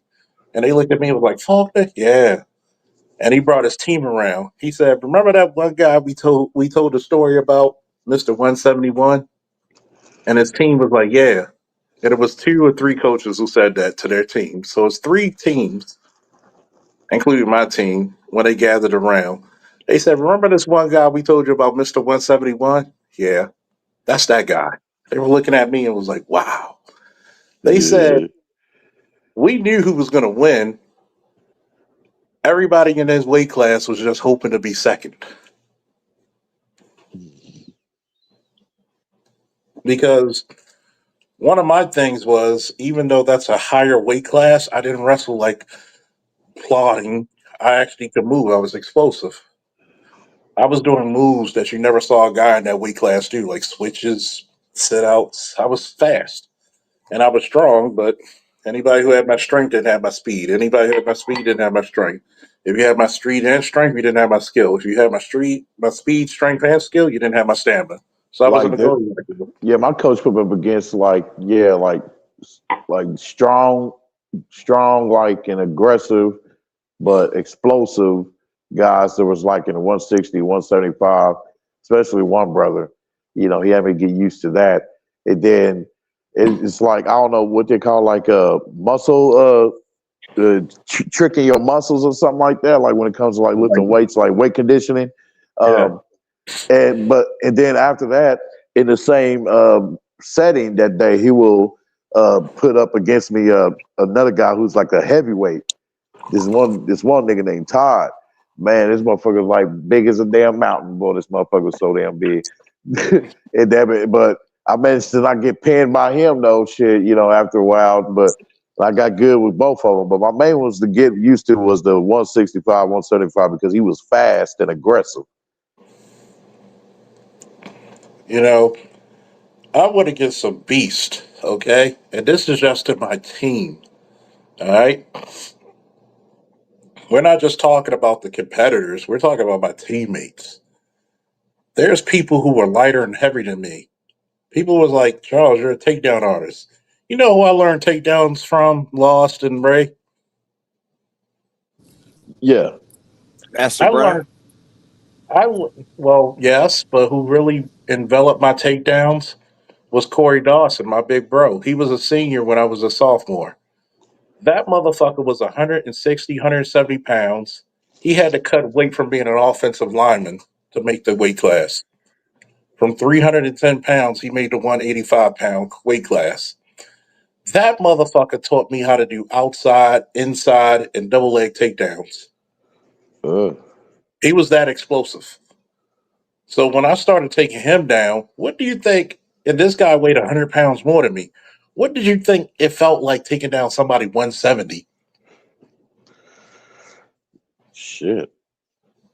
I start plowing through people like, Cause like yeah, I mean, if he was like not as big as you, but aggressive and fast too, yeah, and you was able to manage to catch him, shit. and Corey was an aggressive motherfucker. Everybody That on the team was aggressive. Like when you get it, it feels you feel the accomplishment. Then you just feel it. when I was taking him down, and when I went to competition, and Corey was not easy. Even when I took him down, he was not easy to get over. That's why, I give a lot of praise to a lot of which I'm going to do on my Facebook tomorrow. If you think I was good in wrestling, there's a lot of monsters that made me this way. I had to go through the lion's den, and these motherfuckers were full bearded, full mane lions. Okay, Harold Murdoch, Gary Barkley, Aaron Bradshaw, Clifton Bowens, Corey Dawson, Terry Hobson, Will Hobson. God damn. we battled. We made each other good. We would we would beat the living shit out of each other respectfully. Oh my god. Like, oh Lord. You like, wait a minute. I know I am a solid. Do you know what my body fat ratio was at 170 in high in senior year? Uh-uh. I3 to was at 5%. huh? 3 to 5%. I was at 3.5%. I was like a fucking anatomy chart. Oh, wrestling would do So- that shit. Solid as a brick. And you're having the 130 give you comp. I'm like, Gary had legs that were almost big as mine at 130. And he could almost twist his upper torso almost 180. But the way we wrestlers cut weight though is said is known to be unhealthy though. It depends on how you do it. Because we did it at a gradual. We didn't try to cut it the same day because that'll drain you. I wish you would try to drain that weight in 2 days. I'm gonna beat your ass. Beat you. I'm gonna beat on you. My thing was I had a fear. Shout out to Mr. Brown. Shout out to Coach Maurice. Shout out to Coach Lewis. These motherfuckers. Even Lewis told me I had one of the most feared cross faces, and he wrestled in college. He said, I've never seen people duck your crossface, duck a man's crossface. Everybody knew if I got on top of you, I'm going to beat the fuck out of you with my crossface. It wasn't illegal because you can't swing it back like you're cocking back. You had to throw it with your body. So that means wherever your shoulder went, that's how far your crossface was. But what's the secret of a hook? You threw it with your body. So I threw my shit like a left or right hook. Boom, boom. Yeah. Ooh, so Yeah. you getting all my body weight with that shit. But see, when I do that though, boom, I use my body, damn it, whip that motherfucker around like a whip, and then damn it, then use the force of my body, damn it, to turn your body into a curl and to make it into a curl. Then boom, and then I put you in the damn what they call it, the turkey basket, where I Oh got yeah. your neck, I got your neck and your leg, and I got that grip on it, damn it, and I rock you back so your both of your shoulder blades will hit the mat, so the ref will be like, blow that whistle. Mhm. So I want to ask this for for not just the panel and also the chat. Do y'all want me to do a combat sports live stream this weekend? Just say woo if you want that. Because even when I did boxing, I went against really good people. Boom, boom, got rocked. I didn't realize even when I was starting out in boxing, you know what they used to tell people? They was like, "Look, he may be new, but that motherfucker has a hell of a right hand." Bow! I remember I hit a dude. I remember I hit a dude with the right hand. Right, I didn't see him for the whole week. He said I had to take a week off and go to the dentist because you loosened my permanence. He said you hit me so hard with that, so fast and so hard with that right hand, you loosened my permanent fronts. Yeah. His dentist said, "What the fuck were you in a car crash?" He said, "No, it was boxing." The dentist said, "Stay the fuck away from that motherfucker." He said, "Tell me who he is so I don't piss him off." Oh, I got rocked before because it was God rest his big soul, Sylvester. Sylvester wasn't the most technical boxer, but Sylvester developed his left hook. And he had a hook very similar to Joe Frazier. And if you didn't Oh, block it, that motherfucker cracked my tooth. And if you saw me up close, I actually had to get it pulled out. I yeah, thought I eh, could take it because he was a little bit smaller. That motherfucker hit me with a left hook. Bow! I had to go, I had to circle out. I was like, whoa, boy. man. He didn't drop me, but I felt every fucking pound of that shit. I was like, whoa. I'm coming back home and I was living with one of my ex girlfriends at the time. And she said, "What's wrong? Give me that goddamn ice girl. That motherfucker got some pop." Shit. Oh, I'm not afraid to tell you about my losses and wins, boy. Everybody, that makes you a real man. oh yeah.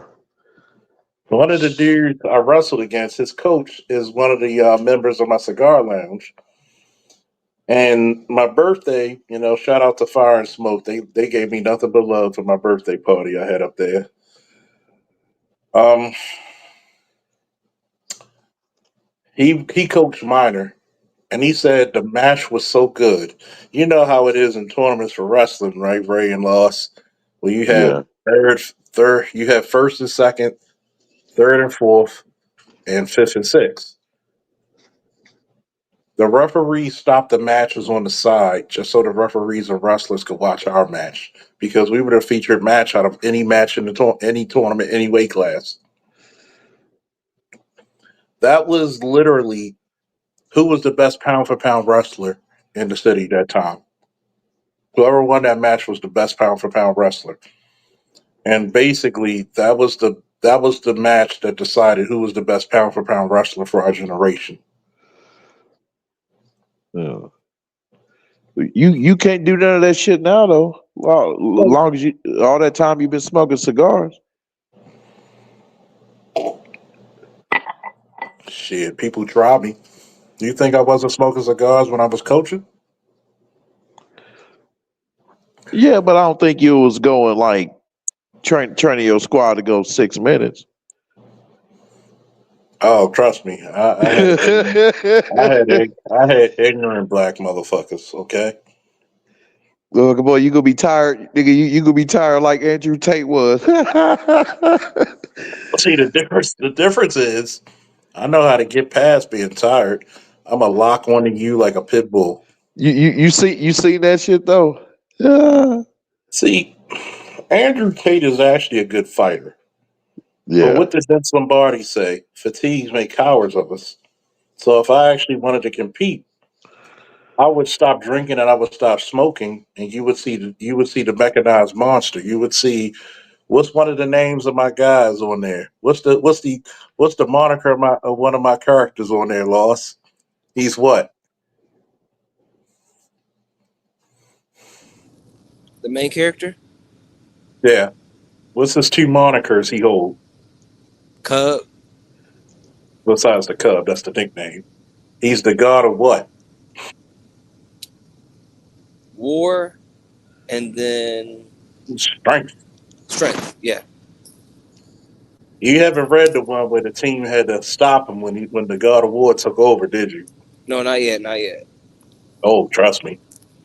And trust me, I might Ray. You got to put your You got my number, right? Yeah, I think so. Yeah, but give it to me again in the down here because I called you like I think twice before. I'm So gonna put it. I'm gonna put it in the back chat. yeah, because that was like two phones ago. Yeah, I'm gonna put it in the back chat. I don't know if you got an iPhone. If you got an iPhone, it's easier. But if I Oh, send you, fuck iPhone, man. Android all day. I got an Android too, but I got an iPad and an iPhone and an Android. But I'm gonna Yeah. send it. Send me your email. Okay. This is how I know the story's really good because Lost 25. He's the anime generation, and then you got Artist and MC, who's the comic book generation.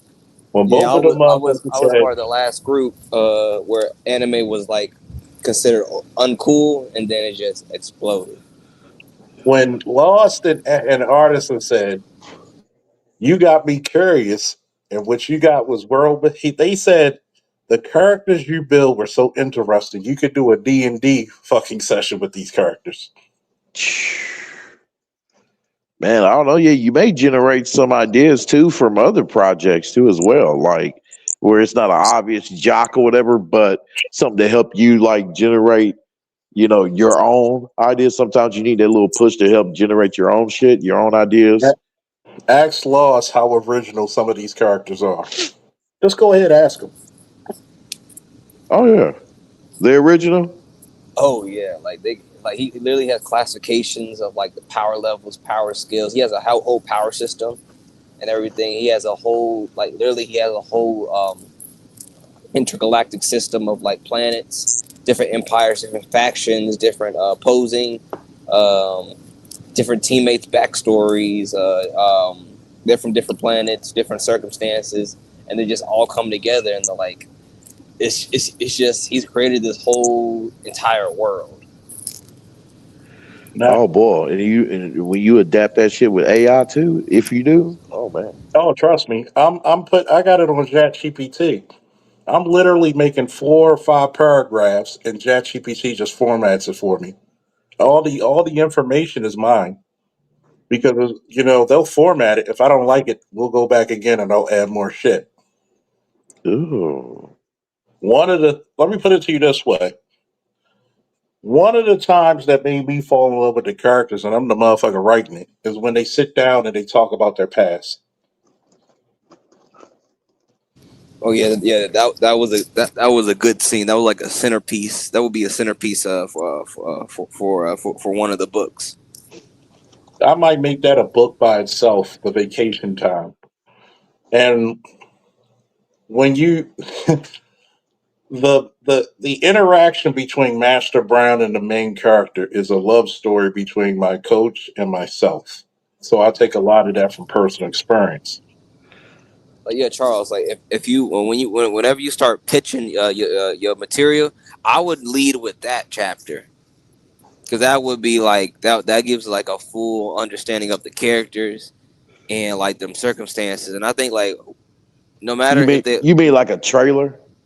no like you know how like the you go like people will like financially back you or something like that.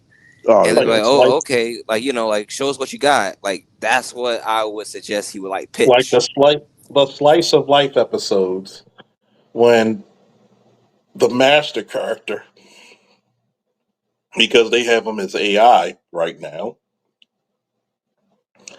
when he tells when he tells the story of the main character and the nickname. What is the nickname of the main character? So But Cub is cute, friendly, but it makes sense with the rest of the story, doesn't it? And why does he call him Cub? dang, it's on the tip of my tongue, but remind me. He called him Cub because he's the lion heir.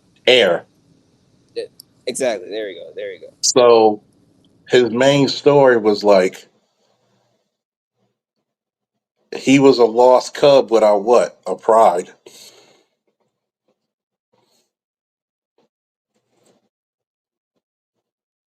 And the reason why I made the master so high is because you always got to give your main characters a, a, a period or a level for them to either come up to or surpass. I mean, think about it. Kenichi, the mightiest disciple, the master Some over the bitch, whole. some bitch. I was just thinking about that. Ain't that so? I mean, think about it. That's Like the strongest master. He's self taught. He created his own martial arts. He can literally shoot lasers out his eyes, and literally that last bit of the story arc, he taught Kenichi like one of his techniques. and the slick part about him is he doesn't crave power. The main character doesn't crave power. He's very playful with it. Like he said, like, oh, I'm just enjoying life. Yeah, because the team made him not. They made him take off his mask, metaphorically and physically. And Shorty, if you notice what I called my ex girlfriend, that's one of the code names of the characters. If even though she was on the phone, I know when my ex is smiling because when I called her that, I sent her a part of the story and she smiled, and I could tell when she's smiling. And I based that character off of a lot of my ex's strengths. And if you notice, when they get together, they're flirty and she's doting off of him. She's not a Mary Sue because if you remember her shit at the fire pit, she tells her story. Yeah, she's a hardened, trained assassin. Mm-hmm. And each character is very interesting. The big black guy, he takes, he reinvents the big strong guy, Modest, because he's actually pretty intelligent. He has what you call the, shout out to Dr. Neil because Dr. Neil would be tickled by that character because He kind of reminds me of Doctor Thunder a little bit. he's, imagine somebody who's 9 feet tall with a PhD in theology. And when you notice his story, not telling too much because motherfucker steal your ideas, he had to learn how to be the shield and the axe.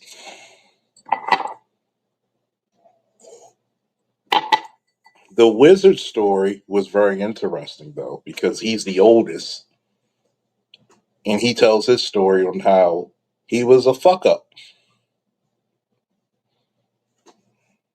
That's why he's so wise, because he fucked up a lot. He was literally a drunken drug addict.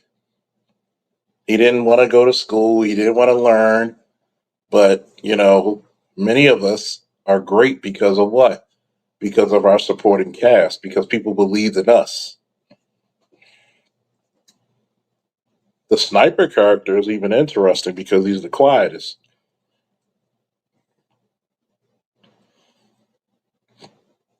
Oh yeah, by the way, I just for shits and giggles lost, which is gonna make you very interested. You're gonna be like, when I tell you this, you're gonna be like, yo, send me that shit.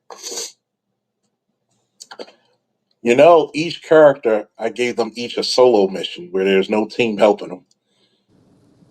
Oh, yeah, that would be interesting. Because remember, I told you about, hey, I can see Nightshade, maybe going past that light speed and then, travel through time. And, I was like, hey, that would be a good little side story. So I Because could. if you listen to quote unquote Nightshade, my ex, everything she told you was not a lie. We actually met whooping somebody's ass trying to steal out of a store where she was security for. And if you saw her physically right now, she's anywhere from an upgradable 6 to a 7.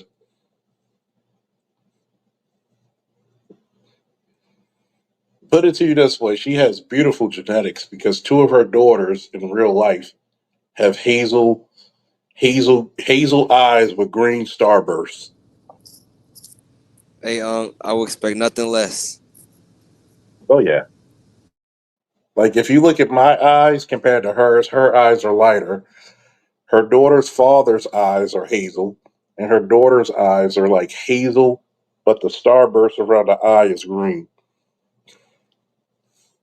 And depending on the season, they change colors. Wait, we lost you for a little bit. Ooh, I heard him. He said like depending on the eyes, the color change by the season. Okay. Yeah, so Okay. they get more greener, they get more hazel. So literally, there's times I look at her daughters because I knew her daughters when her daughters are around my son's age. One daughter's 18, one daughter's 20. So when the first time I met these little girls, because my son was little, I actually have all the pictures from the birthday party I bring them to. And believe it or not, we were the best of friends before we got together. And this is for years. We were best of friends for like 3 or 4 years before we got together. So of course there was physical attraction, but I had a girlfriend at the time. She had a boyfriend. So we were just cool friends. And one of her male best friends saw me and she said, "You ain't shit." And she was like, "What you talking about?" And believe it or not, my ears can pick up sounds very well. I can't see that well sometimes without my glasses, but I can still shoot 300 meters without my glasses. Easy. You just shoot the fuzzy teddy bears. But by hearing and sound, when I'm not mucus affected, I can smell weed 20 feet away. Even if you didn't burn it or smoke it, I can smell the weed on you. Matter of fact, I was so good that other cops couldn't smell it, but I could. So I picked up on it. She said, "You ain't shit." She was like, "Why? You got a fucking boyfriend and you bring a nigga here that looks like the second coming of fucking like this is the time when I had hair. I had waves." So she's like, "You bring this and this is a straight guy saying, you bring this handsome motherfucker around and you got a whole boyfriend living with you. You ain't shit." So Yeah. Yeah, shit. and Yeah, that ain't shit. even though we were just friends, we weren't. I was too busy doing me. So it's funny because we actually met each other whooping people's asses. Hell, we were about to whoop people's asses, and this is when we broke up. And this is how I know I have good exes because we were on Light Street, downtown Baltimore, about to make the left-hand turn on Pratt. So these three guys in the car, young dudes, and she's taking me out to Father's Day. I didn't have to pay for shit, and we went to a nice place she knew where you could eat outside and all the shit.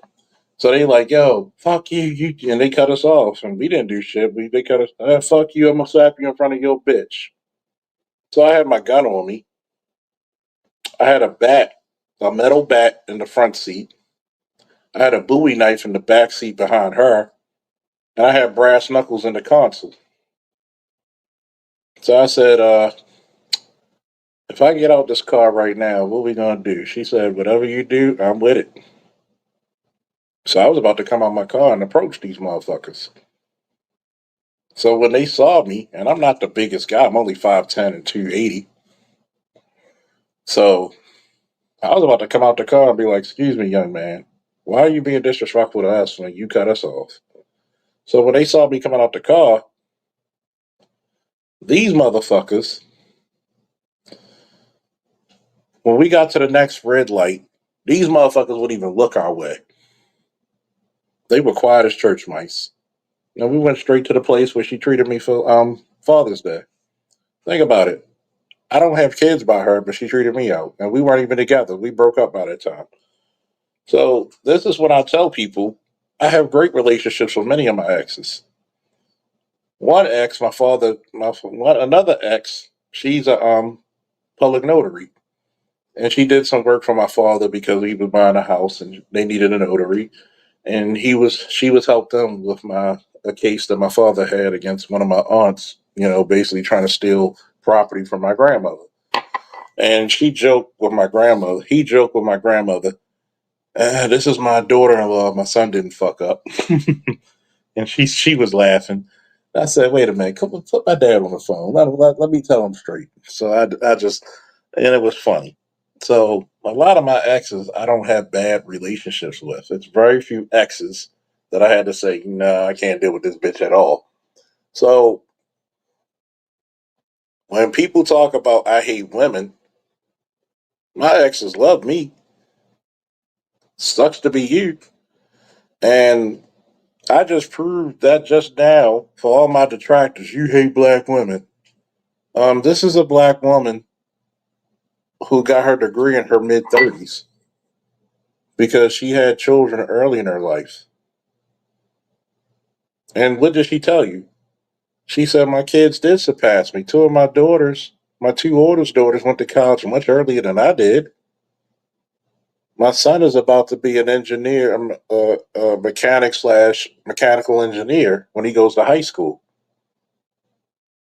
And you had two hall monitors trying to muscle up on him saying, 'Give me your phone.' The first thing I said, 'Do you need me to come up there?' Because if I come up there, it's going to be feet flying, fists flying, people's bodies flying. Because I'd have asked them, I said, 'Excuse me, you do know this is a formerly married woman, and you called her, hey, whatever the fuck it was, hey, ma, or hey, Hey, mommy, whatever the fuck that nigga said. You're not even professional. You supposed to represent this fucking school? I just Yeah, said you don't. exactly. I said you don't know. This is a good kid because first and foremost, if the kid didn't have the fucking phone visible, how do you know? And the teacher, it all started from the teacher. And I said, "Do you need me to come up there?" Because there's plenty of times if I said, "Yo, I'm a few places away. Go up there to the school real quick before I get up there." You think she would have problem going up there for on my behalf? No, because we did it before. So when people talk about black male and female relationships, I'm not new to this man. I'm true to this man. If I could get this from women, including my son's mother, there's something I'm doing right that a lot of people can't do it at all. Well, and also there's a number of factors to that too. Like one, okay, uh, they and we are not you. You know what I mean? And also with your accomplishments too, one will have to that a woman would have no choice but to respect. And the law enforcement and the relationships too, like how you conduct yourself with these women, which built that, also to where they have no choice but to respect you, like to show respect to you and to try to build some kind of like to still keep a bond with you even after the fact because you're an awesome dude, but the thing is it's also dependent on those type of females too, because other guys they may not be able to develop relationships like that with the women they came across in their life due to because those women were not as good as the women you have developed relationships with. And I'm glad you made that point, Ray, because I'm the first person to say I'm not the norm. And trust me, it wasn't easy because it took time, like any other relationship. Because when I started telling a lot of my exes and even my friend who I talk to now, the shit that I told them years ago, they see now, and they like, remember that time you told me about how black women are? She says, God knows it. You're so right because they see it now. You got to realize something. The shit we talk about in these spaces, a lot of shout out to Stan Lee, a lot of true believers know this, but a lot of people who don't, it's going to take time for them to see it. That being said, when they see it, they hit me up and was like, even my friend who I'm talking to now, who I joke with her now, I said, I had to fight, I beat global terrorism, you beat cancer. So we're even. And she laughed about it. She's like, you know what? Thank you for not pitying me. Thank you for not making me feel like I'm broken. She's like, thank you for just treating me like a human being. Amen. Ooh, and I know something that also come with you. Yeah, you was able to do that and establish that, and she's seen it in you that you did not carry this hatred towards women because of what other women have done to you. So, but you still Yeah. kept a good heart.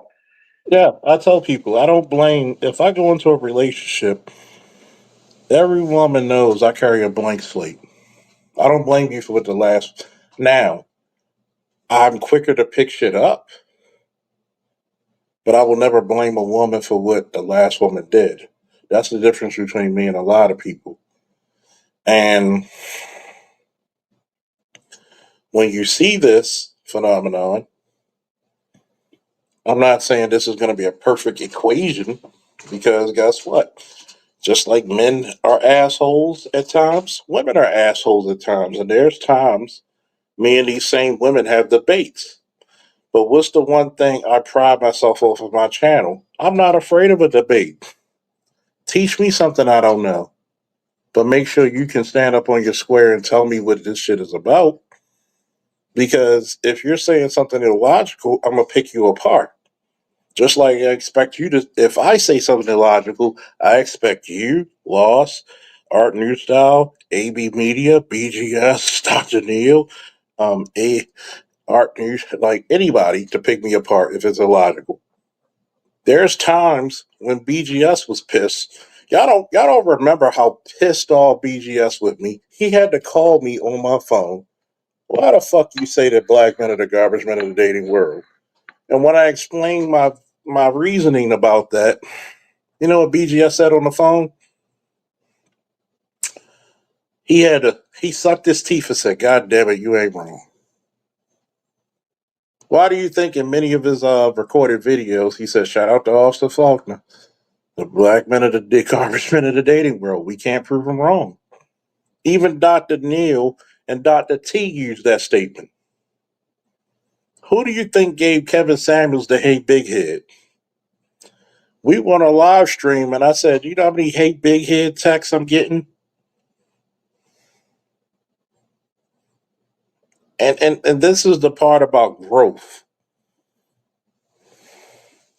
One of the greatest villains of all times in comic book history is Doctor Doom. And I use that quote since the 90s, the early 90s. This If, is if how you far I go. if you How ask far I go. O'Shea, if you ask O'Shea about Kevin, he'll tell you, no, Kevin got it from him. He didn't get that from him. When does O'Shea have a "Hey Big Head" moment? Yeah, because he basically said he came into space by him. No, he didn't. He came through BGS. Stop lying. I would tell him to his face, stop lying. BGS gave him his mission to make those dudes who were educated lames, so called, Amen. I believe it. because I've been in this space for 12 years. So he can stop lying about that. I'll call him out on that shit. Because first and foremost, there's times I was on live streams that I would show you the women I'm on dates with. Ask BGS, ask Art New Style, ask AB, ask Art of It More. I'm on dates and you can see the women I'm with. I said, say hi to the chat. And everybody's like, "Ooh, she's pretty."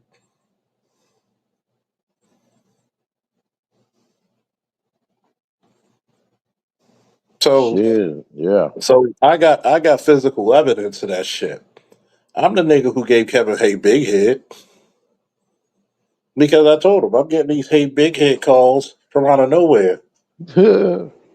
So when people I'm not saying I'm the reason why for success, but there's key points I gave them.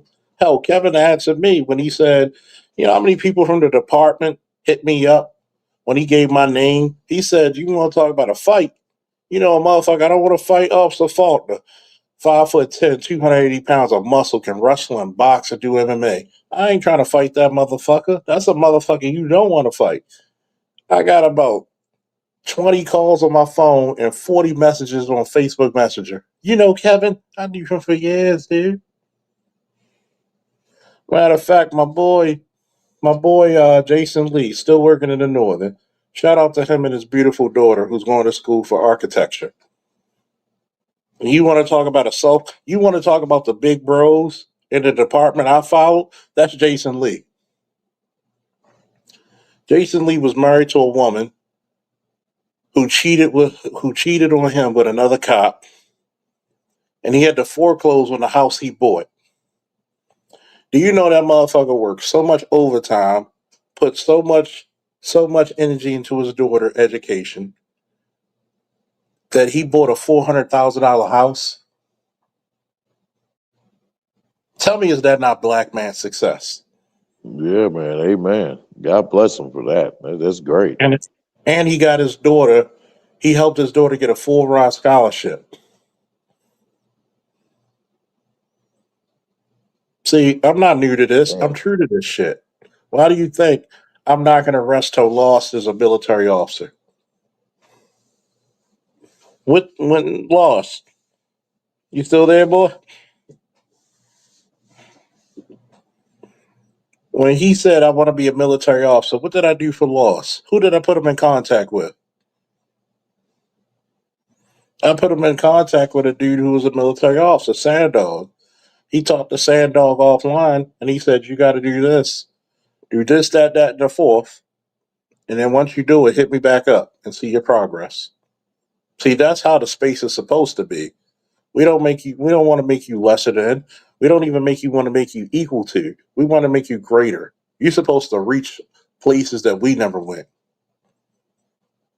I can't wait till Lost can become a military officer. You put a star. I want to be next to his dad because I won't take that from his father. I want to be right there on the stage next to his dad while his dad's pinning stars on him.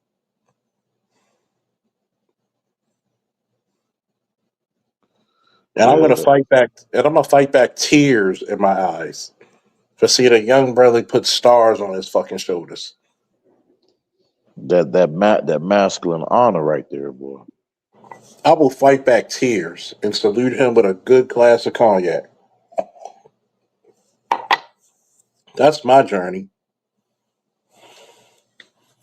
Just like when, to this day, when Anton tried to tell me, "Oh, you're the reason why the black community's in a downgrade because you didn't marry his mother." I said, do I still have a duty to teach and raise this boy to be the best he can be, even though I didn't marry his mother?"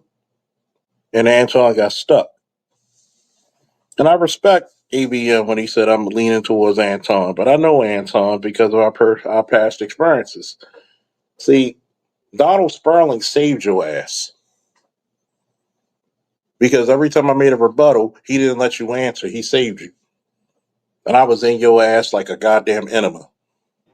Well, there was people that was saying, that did a stream, as a dinner. Everybody covered this shit. Even people that don't typically cover this shit, they was covering it.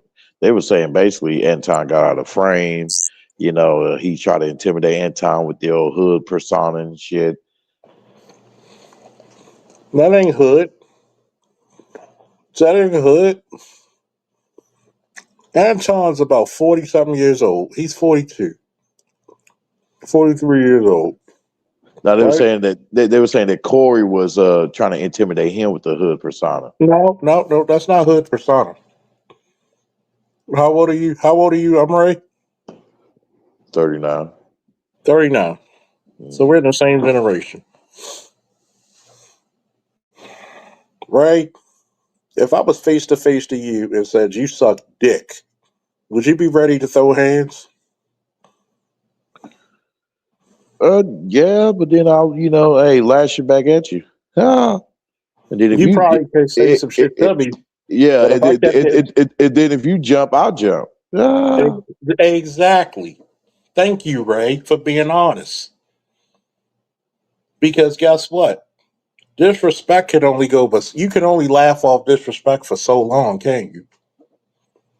Whoo, amen. Yeah, because then you gotta let a motherfucker know, like, hey, man, like this ain't gonna be that because if you continue to let it, then it's gonna turn into passive aggressiveness, and passive aggressiveness turn into doormats, and And nobody what did I respect it. say years ago? Men Yep. got three types of communications. We're going to talk it out, yell it out, then we got to fight it out.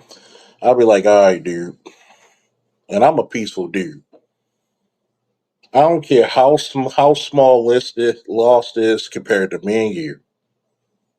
If there's a certain level that Lost has, he gonna be like, yo, we got to go out back. When he did that outback shit, it wasn't because he was ready to fight. It's because he knew that Corey was thinking about his money. He knows that Corey is still reeling off the Zoe Williams shit. And Corey's like, we just getting this shit big. Because if Corey falls, how many people falling off that 5150 shit? Wait a minute, hold on. So what? He getting lawsuit because what? Zoe snapped some years ago on Ari Spears or something. Oh That's yeah, yeah. still Yeah, I remember that. Yeah, that still affects him to this day. yeah. Because even though he didn't do it, because he's on your brand, that still affects you. Think about it. Think about it, right? how long did that affect?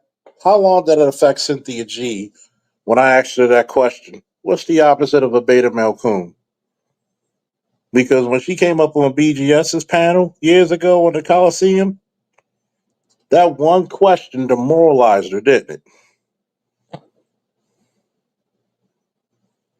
And then, Yeah, yeah. and then, what happened? You think I'm the prophet Samuel? Did it become prophetic when she ended up having a baby by Raw Dog? So who won that debate? Me or her? Oh, you then. So notice she will never bring my name up because guess what's going to happen? People are going to research. My name's going to come up.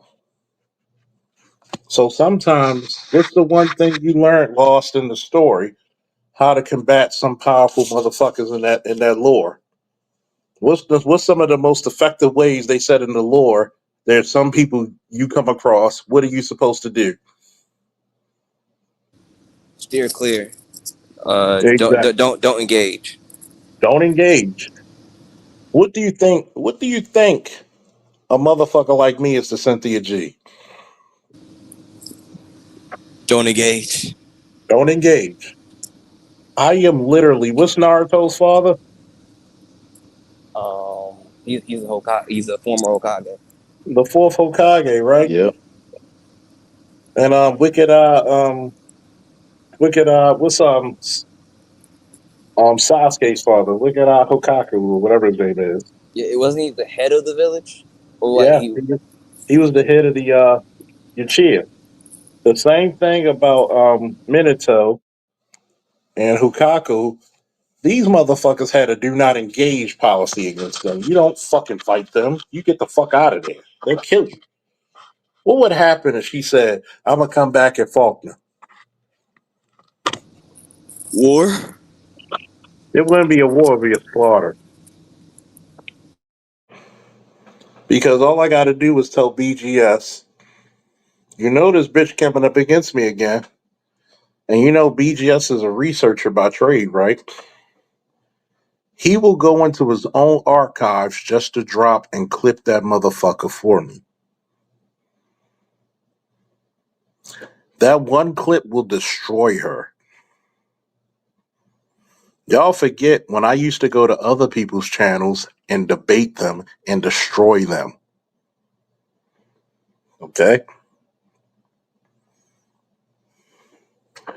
I didn't stop debating because I lost. Shout out to G Gundam. I'm the undefeated of the East. Okay? I never lost a debate to Cynthia G. I never lost a debate to Mary Brown. I never lost a debate to anybody.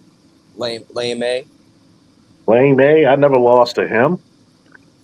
These motherfuckers come looking for me. I don't think about them. Shoot, yeah, Korean second and third accounts. What did I tell them? You supposed to have 20,000 subscribers. What you thinking about little old me? I live mortgage free in your brain. Fuck rent. I'm about to buy the fucking house and the land. But he be trolling like everybody, including Fantastic. Yeah, Ray. The crazy thing is he be trolling like Theo in the class, and it's He, just because he's not allowed. he can't. Let me put it to you this way. Me and Mr. Fantastic used to go at it. I was on Fantastic stream and we gave each other the ultimate respect. Do you want a motherfucker like me to team up with Mr. Fantastic just to destroy this nigga? You know how petty Mr. Fantastic could be. Oh, yeah. Once he gets to going, it's And you hard to know, stop him. when I go toe to toe with Mr. Fantastic and me and him got the respect for each other, because you know he's a vet too. He's a Navy vet. Yeah, he just retired a couple of years back. And even when I came on his channel, what's up, son? What's up, also, Faulkner? We got nothing but respect for each other now. Because we went through the trenches. I said, dude, you don't want motherfuckers. You want me and Mr. Fantastic to join forces just to come at you? We will destroy you. Yeah, because the thing is, like, I was like, damn, you got two vets who not only would they physically destroy you, but they can verbally and mentally and intellectually destroy you. I will eviscerate this motherfucker. I've told him. First of all, you disrespectful going to Artisan NC when we're talking about geek culture, and you're trying to bring petty shit up there. And I said, you know what? I'm not going to say shit out of respect for Artisan. Let's get rid of him and let's go back to the subject. That's why I did that live stream. I said, first of all, out of anybody I respect's panel who don't be on no bullshit as Artisan MC, how fucking dare you? See, I respect Corey because he was thinking about his money. But if I saw Gay Bay and we were face to face and he disrespected art like that, I'd have slapped him. If you want to see me because I whooped your ass. I'm gonna break your fucking jaw. Because obviously you don't learn when motherfuckers let you live. You do your MMA training, Ray does his combat training. Guess what? What's the one thing about combat training? Leave your ego and body parts at the door you still want to keep. Because the one beautiful Yep, that's right. because the one beautiful thing about combat sports, you will get humbled very easily. Yeah, you're gonna be in your. Remember my first Brazilian Jiu-Jitsu class? I was on my back and my ass a lot. You will get humbled. I was teaching wrestling seminars to jiu-jitsu guys because let's face it, jiu-jitsu guys got horrible takedowns. So I was giving a seminar. I was teaching people how to do throws and takedowns. And this is from a dude who was a brown belt. He's probably a black belt now. And they went to a tournament. Do you know the lowest podium that each one of his people took after my seminar?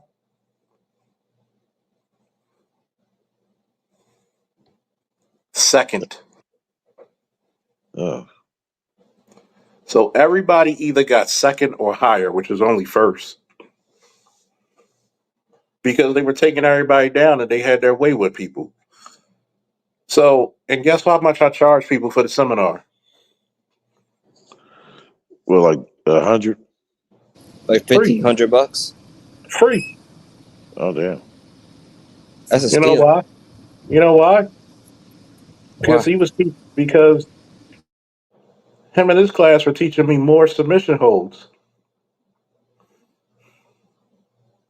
I even taught the class how to do leg locks. Because thank you, Mr. Brown, aka Master Brown. Because one thing Mr. Brown was good at was catch wrestling. Y'all didn't know I had an old catch wrestler for a fucking wrestling coach, did y'all? Oh, okay. Uh-uh. So a lot of heel hooks, a lot of toe holds, ankle locks, calf crushes. Mr. Brown knew and he taught me.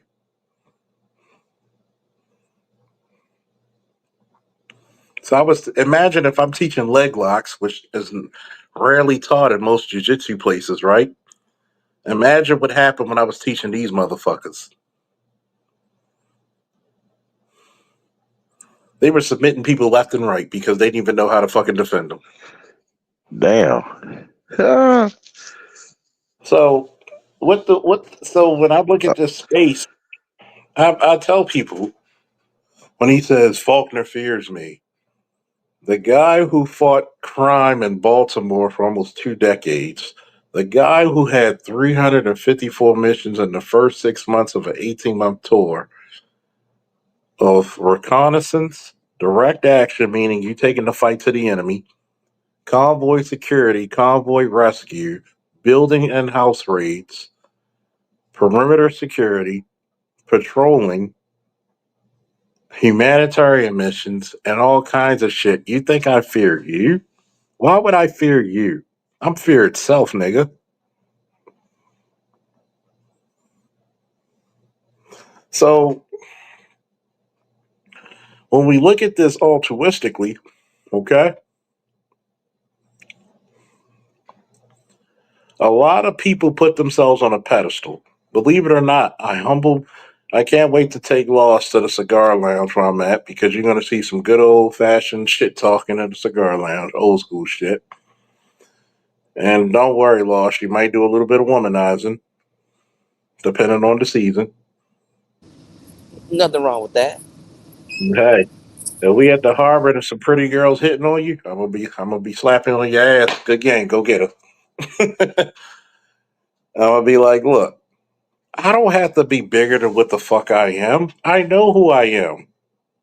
I can literally, if I get my fucking 100% disability in the next 6 months, I'm retired. I choose when to work. Hell, I got 50% right now, and I can choose when to work. When I get 4,500 a month for the rest of my life, I choose when to work. I don't fear you. I've been through I go where angels fear to tread, my nigga. Do you know who's my patron saint in law enforcement and military?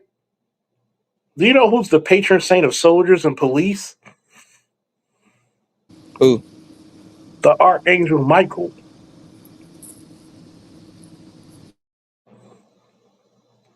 The motherfucker who had Satan on his foot on he put a foot on the neck of the devil. You're a bad motherfucker. You're a bad motherfucker if you put Satan himself underneath your foot you put his foot on his neck and kick him and you put foot boot the ass out of heaven. Have you ever noticed anytime Michael gets involved? You goddamn right, All Star G. Charles goes where demons fear to roam. You gonna tell a motherfucker, oh, I hate women, I hate black women, but how many black women I rescued out of domestic violence situations? How many children I rescued out of situations?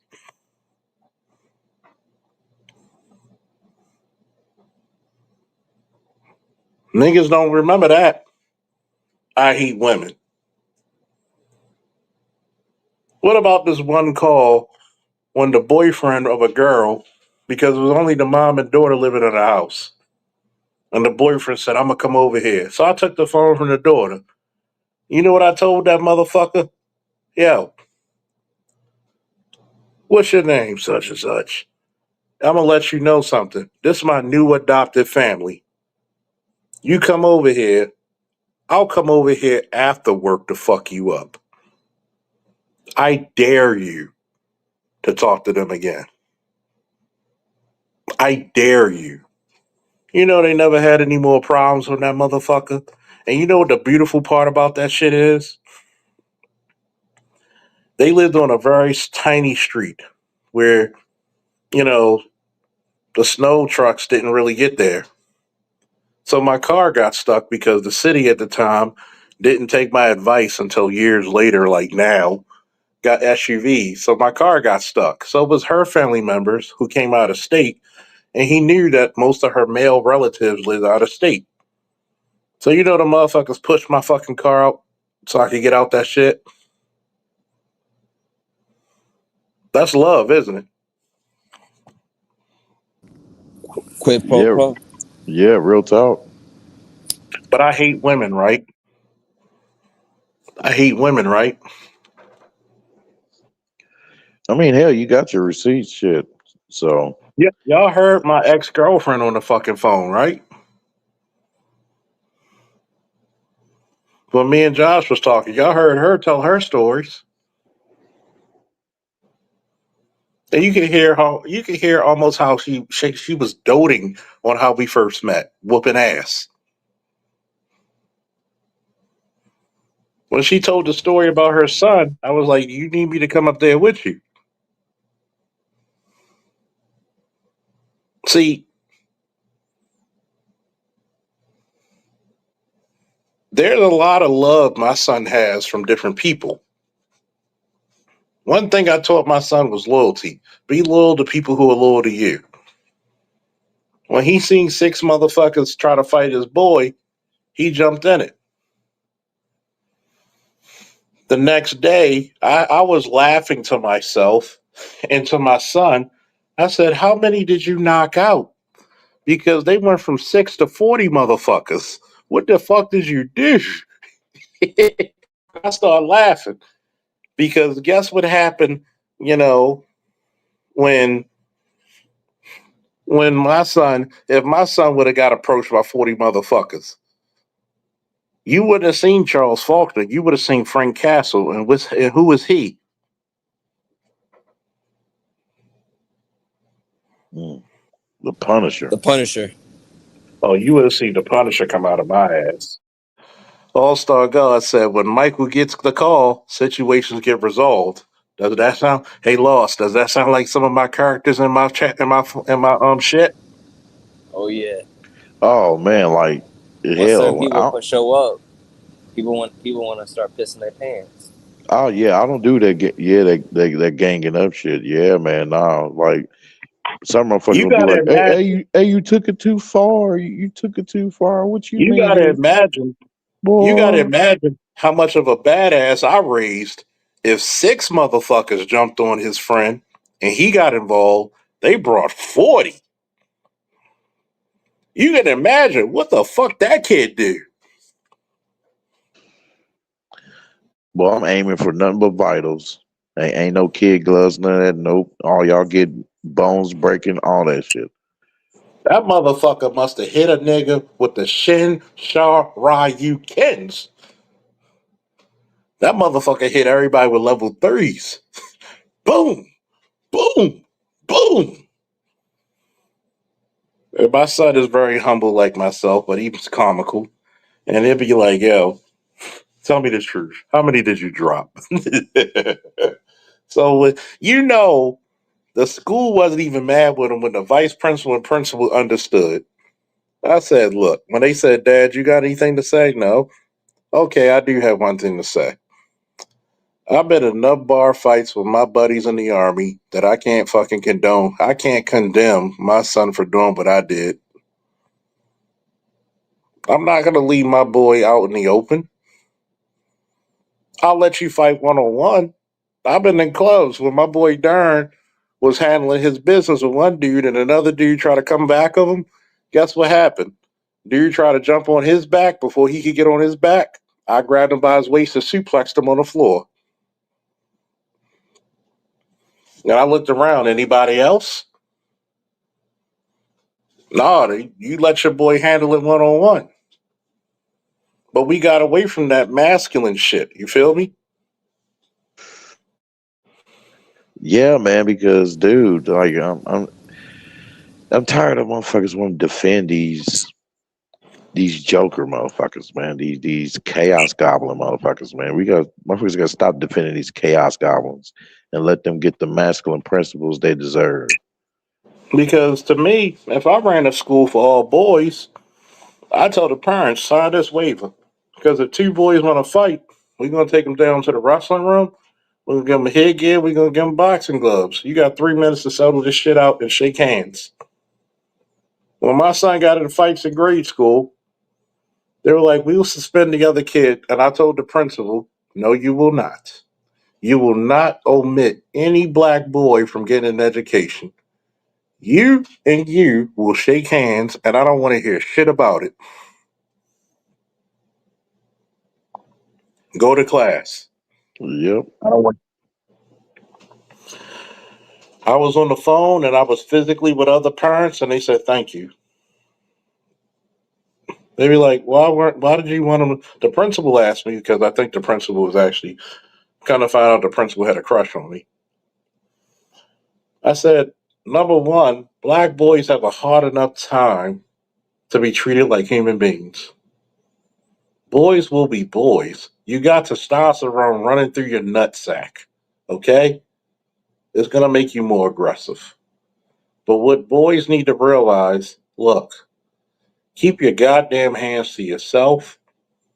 Do you know how many times I offered to the school? Let me start your wrestling program and watch the aggression in your school go down. I have the head coach of the team when I was up Lake Clifton, my old high school, said we got a 96 percentile rate of graduating young black men, predominantly, and a few black girls to become contributing members of the society. Why hasn't Mayor Brandon Scott donated money into the wrestling programs, boxing programs? If you taught young boys how to use their hands and their grappling, do you know what goes down statistically? Shootings, stabbings, bankings, which jumping, because I'm Baltimore and we say bank. Look, do you want me to be on some jujitsu kaisen shit to be like, nigga, we don't fight fair, we jump niggas. Because if you pull a gun on my son or any or my godsons, guess what? I got a domain expansion called Second Amendment. Okay? You don't want a nigga like me to get involved. Even at BlairCon, when some of the young cats at the time, Padawans, now Jedi Knights, because some of them married, I told them when I was drinking, because 9 o'clock, I'm off, we playing music, I'm drinking and I'm smoking cigars and I'm playing music for the masses and myself. When they were arguing after the party, you know what I did? I shook my head, I took a good spit into the sidewalk, into the street, walked over there to them, and I pulled everybody to me. I'm gonna treat you like grown ass men, like I was in the military. Y'all got this argument. Number one, you don't argue in front of the masses we protecting, because the masses we protect are going to see that as weakness and they're going to try you. Number two, you solve this shit or I'll solve it. Which one do you want? Me to solve it or all of you to solve it? Guess what they did in that last hour, 30 minutes? They solved it.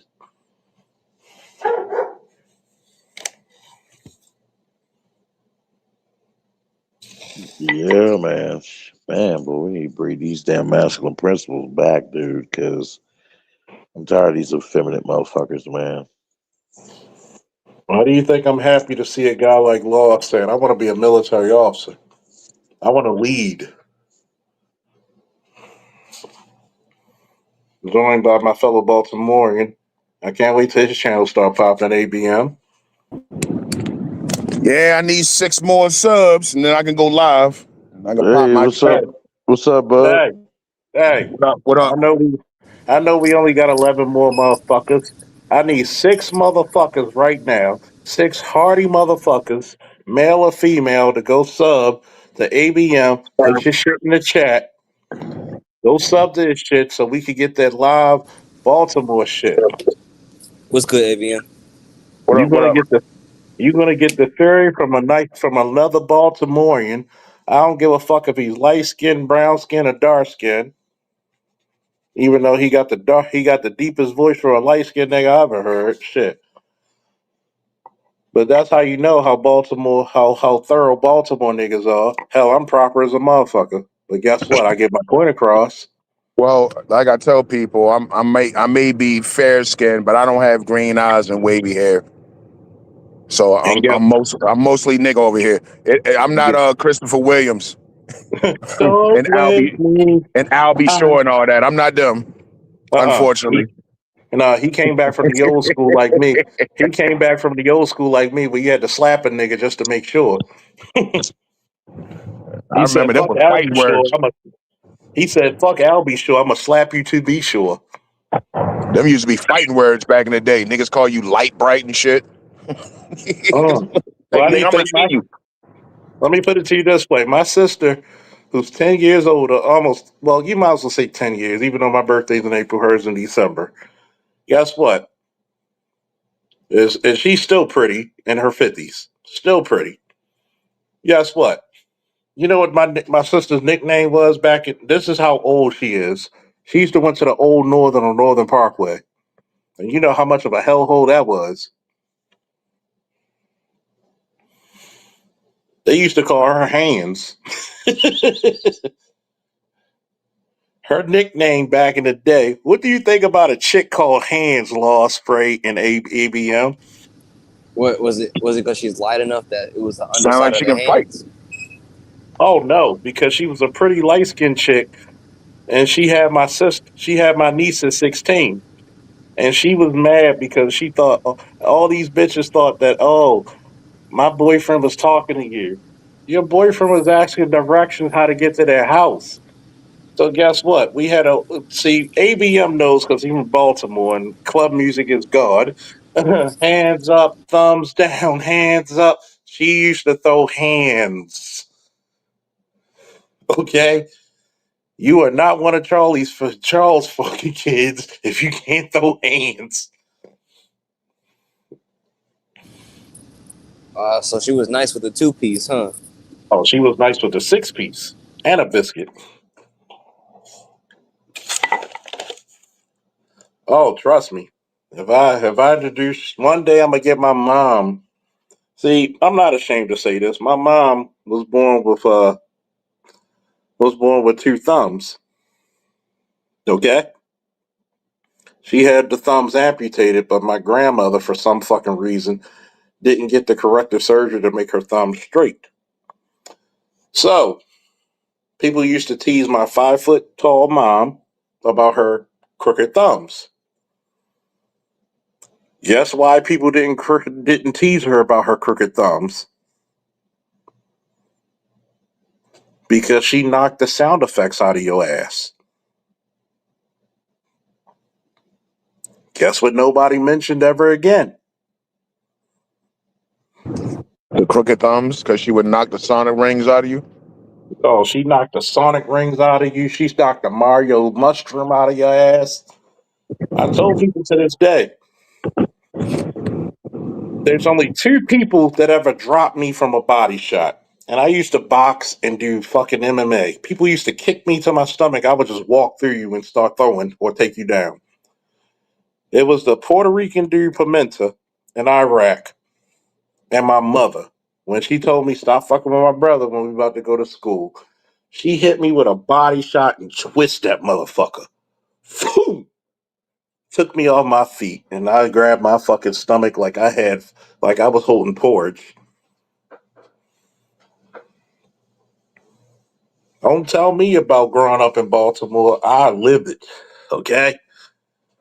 So trust me, when you want to talk about thorough ass women, I'm related to them bitches. My mother used to put the fear in God in ex girlfriends trying to disrespect me. Y'all lucky this motherfucker got older with age and calmer. I said, yo, this one chick tried to get real janky with me who I was fucking with. She wasn't even a girlfriend, just janky. And it was like a get together for my family. I said, you do know my niece loved me like I'm her father, right? You do know my sister loved me because I'm her brother. You see that short motherfucker right there? That's my mother. All 3 of them motherfuckers will form up like Voltron and stomp you out like polio. That bitch had to reconsider her thoughts. And ABM will tell you, if I was a phony ass Baltimorean nigga, he would have called me out a long time ago, wouldn't you, ABM?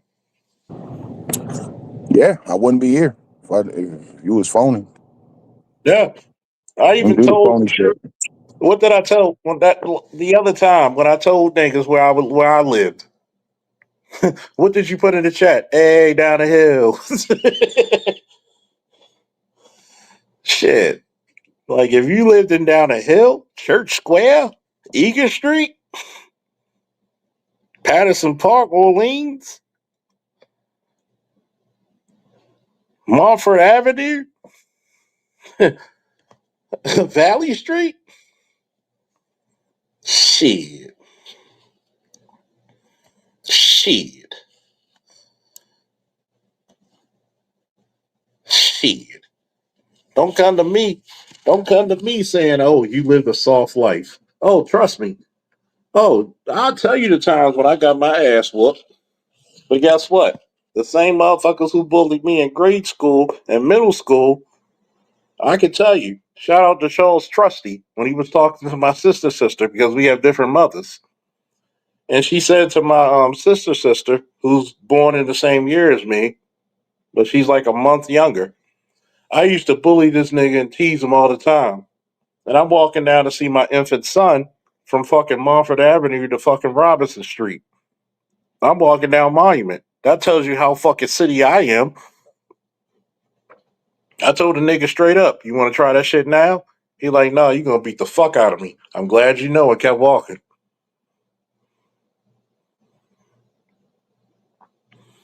Don't think that I'm some phony motherfucker. Oh, I tell you, when I was bullied in school, I'll tell you. See, even Jesus said when I became a man, I left my childish things alone, except my action figures and my comic books. I'm not gonna leave that shit alone. But the childish fear that I had, no. When you step to me like a man, I'm gonna beat your ass. Even if it's not a decisive win, I'm gonna make sure your ass don't get a fucking rematch. You don't want that shit. Even though I lost my first fucking cage fight by points, that motherfucker wasn't looking for no rematch. He said, fuck no, you were fucking me up. As a matter of fact, my first cage match, he won by points. I went to the bar to celebrate that fight. He went to the hospital to get 30 stitches. So who really won?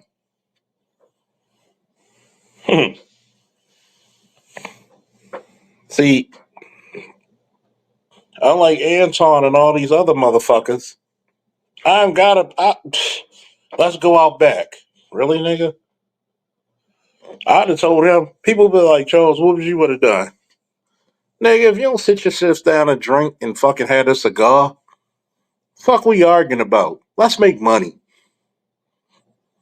Nigga, I'm gonna I need bet you would Corey to have a pay. good time. I bet you have a good time with Corey. Oh, we'd have been cracking jokes. I'd have brought my boy Josh and my boy Sean, who loves them, and they do comedy. Yo, put these niggas on. I'd have been networking for my boys who do stand up comedy to be with him. He'd have got my expertise in the military and police. They would have asked me some shit. What do you think about this shit? I said, yo, roll the film, and we gonna give you the real nigga shit. And I'm like, hey, yo, Corey, can we drink on this motherfucker? And you know what Corey would have probably said? Fuck yeah. Because what's the old saying, ABM in Baltimore? Real niggas do what? Real shit. Real shit and recognize real. The fuck I need to be tough guy for? You trying to make your platform bigger. I'm trying to make my niggas bigger. And if the question was brought up during the show, you won't be scared to crack down upon like how these white folks have messed up this country. Oh, I would tell you. I'd have told niggas. I voted for Trump. Just like I told my friend. The first time she told me to come visit her, I didn't know I felt really bad that we stopped talking when I found out she had breast cancer, stage 3. I'm glad she's battling that shit and she's winning. She asked me, did you vote for Trump? Fuck yeah. I'm going to tell you why. Because I'm a father. You're the mother of a son. Do you want if your son decides to get married and a chick want to leave him? Do you want the courts to fucking mistreat him? She was like, no, exactly. All the shit I told her 3 years ago, she's understanding now. When I said black mothers coddle their sons but teach their daughters, why are you more successful than your brothers? Because she coddles them, but she expects you. I want you to see how fucked up. I'm not naming names. Tell me if this is fucked up or not. Your daughter still has stitches and bandages from getting both breasts removed and implants in, and she has to get drained. But you ask your daughter, both her mother, grandmother, and her cousin ask that she's cooking fucking Christmas dinner.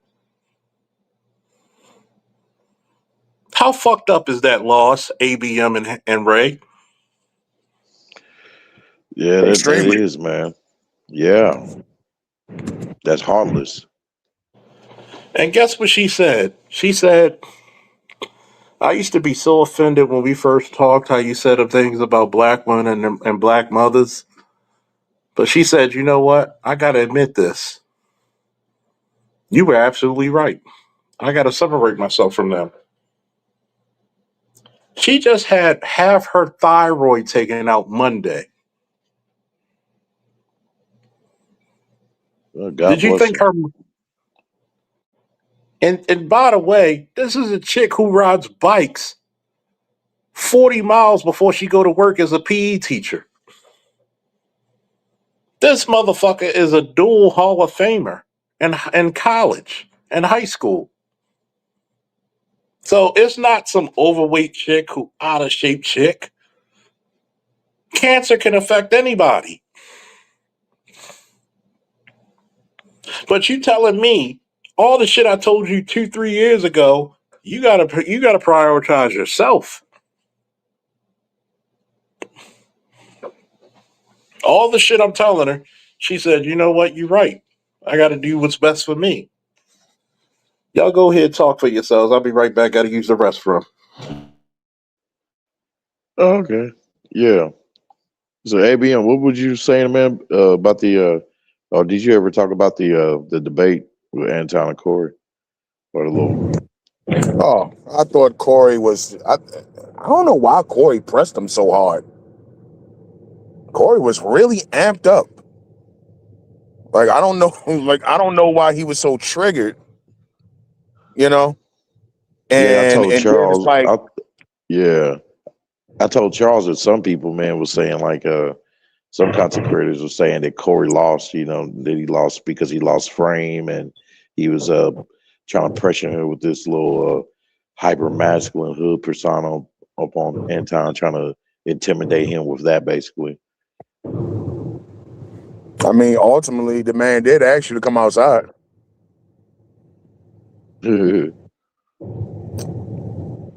So if you was worried about lawsuits and all that, what was the tough guy shit for? Yeah, right. Like, yeah, so it was unnecessary then. Like, and again, I just, you know what I mean? I just don't understand, like, what had Corey so triggered in the first place.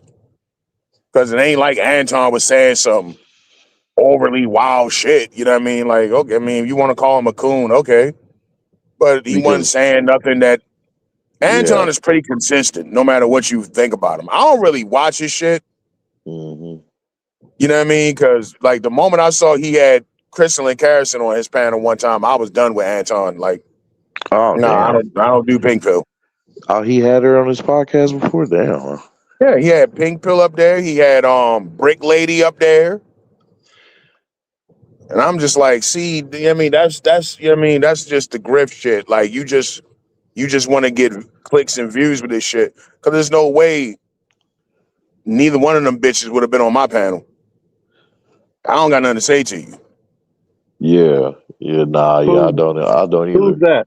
Who's that? Anton. See, remember years ago I exposed Anton and I told the space don't trust this nigga. Yeah, I remember. Was it this when I told niggas about Marilyn Mosby, how dirty she was I right? Correct. Every time I tell you I'm gonna expose these niggas look at me like I don't know what the fuck I'm talking about. One thing Anton did say that was real coonish.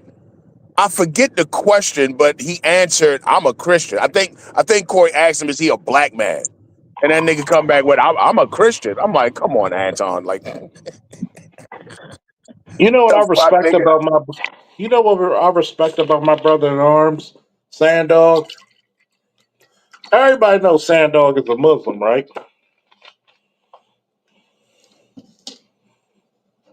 Right, ABM, right, Ray, the right laws. I didn't know. I thought he was atheist. Honestly, I thought he was one of the Hotep guys. Honestly, No, he's Yeah, Muslim. yeah, that's what I thought. I know.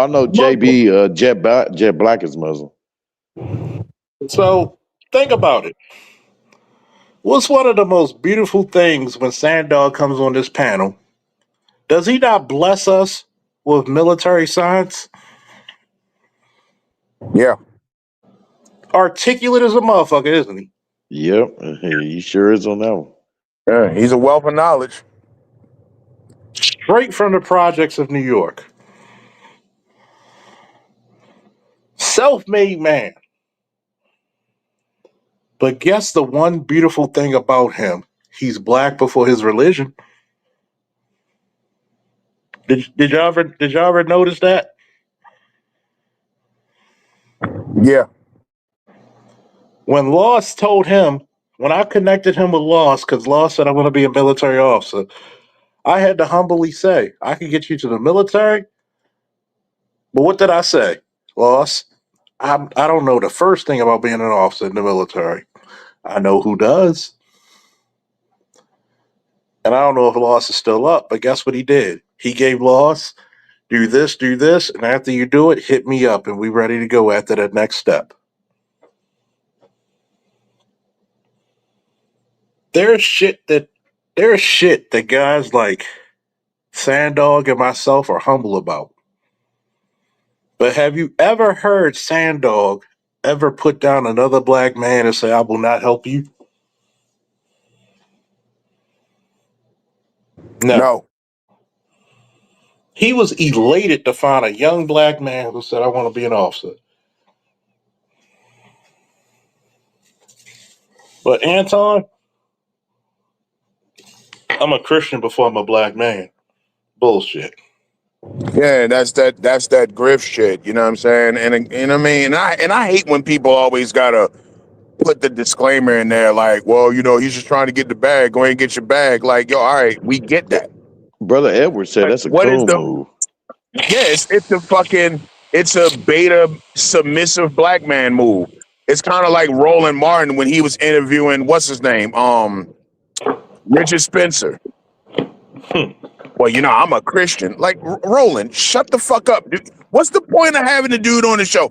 Roland went more hard at Umar than Richard Spencer, and then you Exactly. wonder why you got booted off TV. But there's dudes like Hotep Jesus was saying that Corey lost the debate. Well, Hotep Jesus, no disrespect, but he comes out of Turning Point USA. So I really don't care. And I subscribe to Hotep, by the way. And I He watch his comes shit, but he comes from you know what I Turning mean? I don't Point. I don't take what he said. I don't. I didn't know that. You said he come from Turning Point USA. Yeah. You ain't know? Yeah.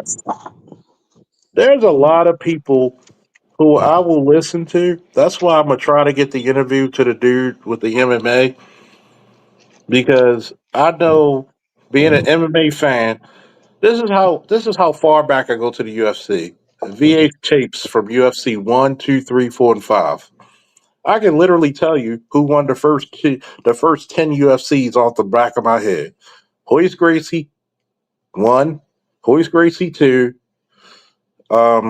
number 3 was the dude who did ninjutsu. Um, Number 4 was Hoist Gracie. Number 5, Dan Severn. Number 6, Olaf Tektarov. Number 7, Marco Ruiz. The Ultimate, Dan Severn. Number 8, um, Don Fry. Number 9, Mark Coleman. Number 10, Mark Coleman. That's how far back I go. So when he said BJ Penn is a greater lightweight champion to Khabib. I said, I've been saying that shit for years. Do you know who the fuck BJ Penn was in his prime? Do you know who the fuck BJ Penn had to fight in his prime? See, Khabib, and this is just, I know we're going on MMA for a second, but it's going back to what you said about dude. My dude wrestled a bear when he was young. Let me Stop put it. it to you this way. Khabib Name wrestled me, a bear when he was young, so name I me, don't know name about that me one, brother Charles. your bullshit. I'm going to tell you why. Name me the toughest wrestler that Khabib ever faced. See, I vaguely remember, boy, but yeah, but I know that motherfucker, man. He had some battles though, and he dominated. No, no, no. Name me the toughest wrestlers that BJ Penn faced.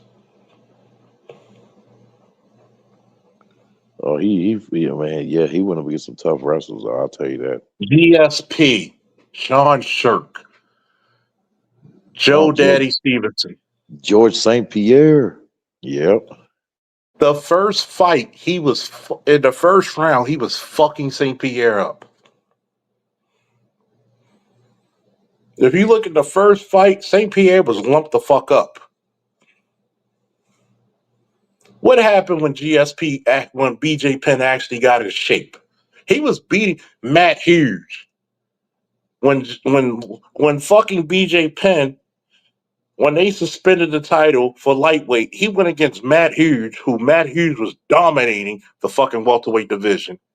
And he submitted and he choked Matt Hughes the fuck out.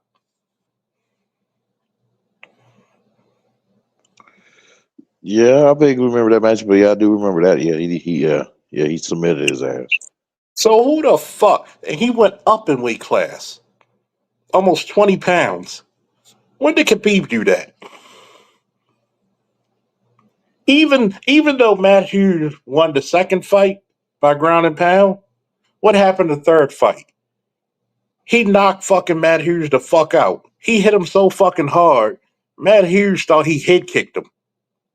He said, I thought he head kicked me. No, he punched you. Oh shit.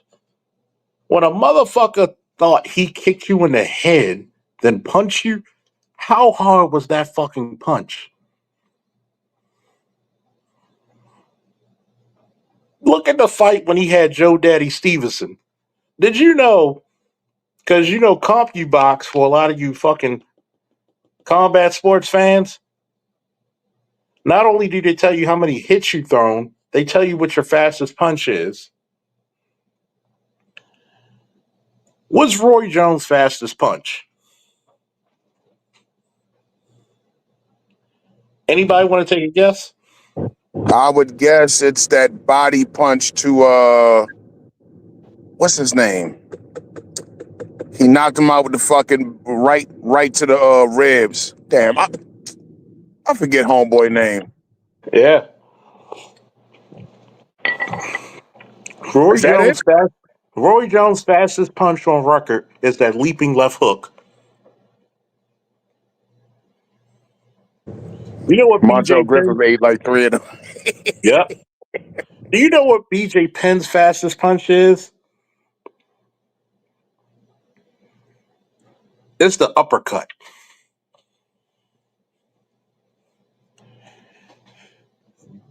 Don't take my fucking word for it. As soon as I end this fucking stream, go on YouTube and go look at the fight with Joe Daddy Stevenson and see how quick he was hitting him with uppercuts and dropped his ass in the first few seconds of the first round. Joe Stevenson. Okay. BJ Penn remind me of my son's mother. I joke with people all the time about Angie. You know the one thing about my son's mother that always freaked me out? Ask me what's the one thing athletically that freaked me out about my son's mother. Who was it? She Tell has him. naturally thick, heavy hands, and she's not a big girl. No. She has BJ Penn hands. She has a naturally heavy fist. So even if she's playing with me, the bitch hurt. Why do you think? Why? I had to ask this question. Bitches didn't try you, did they? She's like, no. She's like, why? There's one time a bitch tried her, right?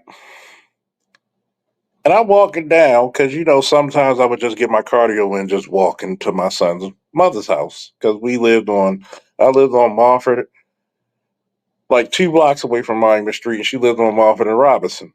So a bitch tried her. And this is the time when Peanut was in the stroller. He was about 1, close to 2. Bitch tried her. And I'm coming down the block, coming out of shit. She tried her. And he hit that bitch, and it looked like magic touched her face. Yeah.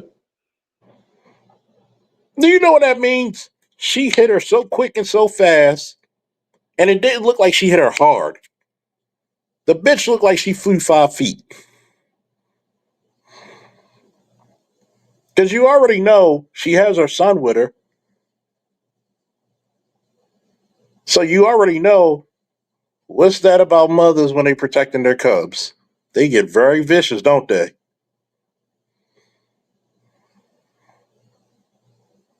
This bitch got mad with her, tried to yell at her, and she tried to swing. Angie ducked and hit her with a straight right. That bitch went to sleep like Nighthawk.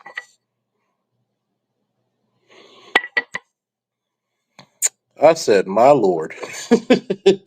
My lord, my lord. Why do you think I never worried when she was with Peanut? Now, if it was a dude, that's a different story, but even then, I already know if you with a dude, you probably lumping his ass up before he gets the better of you. So, you looking at a dude with naturally heavy hands. You know who had naturally heavy hands? Ernie Shavers, George Foreman, Joe Frazier, naturally heavy hands. It's like they had 15, 20-pound weights in their fucking hands. Well, and with a woman with heavy hands, if she was to be, fighting with a dude, all she had to do is just hit the vitals, like, like the neck and shit. It was over with. So you telling me Khabib's not that great of a boxer? And Freddie Roach said BJ Penn's one of the greatest boxers in MMA history. Right? That's Mm. Freddie Roach, a Hall of Fame boxing coach. He said 3 people at that time in MMA history: Andre Arlovsky, George St. Pierre, because he has a beautiful jab, and BJ Penn. He would have been hell on wheels for Khabib. People say, well, but Khabib would have took him down. George St. Pierre is one of the best wrestlers in MMA history, not just UFC, MMA history. Look how hard it took him to take BJ down, and BJ was doing full splits, sprawling. He'd have fucked Khabib up. And Khabib wouldn't have been on the ground with him because he would have submitted him. Khabib, tell me who's the hardest person Khabib ever fought. I don't know, man, but hey, in his own dojo, man, he's training some boys, man. Who's looking like, man, some promising wrestlers. I'll tell you that. Let me put it to you this way, right? Some of those names, David, I forgot, how to pronounce. I think that one of them was Megamenov or something like that. Man, you're gonna make me go back in my archives.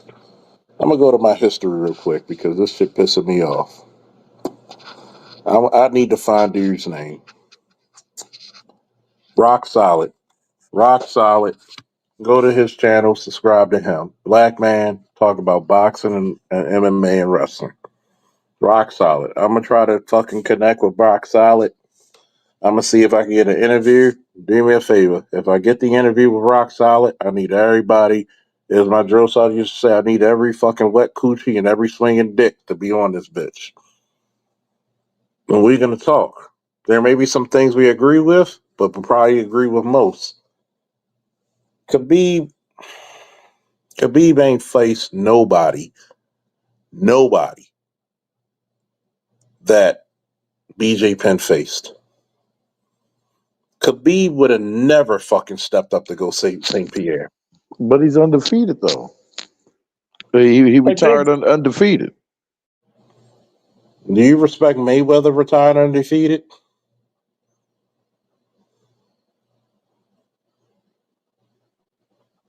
Your Mm, last fight was against a nigga who was 0-0 in boxing.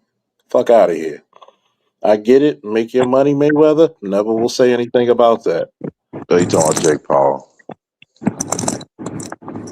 Nah, fuck Jake Paul. Castillo beat him the first time. Yeah. Floyd don't like to talk about that. Exactly. Because He guess did. what? He did run the rematch back fairly quickly. I'll give him that. You give him that. I give him that. But you telling me, right? You telling me you're going to compare his 50-0 against Ray Robinson when he went against a dude 25 pounds heavier, which was Jake LaMotta. Because you got to remember, Ray Robinson in the amateurs was 81-0, 64 knockouts. He didn't lose till Jake LaMotta, right? You there, Ray, right? Oh yeah, I'm listening. After he lost in early February, 2 to 3 weeks later, late February, he regained the middleweight title and went 91 straight. Mm, You gonna tell me that fucking Mayweather is better than him? mm. This motherfucker defended the middleweight title 5 times in 1 month and knocked out each opponent.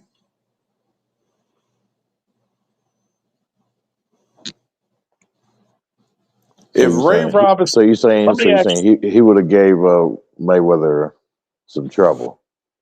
you, trouble. He would have gave him nightmares. Mhm. And shout out to Showtime. Showtime, I forget what his name is on YouTube. Let me ask you this question, ABM. If Sugar Ray Robinson boxed in the modern era, how well do you think he would do? Well, are we talking about 80s modern era or are we talking about today? I'll humor you for a minute. 80s to modern era. He would have had a tougher time in the 80s than now. But he still would have been dominant. Because here's the thing. The record speaks for itself. He got more knockouts than Floyd has professional fights. That says it alone. No, Like, no, no, no. ABM, I need you to go black pill in about this one. people today, they get too caught up in their era of shit. It's kind of like you talk to the young generation, they want LeBron to be the greatest ever so bad. They see LeBron is not going to catch up with Jordan in that six rings, six finals MVPs. So now they want to come up with, oh, well, hey, it's the level of competition. Oh, Jordan was playing plumbers and all this dumb shit.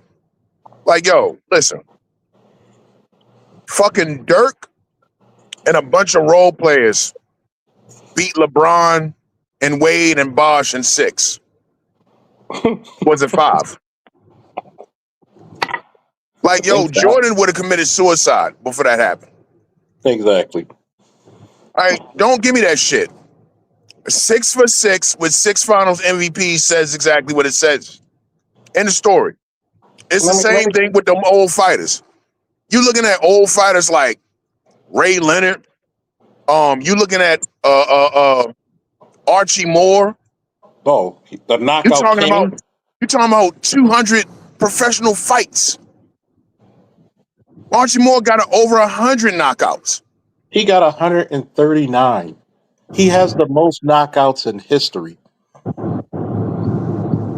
I mean, Floyd, if we being real, and we talking about a real top 10 greatest ever, Floyd does not make the top 10 greatest ever.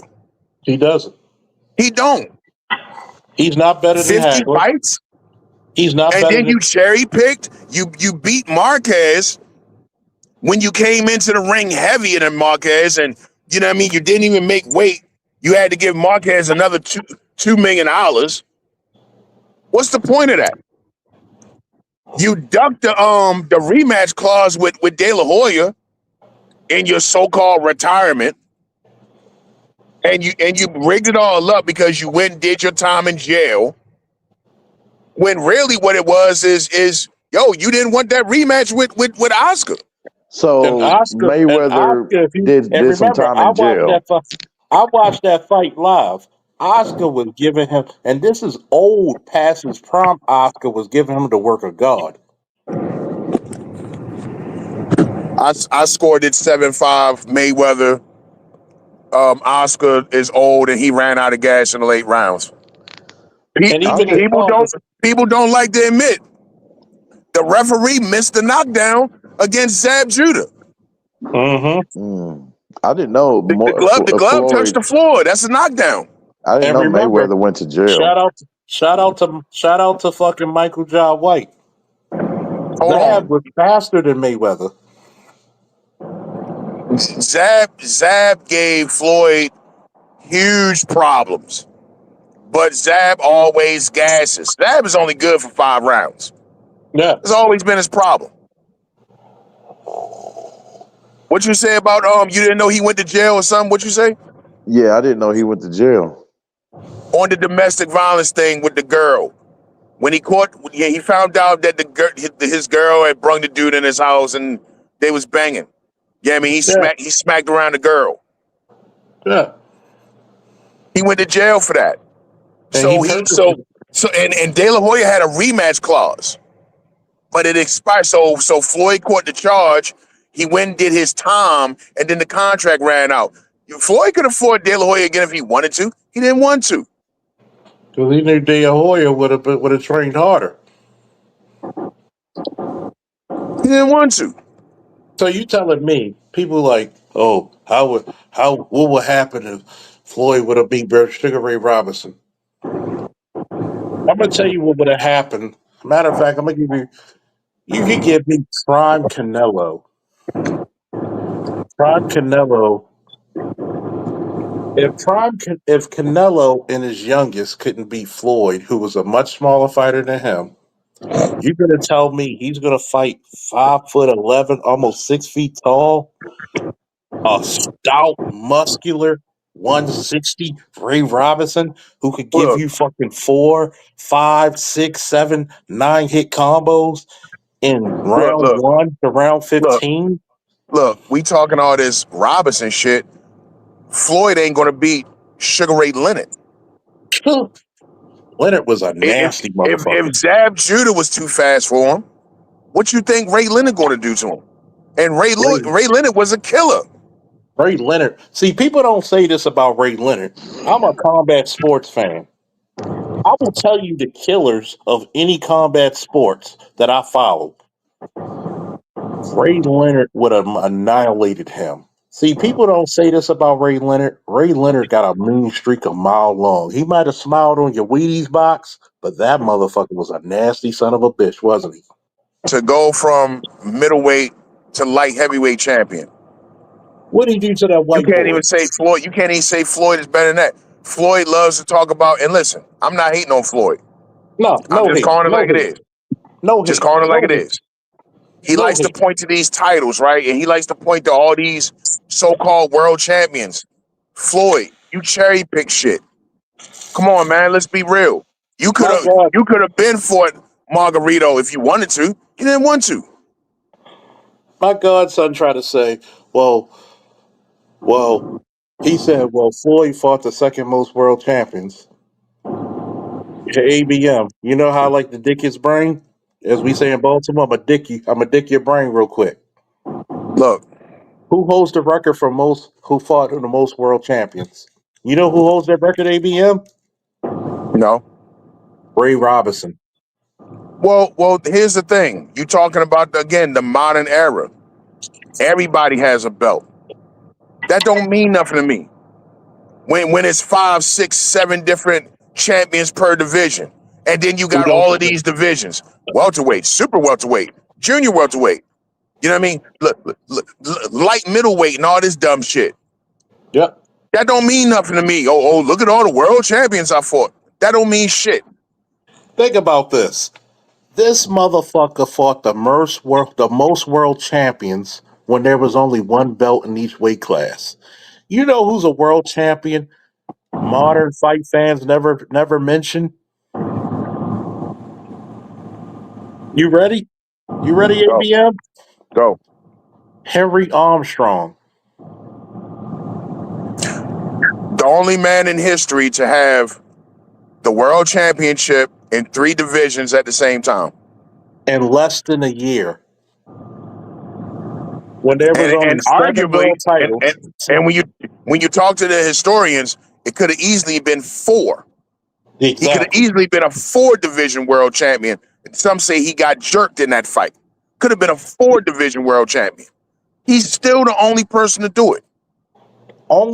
When you had only 7 world champions in each weight class, and he was not. If you would have took the ring, remember when we used to buy the magazines for rings, Yeah, and they had all the world champions in each weight class, and there was only 7. He yeah. was 3 of them at once simultaneously. For all you motherfuckers who don't know big words, at the same damn time. Less than a year. Less than a year. 11 months, nigga. That's not even greatness. That's dominance. I keep telling people this. Yo, people don't know boxing. Everybody gets hung up on what they saw because you didn't watch Sugar Ray Leonard or you didn't watch Marvin Hagler, the longest reigning middleweight champion in history. I don't want to hear about Bernard Hopkins. Bernard Hopkins was a title holder. Yeah. He did win the tournament and then became undisputed. But when he had that IBF belt, nah, you can't tell me that that's the same thing as when Marvin Hagler was the middleweight champion. And he The held middleweight champion. It wasn't 5 other belts. the Marvin middleweight. Hagler was the middleweight champion. Fuck The that. only Marvin Hagler is still the longest reigning middleweight champion in the history of the damn sport. the only other person arguable to middleweight title reigns is Ray Robinson. That's how great he is. The greatest pound for pound boxer is the only person we can even argue against you. That's how great he is. And still to this day, we still argue if he lost against Ray Leonard.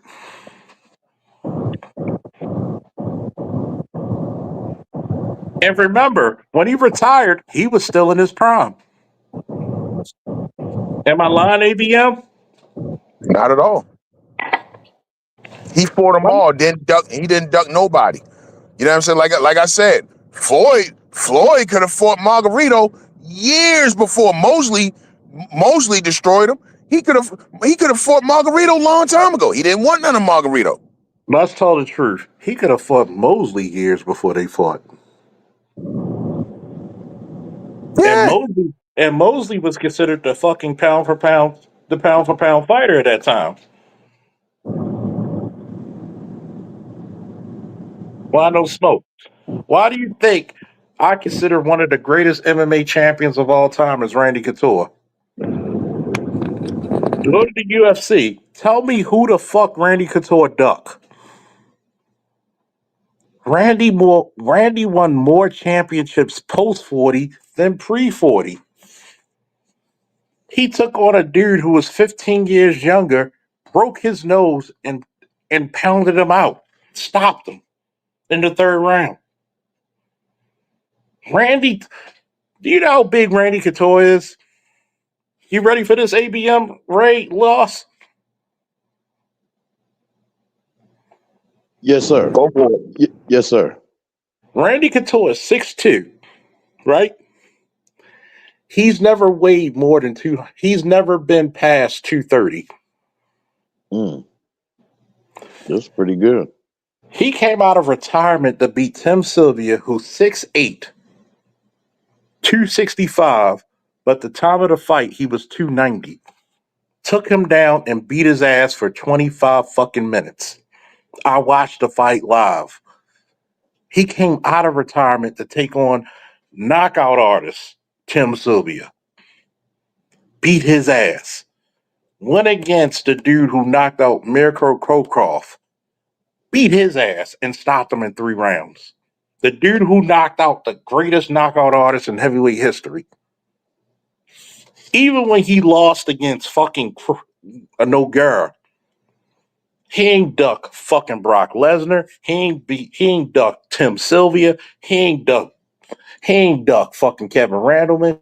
He ain't duck fucking Josh Barnett, even though Josh Barnett was on steroids. He ain't duck Tito Ortiz. He ain't duck Chuck Liddell. He ain't duck fucking. He ain't duck Rico Rodriguez. He ain't duck nobody. He may not have the greatest so-called record, but tell me who the fuck did Randy Couture duck? A real fighter ducks no smoke. Am I lying, Ray? Lost in ABM. Nope. Amen. And guess what he holds the record for? He holds still the record for most titles won in MMA history. 6 in 2 different weight classes. Mm. He's the first. You know what he holds? He's the first motherfucker to win world titles in 2 different weight classes. Not just in UFC history, but MMA history. Damn. And you're telling me he's not on your Mount Rushmore? I'm a wrestler. I'm an MMA guy. I've done boxing. You respect the motherfuckers who don't duck shit. Mm-hmm. Put your shit on the line. If I lose, let me die on my shield. This is the reason why, like ABM said, you think who's you Showtime the kid said it best. If fucking Canelo couldn't beat Bud Crawford and he couldn't beat Mayweather, and he was the bigger guy in both of those fights, you think he's gonna beat a guy who's taller, better reach, faster, more powerful, Ray Robinson? That motherfucker wouldn't even beat Carlos Monzon. Oh, I'm going back in history in my ABM. Hey, Floyd took Canelo to school. Yeah, he did. And what the fuck do you think would have happened if fucking Canelo would have faced a Ray Robinson? He would have got knocked the fuck out. He would have laid his ass the fuck out. Simple. He would have got knocked the fuck out. Did you know? Did you know this shit, ABM? There's a rumor going around in boxing history that some of the film we see of Ray Robinson is maybe not even in his prime. Mm. Most of it is not. Most of And his welterweight fights is not on film. Hmm. so to this day, are we still surprised? Do you know young folks? You know the shit that whole thing they got. He gotta go. He gotta Yeah, go. Do I you let him know? shit. I love him. Do you know that some of those majority of those fights, he was not in his prime? That's scary. Well, people forget that he came out of retirement to when he went up to middleweight. He first retired at welterweight. Do you know that Ray Robinson is undefeated at welterweight? No man has ever beaten him at welterweight. Who's the greatest welterweight champion in the last 40 years?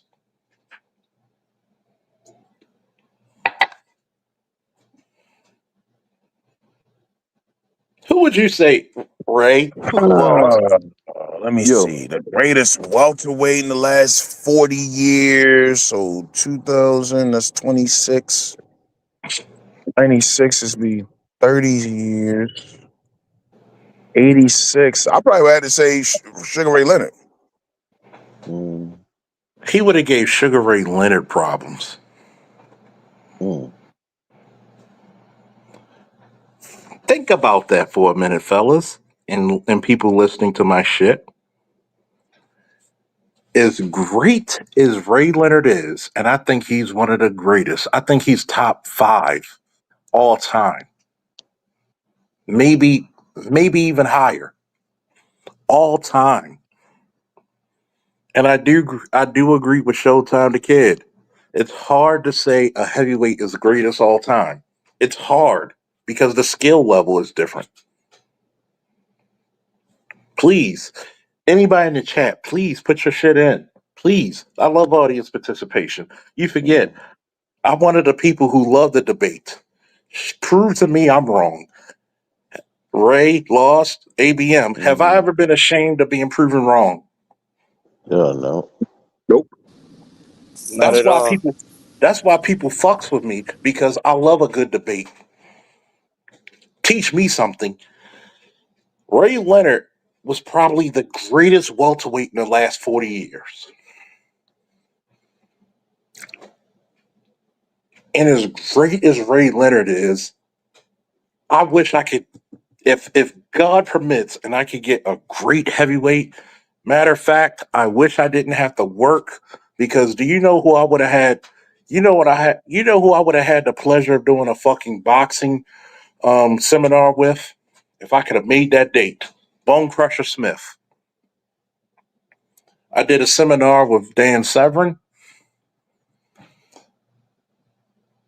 and his brain, and Dan Severn's hilarious, by the way. He is very comical. He is very funny, just naturally funny. Think about how great you got to be. There's no welterweight in the last 40 years that could have beat Ray Leonard. Am I lying, folks? No. Mm-mm. Fucking Ray Robinson stopped boxing in the 1960s. Boxing's been around since the 1890s, officially. Marquis of Queensberry's. 1890s, 1880s. What year is this, folks? 2026. We have still not found a motherfucker who's better than Ray Robinson.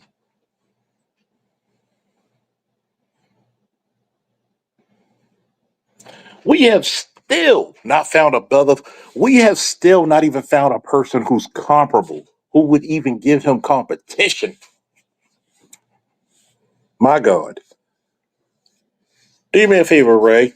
Do me a favor, ABL. Loss. Ask me who's the greatest heavyweight in MMA history. Who's the greatest heavyweight in MMA history? I'll say it ain't John Jones. Give me who you think is the greatest heavyweight in MMA history, in your opinion. We'll even go by loss. Mm, mm, mm. Give me, give me one motherfucker. Come on, come on. We got 13 people still listening. I know y'all know some fights and some fighters. Oh yeah, I do. Um, it's like a whole like bunch of them running through my head. It's like, damn, I ain't got a Joe Rogan brain with this shit and being able to keep up with them. Last time I seen some fights is like over like, 2 months ago. There's only two people I can think of. Number two, Randy Couture. He's Hmm. he's the only three-time UFC heavyweight champion of. He's the only three-time UFC heavyweight champion, by the way. John Jones. Not even close. Mm. You ready for my answer? Number one, Fedor Emelianenko. Mm. Tell me what Fedor couldn't do. This is the same thing I look at Ray Robinson in boxing. Tell me what he. This is how you know you're great in a sport. Tell me what this motherfucker couldn't do. Mm.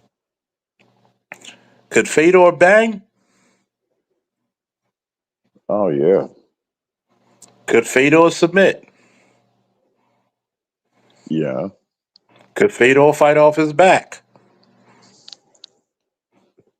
yeah. Last time I remember, yep. What happens if Fedor gets on top of you?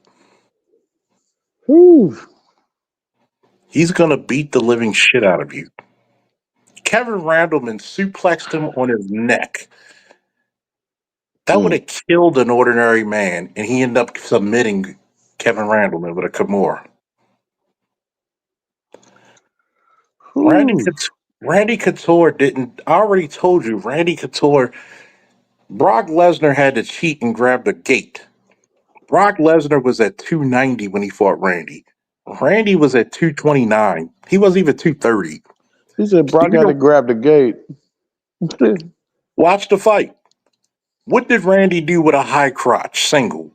He picked that big motherfucker up off his feet. This ain't WWE where you jump in to give him a good. He picked him up off his feet at 229, an almost 300-pound man, and was walking him. Yeah, Brock won the fight because he had a big suit bone. But what happened if he would have picked him up off his feet and put him on the ground? He'd have pounded him out. Hmm. People Yeah, that forget that motherfucker. part. When he picked him, Yeah, you're 229 against 290, and you're picking up a fucking defensive end, almost an offensive lineman off his feet and you know that walking him. motherfucker heavy. And you're talking about a guy who was at 43, 44 years old, picking you off your feet and walking you. I think that motherfucker heavier than a Ngannou. Shit. He's way heavier. So you telling me, what if we would have got Randy Couture at fucking 25? Mm. And Randy improved his fucking stand up striking post 40. People forget the first fight with Chuck Liddell, and this is Chuck Liddell, the knockout artist, he outstruck Mm. Chuck. Oh Did Chuck, damn, he knock, did. did Chuck knock him out twice? Yeah. But the first fight, he was outstriking him. He out kickboxed him. What the fuck would anybody would have done? Do you know how long his reign at heavyweight for Fedor was? He was the number one pound for pound fighter at heavyweight, which heavyweight is not known for its skill for a decade. Because Tito, yeah, had hard times them facing up against Chuck Liddell and so on. Tito's a motherfucker. Couture embarrassed Tito for 25 minutes. He literally, at the end of the fucking fifth round, spanked him. Mm. You're telling me, name all your favorite heavyweights. Who the fuck was fucking with Fedor in his prime? And this is the time when Pride had better heavyweights than fucking UFC. Mm. This is the shame about it, right? I love Anthony Joshua. I love Usyk. But what the fuck would Anthony Joshua and Usyk do against fucking Imagine Larry Holmes if he boxed in this era. Go ahead, ABM. Go ahead. He would outclass all of them. I've said this for years. The heavyweights today are too fucking big. They're big Too and they're big. clumsy. And Joshua not even clumsy. Joshua's No, more coordinated than all of them, but he's been exposed. Larry Holmes is too coordinated and he's too tough. He would outclass these dudes. They couldn't get around. None of these dudes would be able to get around Larry Holmes' jab. who did they say to this day has the best jab in boxing history? Larry Holmes. Out of all your middleweights, lightweights, welterweights, cruiserweights, Larry Holmes. Remember when Larry Holmes was dropping motherfuckers with jabs?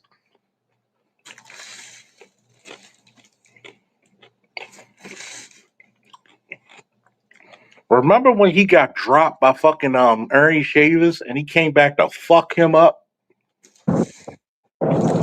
Got dropped twice by Ernie Shavers. Because Ernie Shavers was big and clumsy. Got outboxed.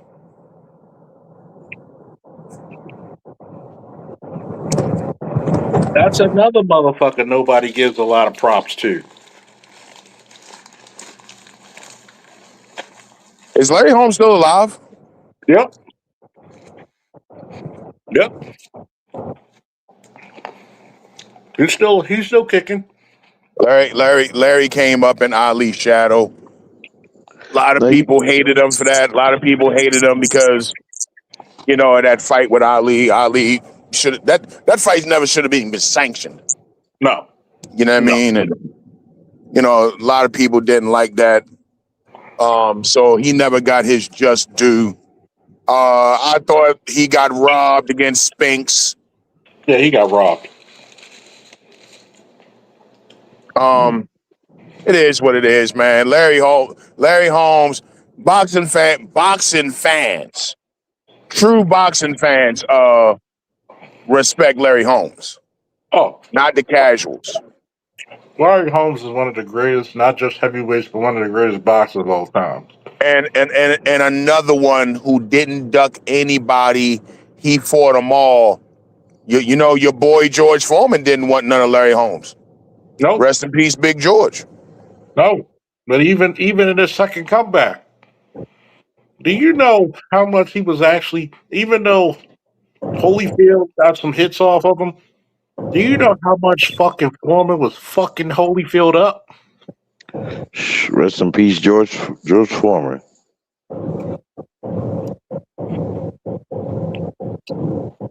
The fucking legend. To George be Foreman. 45, knock out a guy half your age, heavyweight. Michael And then Moore's still pissed about that. when you go and watch the fight, he barely clips him. Boom. George Foreman was a freak. He had Some gifts from fucking God. freak. He had gifts from God. George Foreman had an iron jaw. You Dog, couldn't. people in Ali's camp before the Foreman Ali fight, they was telling Ali like, "Yo, don't fight him. He gonna kill you." Do you Kill see you. what he does to people? Well, he did the Walk through Frazier. Joe Frazier, who's one of the toughest fucking men you ever saw. And then Walked went right against through Joe Frazier. and Walked went right against through Ken Norton. went against Black Hercules Ken Norton and put him down in 2 rounds. Like, young people do not understand the significance of that fucking Ali win over for that knockout, by the way. You have to understand, George Foreman was demolishing people. He wasn't Nobody. just winning fights.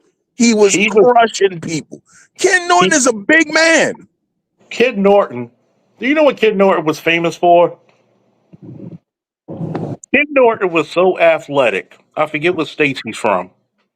He competed in track and field in like 4 or 5 events and won gold in each one.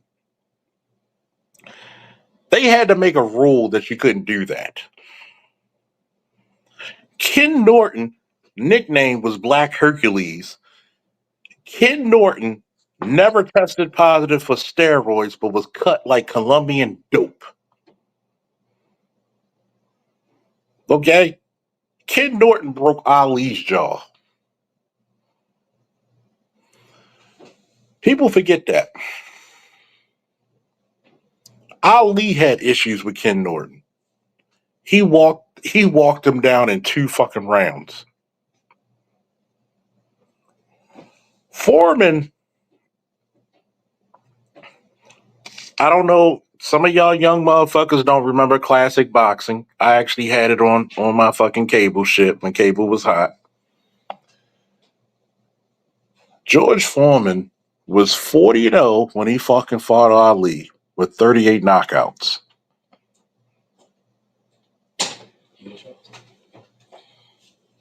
Do you know how devastating of a record that is to be 40-0 with 38 knockouts? That means every time a motherfucker hits your fist, he was being hit by magic. Ali beat that motherfucker with a knockout. Oh, you about to spark up again. Oh, no, I'm going to take this upstairs. Think about that. That's why Ali is magical.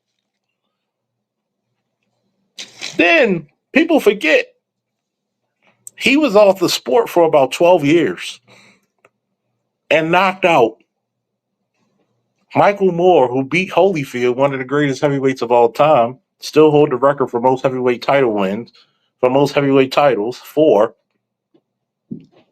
And when he hit Michael Moore is still mad about that to this day. And cleaned his fucking clock. Michael Moore was looking at Little Bo Peep and counting sheep. Am I lying, ABM and Ray? Nah, he bust his damn mouth open. You can see the blood pouring out his mouth onto the mat. That motherfucker Split was his shit. looking. That motherfucker hit him with Nitol. He helped him get his Z's. And you telling me, when you look at fighters today, have you ever noticed, compared to the fighters back then, how less of knockouts they have compared to the fighters back then? Yeah. And they're getting more money. I told you the gloves are too big. You think that Shakur Stevenson fights at what, lightweight? Me and my son had this little debate, and we actually came to an agreement. When Bud Crawford retired, we both agreed Inoue is your best fucking pound for pound fighter right now. That little Japanese motherfucker is a buzzsaw. So you telling me what American fighter, and I do agree with this. You don't have, and this, correct me if I'm wrong after I make the statement. Y'all have the floor after the statement. The reason why you don't see a lot of black American athletes, especially in the heavyweight division, is because 1, they're undisciplined, and 2, they're too soft. Go. Hold on, I missed it. What you say? The reason why you look at combat sports, you don't see a lot of black American athletes in combat sports, which means wrestling, boxing, judo, jiu-jitsu, MMA, right now, is because they're too damn soft and too undisciplined. You're getting a lot of black UK dudes into combat sports now. What I'm seeing. What did I say? Black Americans. I'm gonna say this. It's a little bit to that, but ultimately it's because boxing in America is not what it used to be. Nope. Boxing has fallen the fuck off, and that's why. I mean, you'll go around the country and you got guys in gyms and shit, but nobody really because it's not getting the hype like it used to. Kind of And like and baseball. and if Anthony Joshua, damn it, would have lost, that would have been a big He hit for would have never. boxing. He would have never lost that fight. These kids are going to where the money is. Mm-hmm. Let me put it to you That's this way: basketball. That's football. It's not even really about the money because if they was worried about the money, all these black kids would be out playing baseball. or soccer. They go to where the hype is. The hype is basketball and the NFL. NFL is king in America. And So I'm gonna that's tell where you. they go. And where else they're going online. Mm-hmm. These kids want to be streamers. And I'm gonna tell you what also happens. Correct me if I'm wrong. A lot of your greatest boxing, especially your heavyweights, came from what type of homes? Two-parent households with a very strict dad. Am I lying? No. Yeah, nah, You, shoot. you look at my son, Terrell, who sleep downstairs. I'm at Josh's house still. He started him out with boxing. I showed my son a few jabs and a few crosses, but Terrell got him started and introduced him to his trainer now. You know what Terrell said about my son?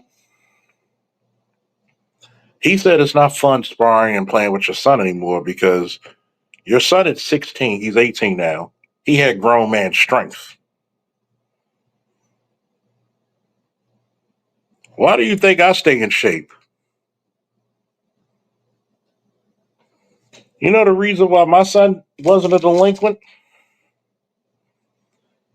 I want you to tell me, Ray Lost and ABL. Why hasn't my son been a delinquent? Oh, because you stayed on his ass. ABL, go ahead. I mean ABM Same thing. Stayed on his ass. stayed on his. Not only stayed on his ass, I was physical enough to whoop his ass if need be. Does that make sense? Yes, it does. It was you was Have you able to noticed? deliver. You was able to deliver that structure and guidance and wisdom. Not only to deliver the structure and guidance, I was also physical enough to fucking enforce it. Does that make sense? Yep.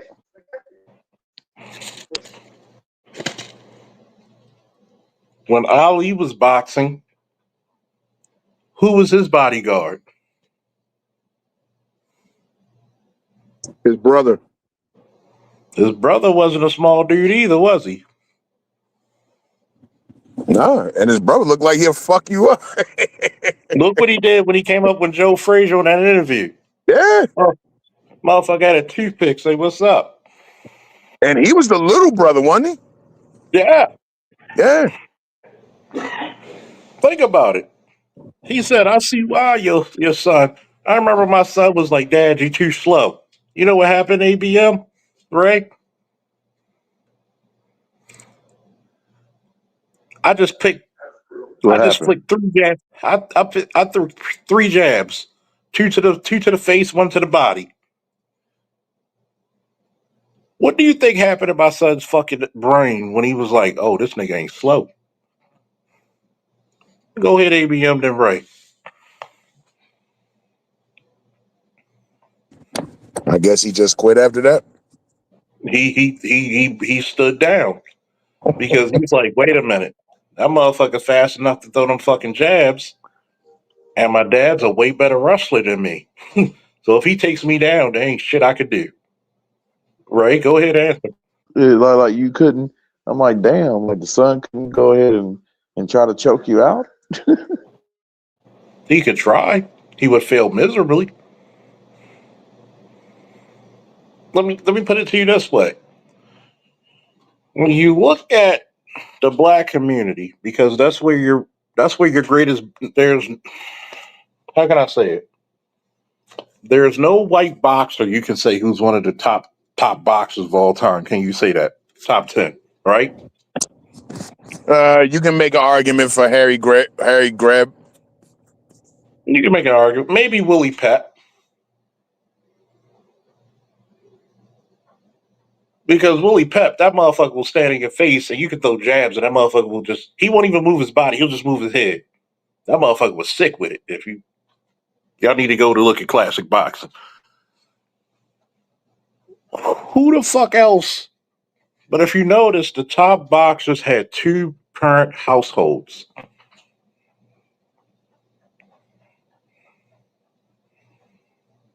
Which is way different than any other sport. Why?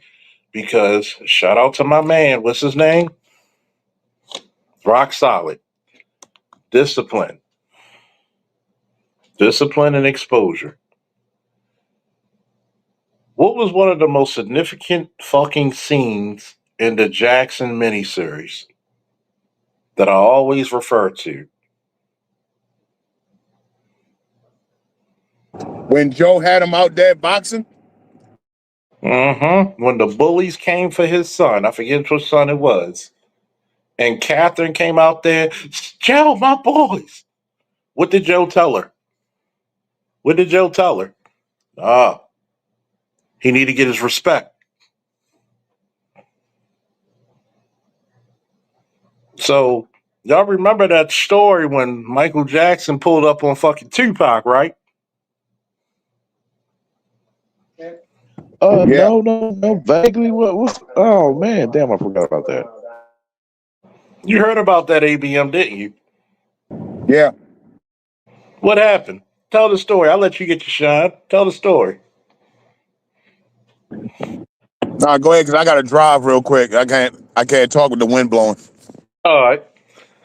Well, Barry Gordy's daughter was like a niece to Mike, right?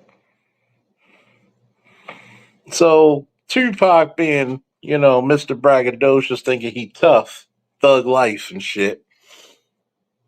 And Mike pulled up on him, said, you can't disrespect my niece like that. So Mike tried to come up and pull up on Mike. So Tupac tried to come up on Mike, and Mike boxed his ass up and humbled his ass. And fucked I Tupac's did world not up. know. So Yeah, this is the first time I'm. Damn. yeah, you ain't. See, let me ask you this, Ray. Could you be, could you be Joe Jackson's son and be soft? Oh hell no. Who was Tupac raised by?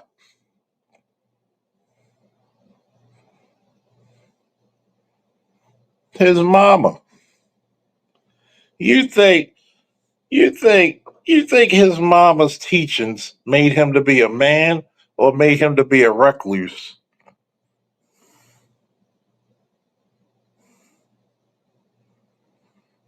See, Well, Michael John White, who knows him, said, basically all that hood shit is cosplay. yeah, it is. First of all, where did Tupac grow up in? Ray? What city did Tupac grow up in?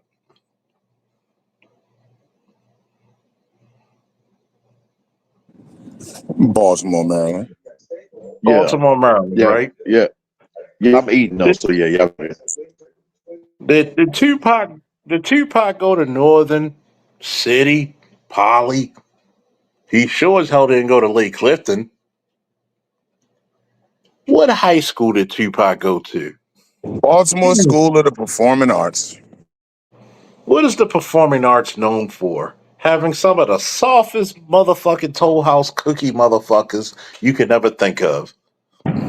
Dog, he was in that motherfucker ballet dancing, bro. You go to the School of Arts, you're gonna be in a leotard and you're gonna be ballet dancing and shit, bro. Yeah. You know, here's a little secret people don't know about me. I almost got into the School of Arts for drawing. You know, they say God is good and God is good all the time. One of the professors looked at me and said, "You like sports, don't you?" And this was a white dude, straight white dude at that, because most of your professors are not going to be straight in the School of Arts. Let's just say it. Let's just put it out there. He said, "You're talented. You like being a dude, right? Yeah, don't come here. You ain't gonna stay one. No sports here. Only theater. All this other shit." I might have been the second class of art new style, but I'm not trying to talk with a list. Not saying art new style talks with a list, because art new style is all man. Yeah, you sound like a black Jorge. Exactly. So first of all, this lets you know before the internet era that a lot of motherfuckers would have got exposed real quick if it would have been known that you came. Yeah, I grew up in Baltimore. What school you went to? Because in the '90s, if you went to Mervo, if you went to Lake, Northern, Emerson, Walbrook, you went to a tough ass school.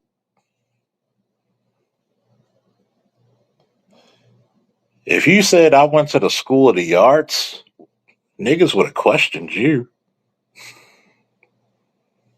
What type of fucking Peter Pan and the fucking Lost Boy shit you on, nigga? You gonna tell me a 6'1" skinny nigga from Gary, Indiana beat your ass? But let's give it context. That's one of Joe Jackson's kids. Joe's kids ain't soft.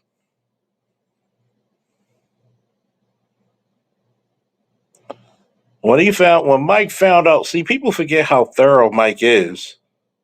I forget who was like who one of his sisters was messing with, and they were getting a little handsy. See, people don't think about Mike Jackson. They think about moonwalking and he. They don't talk about how thorough he was when he protected his sisters.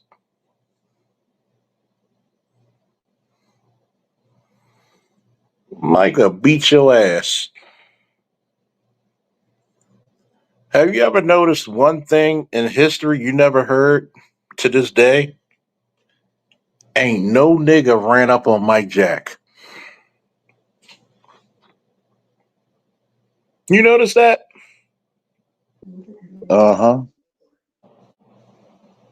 See, all that internet beef we seen in the last few weeks, shout out to Speed because Speed doing it the right way. If you ever notice, I respect Speed more than Casanet because Casanet was looking for love in all the wrong places. When Casanet should have came to the Manosphere where we would have schooled him. Shout out to Loss because Loss said, you know what? I need some more schooling, so I'm gonna go to men, including his father, to school me about these women. Casanet writing all these, oh, this girl only used me. You know what Speed doing? Speed's making Africa look beautiful right now, isn't he? Speed's the best thing to happen to Africa since they got rid of apartheid. So you're telling me all these people who in rap supposed to be the ultimate tough guys for the last 40 years, ain't none of you niggas ran up on Mike Jack.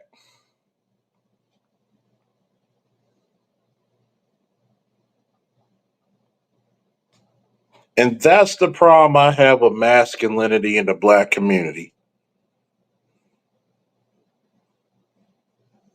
Shout out to my boy Josh. When his ex girlfriend tried to call him soft, and I asked this one question: how can my man be soft if he fought a nigga over a gun? That ain't no soft nigga shit. That's some of the trillest shit you could ever do. Not only did you get the gun from him, you beat his ass. Right, Ray? Yeah, damn Huh? near. Yeah, damn right. What is that though? When you hear women say, "Oh, I don't raise no soft boys." What do you say about that? You want my opinion, Ray? Do you really want it? Give me a woo. Woo! I'm gonna tell you my opinion on women raising soft boys. That's the only fucking thing you know how to do. Matter of fact, I'm gonna go black pill. I know we only got 6 people listening. We going late into the night before I shut this shit down in about another 15. But I'm gonna do it for you, Ray, because you're my boy. And I might even do a live stream tomorrow to go even deeper in this shit. Matter of fact, thank you, Ray, because you gave me something to talk about tomorrow. Hey, man, nah, because they think basically that they can raise them tough, just as a man can. First of all, black mothers don't raise tough boys a lot of times. A lot of black mothers, it takes a good black mother to raise a son tough. Because the majority of them abuse their sons, not raise them tough. White women train their sons to make decisions. A lot of black mothers raise their sons to be homosexuals and concubines or concussors. Shout out to Dr. T. A white woman will ask her 5-year-old son, "What do you want to eat?" A black woman will tell her 5-year-old son, "What you're going to eat." What does that mean, Ray, when your mother asks you at 5 years old, "What do you want to eat?" What is she training you to do? Yeah, make decisions. Make a What's, decision. what's one of the worst things black mothers train their sons to do? Follow directions of women. Exactly.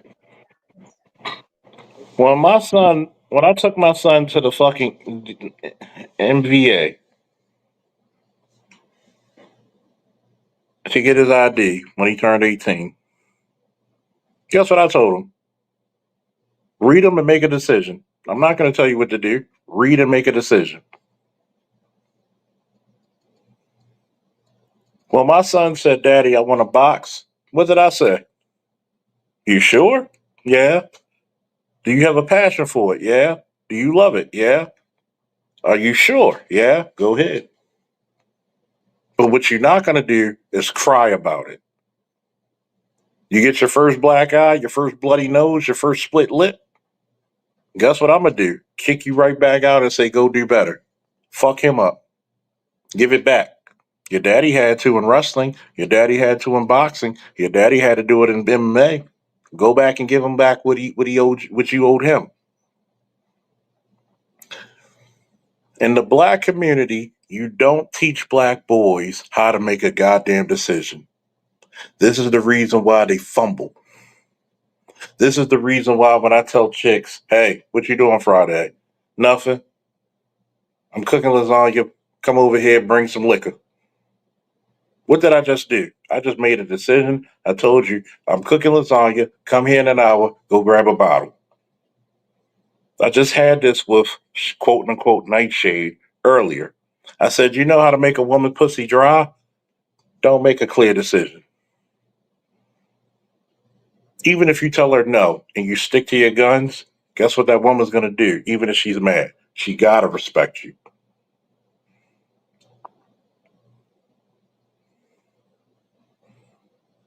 But guess what they keep doing? "I'm going to prove myself to her." That's what a lot of niggas going to do. I'm not afraid to argue with a woman. Oh, a real man wouldn't put down a woman. A real man would.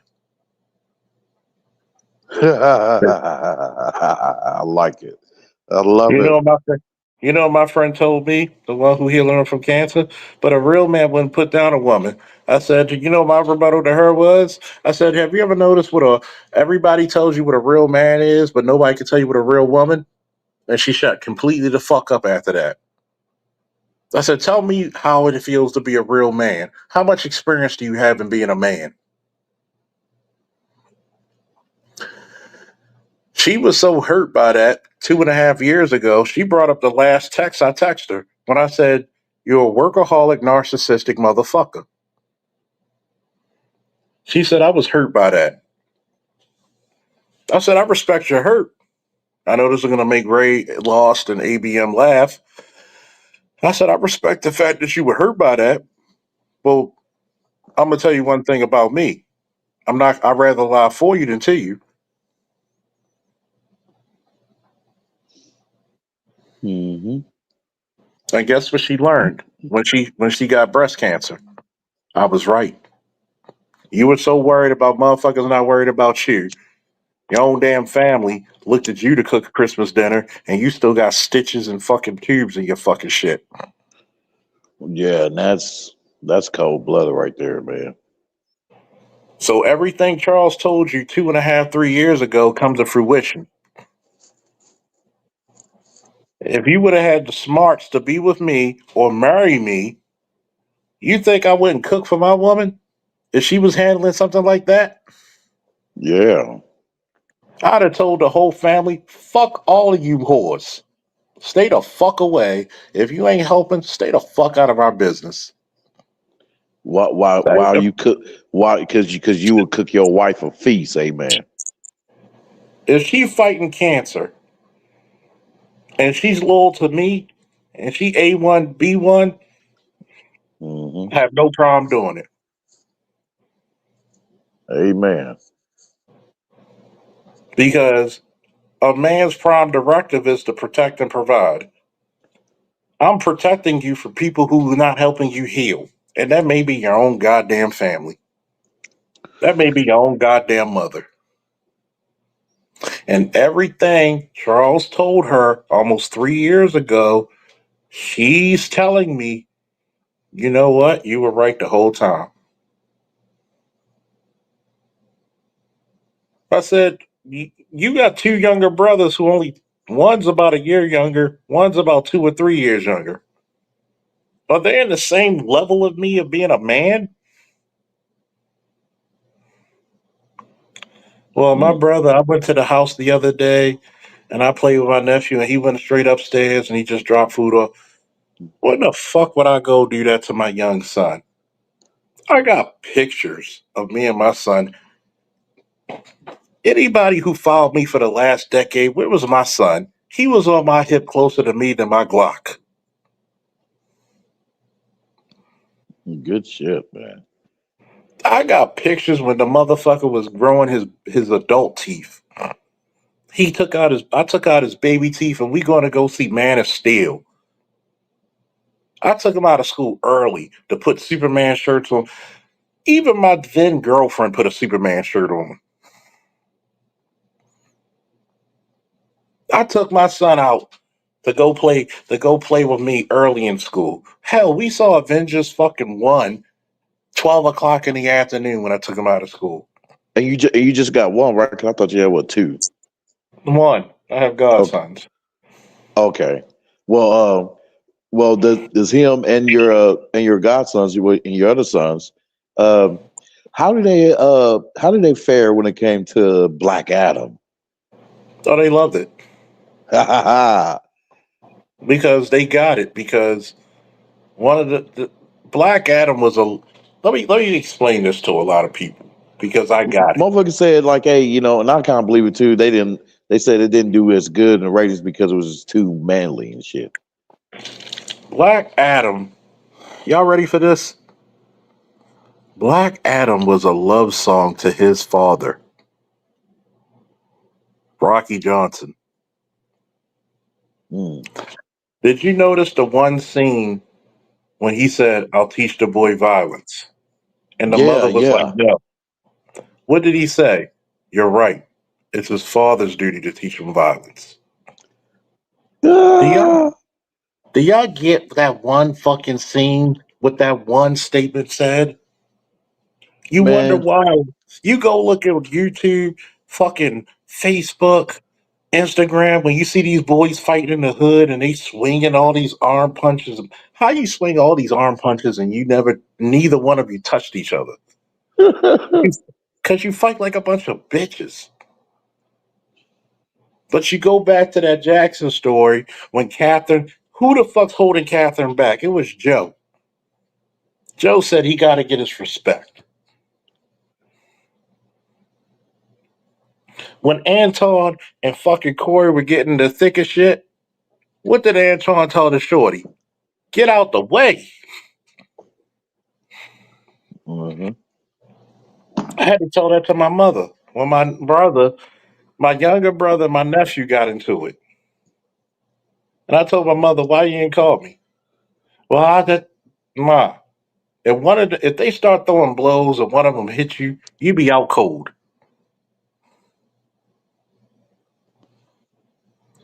Yeah, If, women overseas who's not like staunch feminists and shit, who's been raised up traditionally, they don't. They was taught not to do that kind of shit. when men get into it, women are supposed to get the fuck out the way. Because if one of them would have hit me, I'd have hit them. Matter of fact, all that aggression. What happens?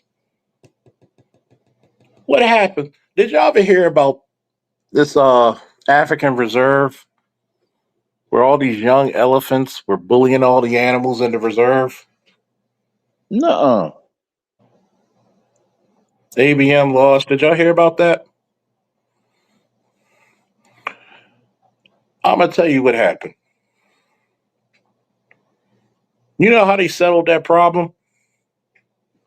They brought an older, experienced bull elephant there. Hmm. One of those young male elephants, one of those young bulls, came up against that experienced elephant. You know what that elephant did? Picked his Who? ass up, slammed him to the ground. And he looked around at the other elephants, and guess what happened? They all fell in line. Yep. Does that correlate to the black community or any community? Man, it's a battle too because we got cats who are against those true masculine principles, man. Like it's wild. Like they gotta get out the way. Ray, how many, for over 20 years, let's say about 21, 22 years, I coached wrestling before I stopped. How many kids do you think their parents said, well, this child has attitude, especially because predominantly 99% of the guys, the people I trained to wrestle were boys. I did coach girls and they were successful as well. But 99% of my wrestlers were boys. Their parents said this kid has an attitude problem. They have they have an issue against authority. I said, no, give me a week. He gets mad because he gets taken down. He wants to fight. I said, okay, I'm your next opponent. Let's fight. Before he swings a punch, I'm throwing you. I'm not going to hit you. I'm going to crossface you, but I'm not going to punch you. And I'm throwing you all around the room. Mhm. I'm like Zangief in that motherfucker. I'm doing whirlwind. He says, "Thank you." I'm doing like, what's that one motherfucker on King of Fighters? The judo player. Foof, foof, foof. Boom! And I'm throwing you, and I'm landing my shoulder into your chest. I'm damn near parallel. My feet are parallel to the fucking ceiling. I'm landing on you so hard. Get back up. I'm throwing you again. After the fifth throw, guess what he's learning? I don't like. I need to humble myself. Mhm. And guess what the parents tell me in like 3 weeks time? He's taking out the trash. He's listening. He's doing better in school. But guess what I have to do as a coach to sit down with the parents? Why didn't you do it? For 20 plus years, I had to check kids and I had to check parents.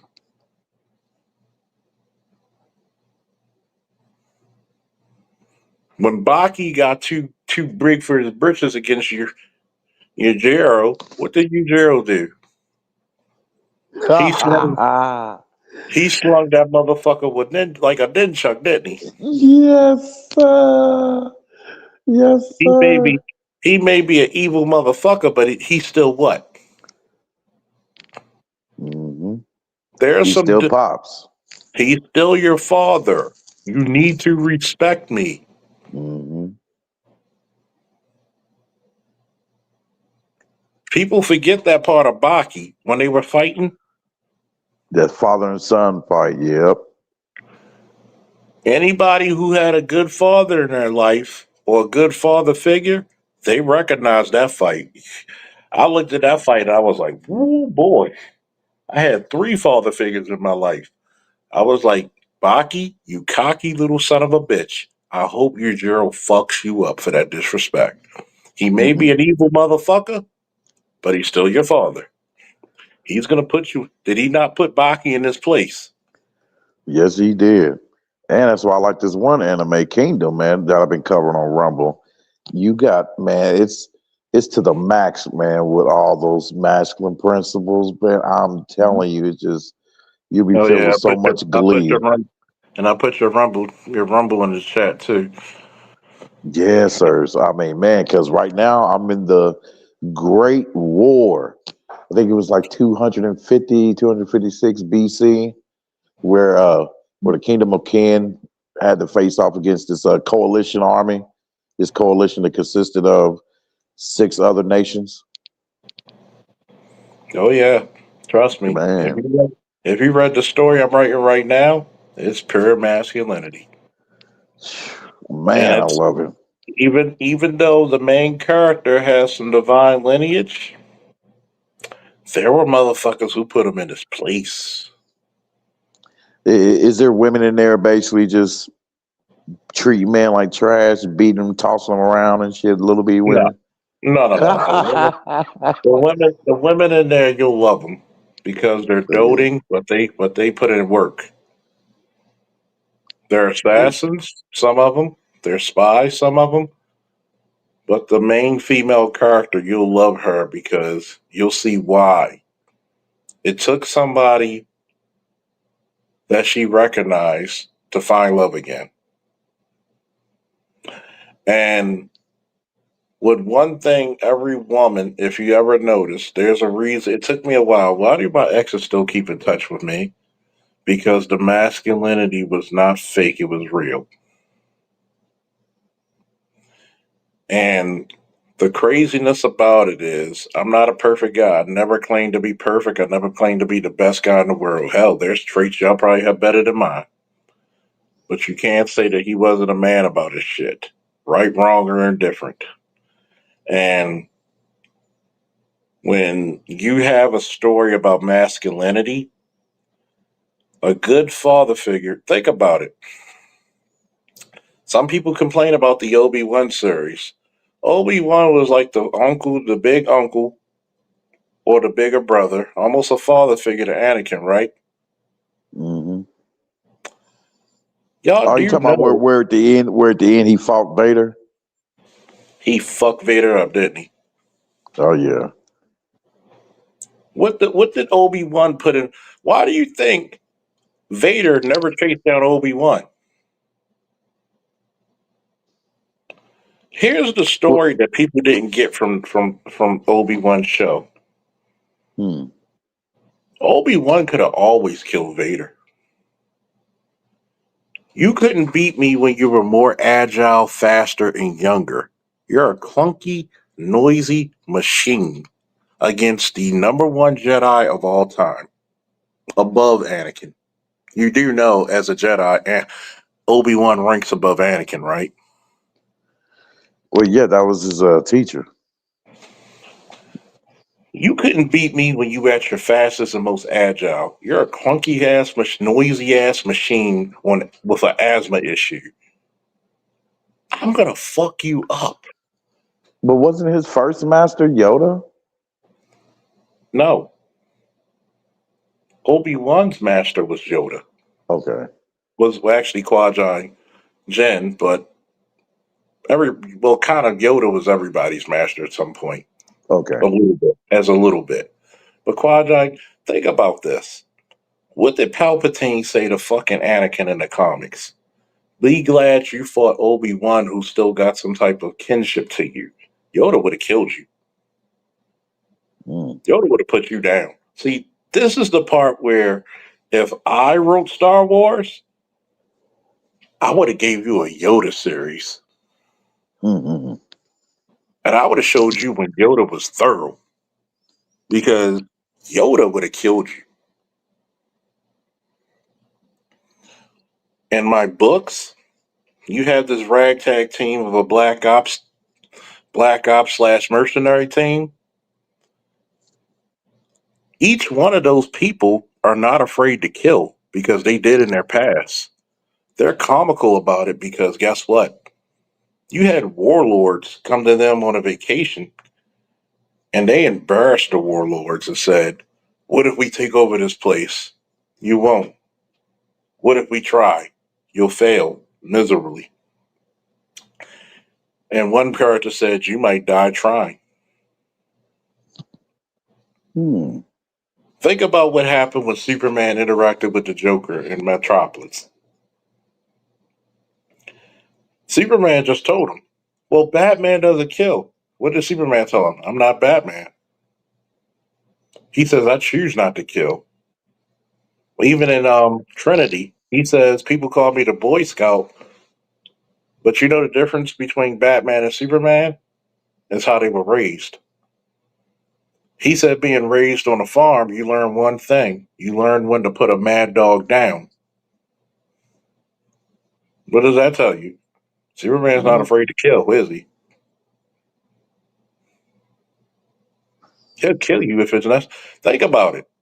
If Superman was afraid to kill, he wouldn't have killed Doomsday, would he? I mean, I'm like, when he fought Doomsday a second time, Superman the lowest, the newer. Um, I'm like, okay, you should have went on kill mode. Like you No, should no, have been no. fighting That's him why like as if I you was love on the kill show. mode. I love the show. That's why. That's why, as a comic book fan, you got to read the books. After the death of Superman, remember when Superman fought Doomsday the first time, was he on kill mode? Nope. Yes, Oh, you talking about like in the show? on the comics. Oh, yeah, yeah. He fought him. He knew, "I'll kill this motherfucker. I got to give up my life if I got to do so," because he knew. See, what makes a great cop? A great soldier and a great cop. His first job is to save life. His second job is to take a life if it means saving lives. Yeah, because he gave his kiss goodbye kiss to Lois. Because guess what? He said, "I got to kill this motherfucker. Because if I don't, he's going to kill everybody on Earth." So that means people who tell me about Superman don't know shit about Superman, especially these new comic book readers. Because here's the problem: you're bringing anime shit. Because I love anime. I watched it for 30 years, 30, 40 years. Comic books in America is not about power levels. Because at any time, the right situation, a lesser power hero could beat a much more powerful hero with the right circumstance, right? Oh yeah, yeah, Anime, anime, it's "I got to get more power." That's why all the other characters became boring in Dragon Ball. The characters in Dragon Ball only became interesting when they had to go back to their roots, which was what? The Tournament of Power, which was a love story to when they had the fucking the world tournament. That's when it became interesting again. yeah. It really So did. so what happened? Think about it. People be like, "Well, the Scarlet Witch is the most powerful. She could do this." Okay, think about it. Green Lantern has a thought-based weapon. Superman may humor you, but what can you do with a thought-based weapon if I can move 7 times faster than you can think? Fight's over. You got to maneuver past. You got to maneuver faster than that if you can. So ingenuity is supposed to be the mother of invention, right? Necessity and ingenuity. So think about this. If I make these characters so powerful instead of making them so technical, like, hey, it's not about just how strong you are, just like I write in my stories, it's how you utilize it. Because guess what? You think in wrestling I was always the physical strong guy? No. I'm probably, let's go by 12th grade. I'm willing to say I'm probably the third strongest person in that weight class. But how many people were faster? So, am I supposed to go try to match speed to a faster person? No. You'll get blitzed. I'm supposed to stand my ground and watch your feet and your hips and time you. Because what kills speed? Timing. What kills power? What kills strength? Leverage.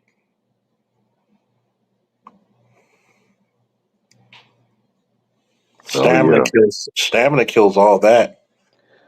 You're right And about guess that what? leverage part. You're right about that leverage, Devin, because my coaches, boy, I was bigger than them, Devin, and they was folding me up. Yeah. So you notice you don't see that in modern anime anymore. Notice you don't see that in modern because a lot of these. Well, this person's more powerful. Guess what? Some of the best comics you'll ever read is not about power. By the way, remember that that animated cartoon Superman versus the Elite? What? Mm, Do you know how good mm, of a fucking movie that was? A lot of people dude. forget this. Superman versus the Elite was only one issue.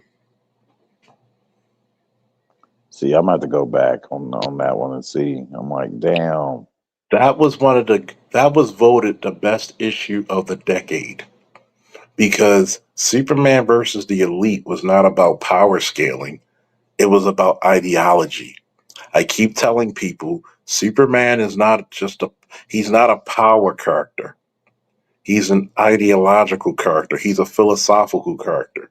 It's not about if Superman wins the fight. It's about does he do the right thing that needs to be done at the time.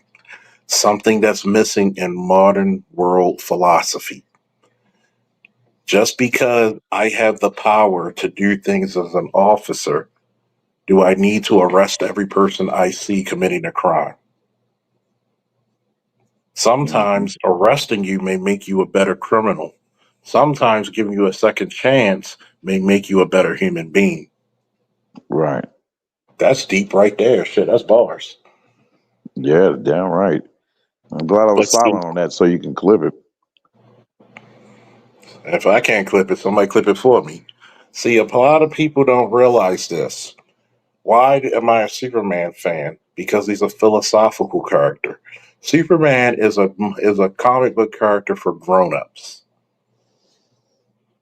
Because when you're a grown up, you have all the power in the world and all the freedom, so called, and so forth, right? Hmm. But what's the one thing you learn about freedom as an adult that we learned in the military? Freedom ain't free. Somebody got to pay the cost to be the boss. Somebody got to make the sacrifice, Man, I gotta see what's up. What's going to be the end result of this KO tournament they having? which is pretty good because if you look at the fight between him and Captain Adam, you see the difference in the character's mentality and ideology very quickly, don't you? Uh huh. Yeah, And cause look what he uh, said. Yeah, jail is literally college for some criminals. You become a better criminal. Sometimes giving you a second chance make you a better human being. And see, this is the reason why most modern people don't like Superman. Because Superman challenges you. Superman is what you call one of those any generational characters. Because basically he tries to see the Superman, good in people, and therefore that's part of the reason why he don't go just straight for the kill and take him out. because Superman is the ultimate parent. He knows when to discipline and he knows when to correct. Okay? Mm-hmm. Being a parent, if my son was wilding out, I got to be able to put my emotions to the side and say, does this need discipline or this need love? Even though, by the way, here's another bar for you, for anybody listening. Discipline without love is only abuse. Mm-hmm. Because this is one of the failures of modern parenting. When you discipline or punish your children, you're supposed to punish yourself. Because when my son was fucking up in school, I wanted to go to Baltimore Comic Con. We both didn't go to Baltimore Comic Con. You sat here, you finished all the work you were fucking up in school with me, and guess who sat with you?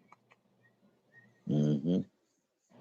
Because your parents are not disciplined. Guess what your time 9 times out of 10 not going to be? Disciplined.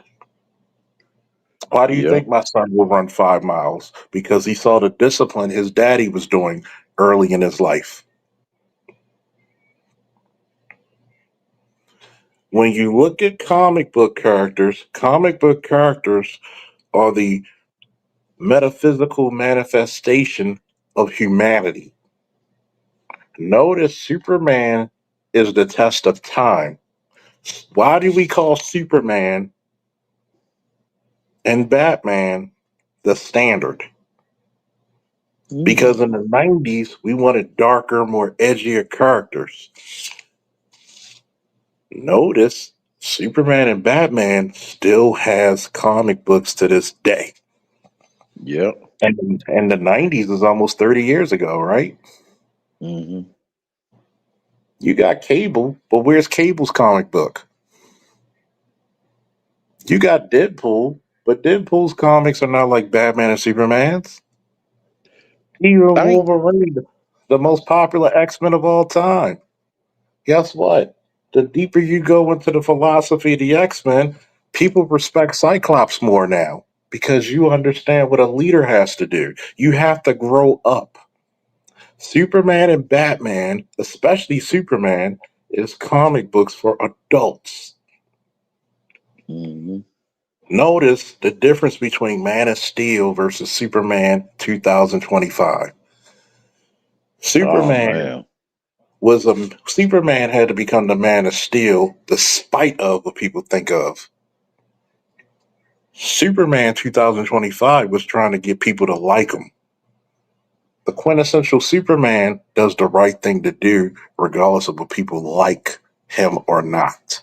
He'd rather be the most I don't hated think Joey person. Holcomb wasn't like that. He'd rather do the right thing and be hated for it than to be the most liked person. That's Mm. called Yep. masculinity. That's called being an adult. See, the problem with the young people today, you care about who's the most powerful. Mm. Back in the day, it was about who's the most effective. Yeah, Joey Holcomb, he wasn't his Superman didn't care about if people liked him or not. He didn't, yeah. Because guess what? What was the old titles they said in the cartoons of the Fletchers in the 40s? This looks like a job for Superman. Take out Superman. This looks like a job for a man. Because Mm-hmm. guess what? A man had to go out there and work. A man, like you hear ABL, he's working right now. ABM, excuse me. He doesn't give a fuck if people like him or not. He's got to feed his family. Mm-hmm. You going to tell me that's not a respectful man? You think he doesn't want to be in the house with his wife and kids? He's got a job to do. You think you think when me and Josh were cops, when we had to deal with riots, we had to deal with murderers, we had to deal with robbers, we had to deal with thieves, armed suspects. You think we cared about being liked? No, we had a job to do because people needed us. That's what's missing from today's fiction. When I write stories, I write philosophical things. I challenge your mind. Well, this person is more powerful, says who? Just because you got the strength to move a planet does not mean you have the power to move the people in it. Bars. Mm. Deep shit, isn't it? Mm. Deep shit, isn't it? Yeah. That's the story I I never get to heard run. that saying right there. That was great. Somebody put that in the chat for time immemorial, please. Mr. Sterling, can you put that in the chat, please? Just because you got the strength to move a planet does not mean you have the power to move the people within it. Mm. See, a lot of people don't think about this philosophical shit. Comic books were the reason why we went to war in World War II. Because something said if the superheroes were willing to go out and fight the war and we were not, what does that say about us? Mm-hmm. When 9/11 happened, Marvel and DC, there was an old picture, right? Where you had a kid and his dog looking at the superheroes and he said, wow. When 9/11 happened, you had nurses, doctors, firefighters, police officers in this whole mural where they redid the mural from the kid. It was Superman and Crypto, and Superman said, wow, looking at them. Think about it. Because my generation watched G.I. Joe, He Man, Superman, we fought global terrorism. Mm. Who does the kids nowadays follow in case there's another major event coming? They making girl power, but girls ain't joining the infantry. Girls ain't joining special forces. Girls ain't doing the welding and the technology. You got to motivate the boys. The boys don't even want to date.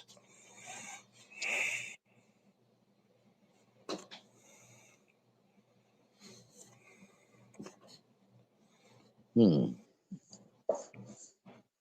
Okay?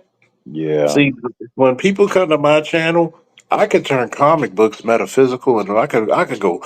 Don't let me. Give me a woo in the chat. 9, 10 people left.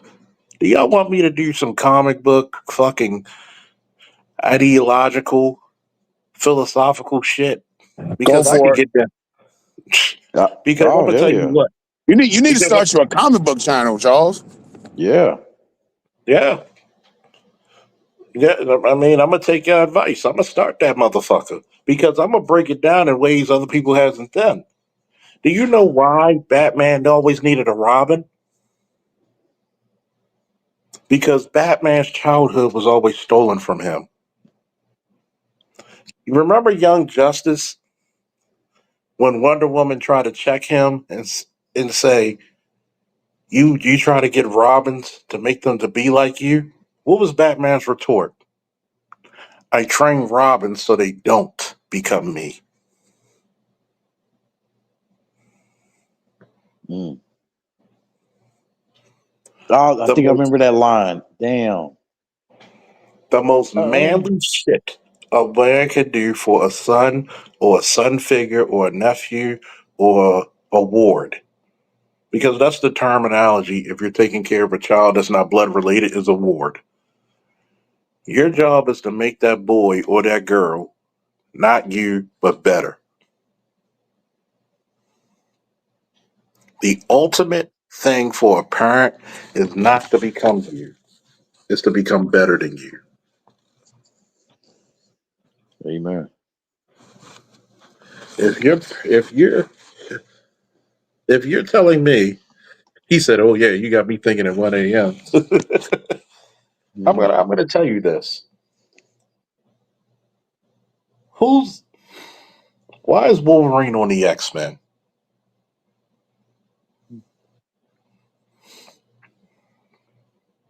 Do you know why, Ray? Mm. I don't know. I have some guesses. Give me one. Give me two. Well, because he needed guidance and No, structure, which no, Xavier had. no. He's a samurai. He doesn't need fucking guidance. He's guiding fucking Professor X many a times. Hmm. You know why he's on the X-Men?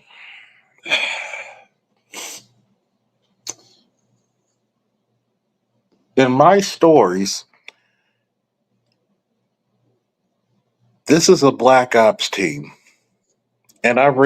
And I gotta send you some of the stories to get your take on it, Ray. Okay, I sent you my email too. Yeah, I gotta send you some shit too, ABM.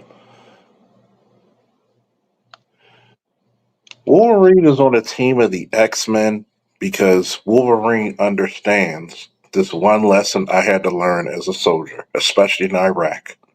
When I was on that QRF team in Iraq, the question they asked you before that team,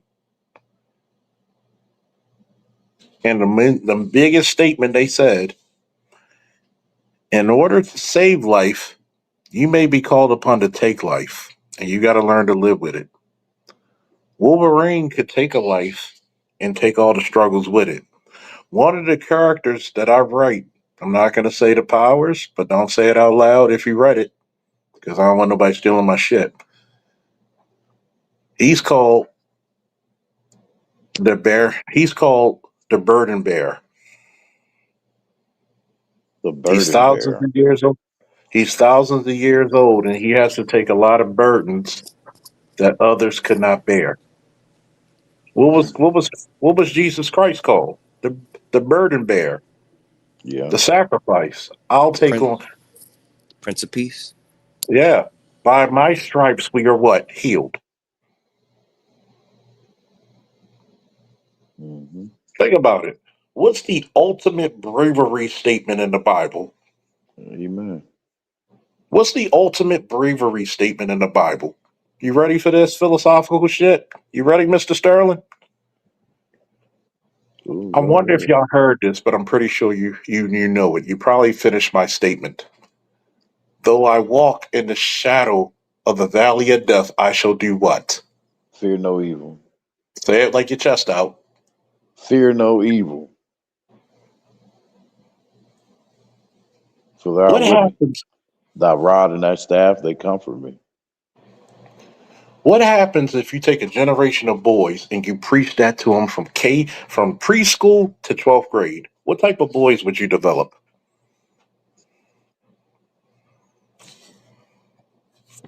Ooh, but since you said that, then what do you think about people that are saying, well, if we can't have the Quran in the schools and stuff like that, well, we shouldn't have the Bibles, no religious text in the schools. Nobody said we shouldn't. Because I'm not against anybody's religious beliefs because I'll tell them, number one, does each human being have different fingerprints, even twins? Hmm.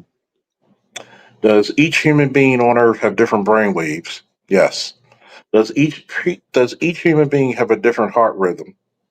So you're telling me the creator of the universe can't speak to us differently? Hmm. In a theological sense, correct me if I'm wrong, Dr. Neil,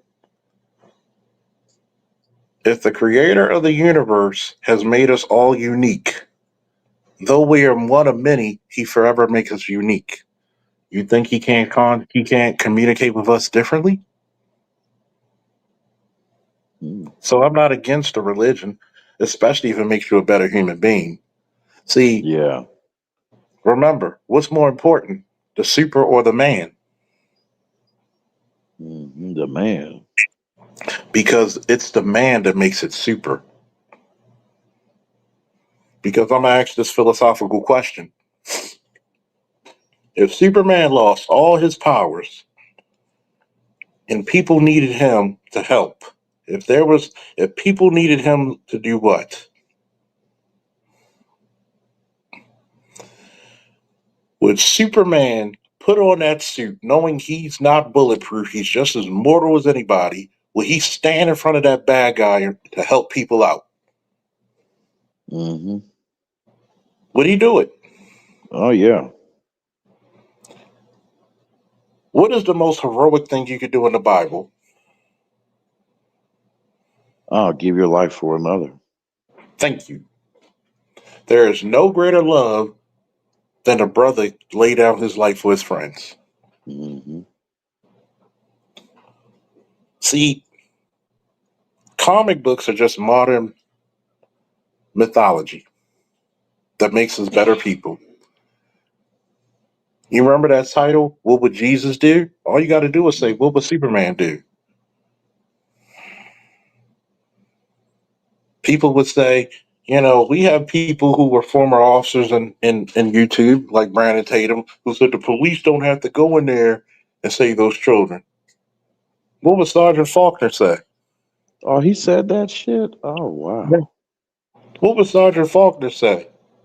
If I had the equipment and if I had my vest, if I have my rifle and my gun, and I'm by my goddamn self, I'm going in.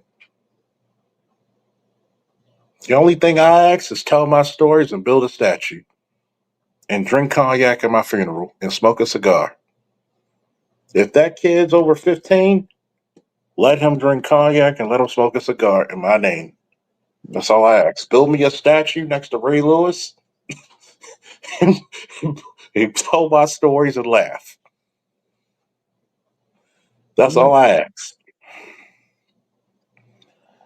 yeah, right. When you're in a when you're in a situation, and there are some situations when people pray to God, deliver me from this chaos, O Lord.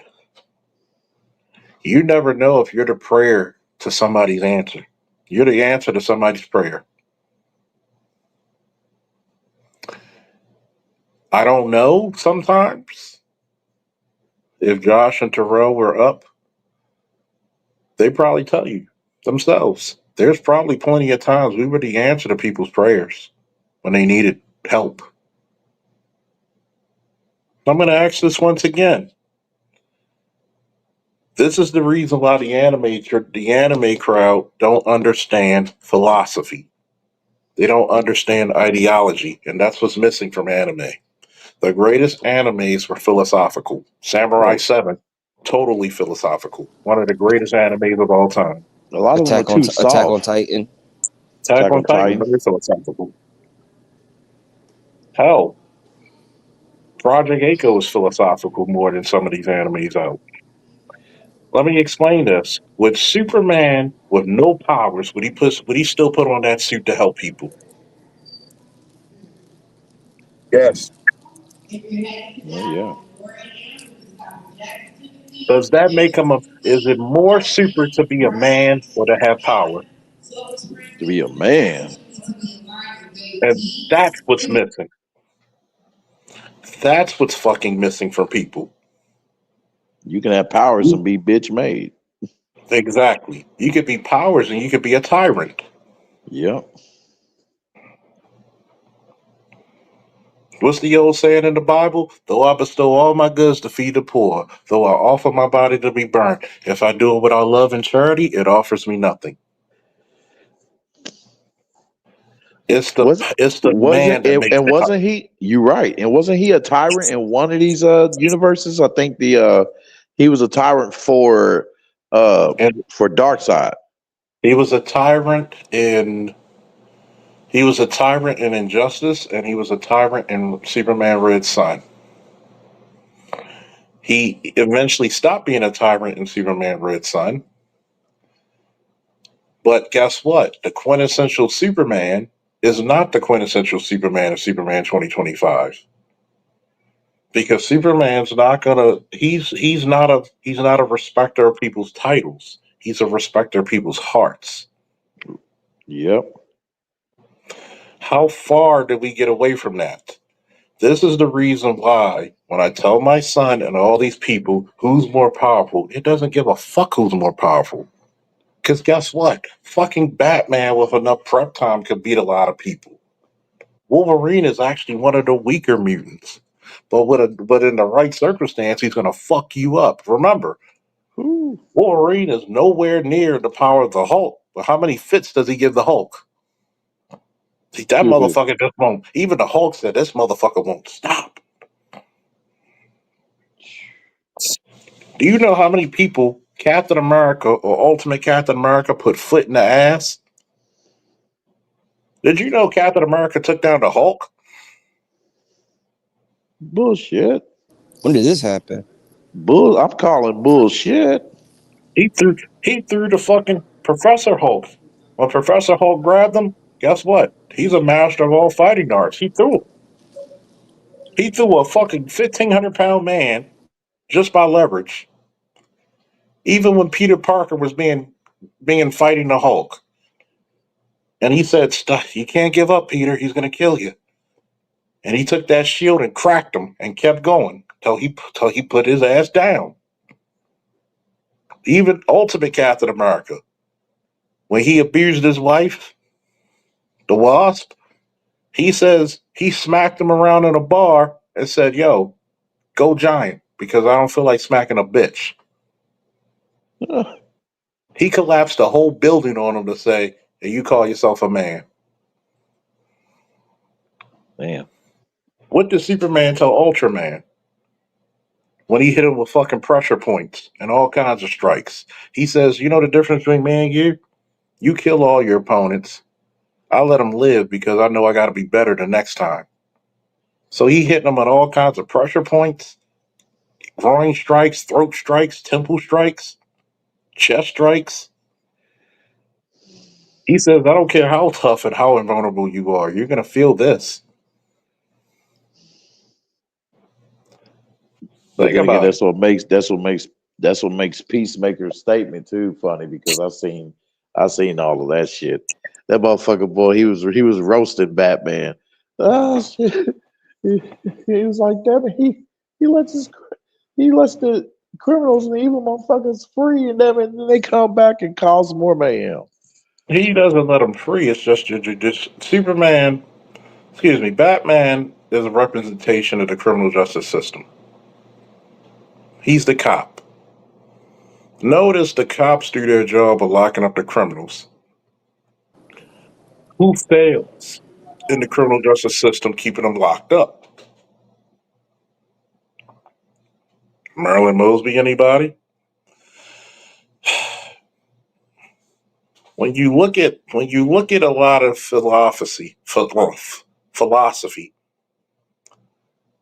Wonder Woman is the Justice League's version of Wolverine. Did you know that? Loss? Makes Right? Uh-huh. sense. Being they both do the dirty work, they're willing to actually kill. You know why? What did what, They have that gun ho uh they had that gun ho spirit. it's not gun ho because I'm gonna say this as a soldier and as a cop. If you're gun ho about taking life, you're a sick bitch.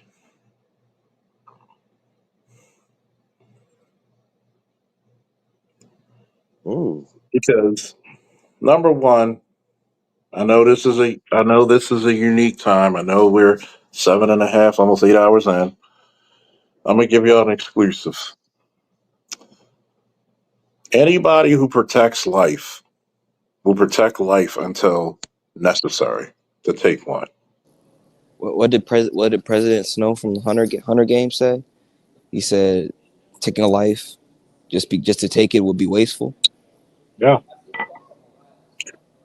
In order to protect life, you may be called in order to protect life, you may be called to take one. Meaning,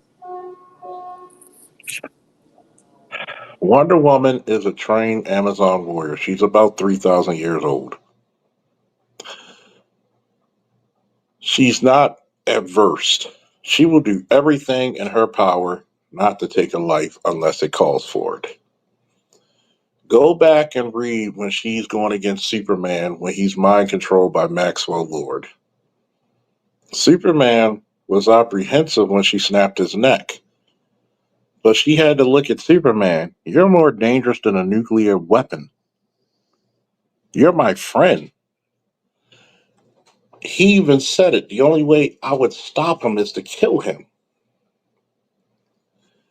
And when we realistically have to say this, she's doing a job that Batman knows he can't do because Batman knows that he's 1 foot where the Joker is. He's got one line. He steps on 2 lines. I'm where Superman is, and I'm 1 foot where the Joker is. Same coin, different side. Yeah. So when we look at people philosophically, I had to personally, this is a personal story. I'm the first one on scene. It's my post anyway. We had a call for boys fighting and one with a weapon, a knife. 3 boys in this yard standing against one boy. One boy had a knife. Guess who's the imminent threat? The boy with the knife, whether he was right, wrong, or indifferent. He's the imminent threat. I don't know whatever God you believe in, but he told me to speak because if he would have took 1 step, I didn't even have to warn him. If he would have took 1 step, I'd have shot him. When he was 14. Something out of the back of my skull, it was like an angelic voice, said, "Speak to him." I wish I could make this shit up, but it's true. Talk to him. I said, "You better drop it." I'm at such an angle that I would not miss. He'd have been dead if I wished it so. That boy dropped the knife, and the knife hit the ground before he did. That's how quick he dropped the knife when he saw me, when I said something. Those 3 other boys ran off. His mom came out. "What's going on?" You know the first thing I told his mom? I said, "Come here, man. Do you know how quick you were about to lose a son?" If And I told her, if anybody would have got here before I did, your son would have died. Mm.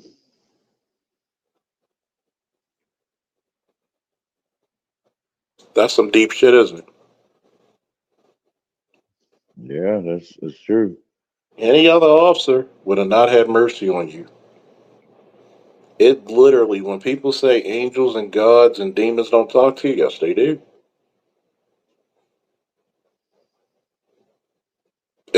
God must have loved this boy because I had it in my mind if he took 1 step, I'd have shot him. Not because I'm a cruel person, it's because I am there to preserve life. I would have took all the lambasting from whoever said it. I had people in this space call me all kinds of names when that young girl who was 250 pounds, that's just a girl. A 250-pound girl is not a girl, that's a threat. That's a large human being.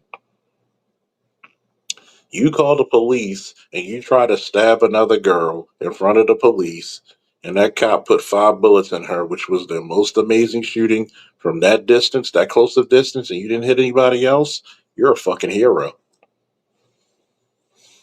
I had people in this space try to tell me I was wrong. Hmm.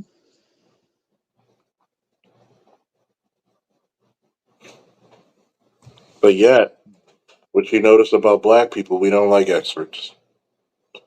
We claim we want validity, but we don't want to listen to the experts. They just want you to hold men accountable, not women. Exactly. We don't want to listen to Faulkner, who's an expertise. I have expertise BGS don't even know. I have expertise Dr. T will never see. Dr. Dunbar, Dr. Neal. Why do you think they all interviewed me? Even O'Shea interviewed me. Even Angry Man interviewed me. I'm one of the most open motherfuckers from the military to law enforcement and private security you will ever find in this space who was just black pilled on a motherfucker who is not afraid to answer whatever question. Why do people challenge me? Because people hate to challenge their worldview. My worldview gets challenged daily. Okay? I don't fear that shit. I welcome it. You so why are you violent? You're so pro gun. I'll give up my guns when the government and criminals do. So that Yeah. day, I'll keep mine at my side. They're right. Well, why do you believe in violence? Because there's some people in this world that's the only language they know. Yeah. And Why do you? sometimes I was gonna say sometimes it takes violence though to get a motherfucker to see reason. Guess what? If I got three people jumping on my ass and I gotta grab nuts and bite throats, am I wrong? Hell no. But other people will see that way. This is weird. If I'm getting robbed and a dude try to cut me with a knife and I punch him in his throat and his windpipe collapse, am I wrong? Nope. But this is the part. Your religion should not breed weakness. Your religion Amen. your religion should breed understanding and comprehension. If your religion goes against the natural order of life, then you need to reevaluate your religion. Now they said if he's coming at you with a knife, you need to run around while you call the cops. Well, guess what? I'll tell any Christian you need to reread Ephesians, like not Ephesians, not Ephesians, Ecclesiastes for a time of peace and a time of war. Even Jesus kicked ass and whipped people in the temple from gambling. Yep. If it's good enough for Jesus, it's good enough for me. Amen. So if you have a problem, there's a difference between violence with what's the term? Unwanted violence versus righteous anger. uh-huh. This is the reason why the gynocracy make bitches out of men. Because you let people who haven't even read the scriptures dictate you instead of researching it for yourself. Every man and woman needs to go on the hero's journey, which means get out your life, get out your area of comfort. This is the reason why. What did Superman and Batman had to do before they became the heroes we know and quintessential heroes we know in today? They had to live among the common folk. Oh yeah. Any last words, folks? No, sir. No, that was well Good said. show, man. Hey, get that comic book channel up and running, man. All right, man. I got you. Yes, please get that up and running. And I will I'm be gonna hitting you up soon, man. Sometime soon. I will be alerting you, let you know whenever I go live too. All right, because when I do my comic book channel, I'm gonna just let you know it's not gonna be a regular comic book channel. It's gonna be heavily philosophical. Woo! We out. Don't forget to like, share, subscribe, share this shit with your folks. Woo! We out. Woo!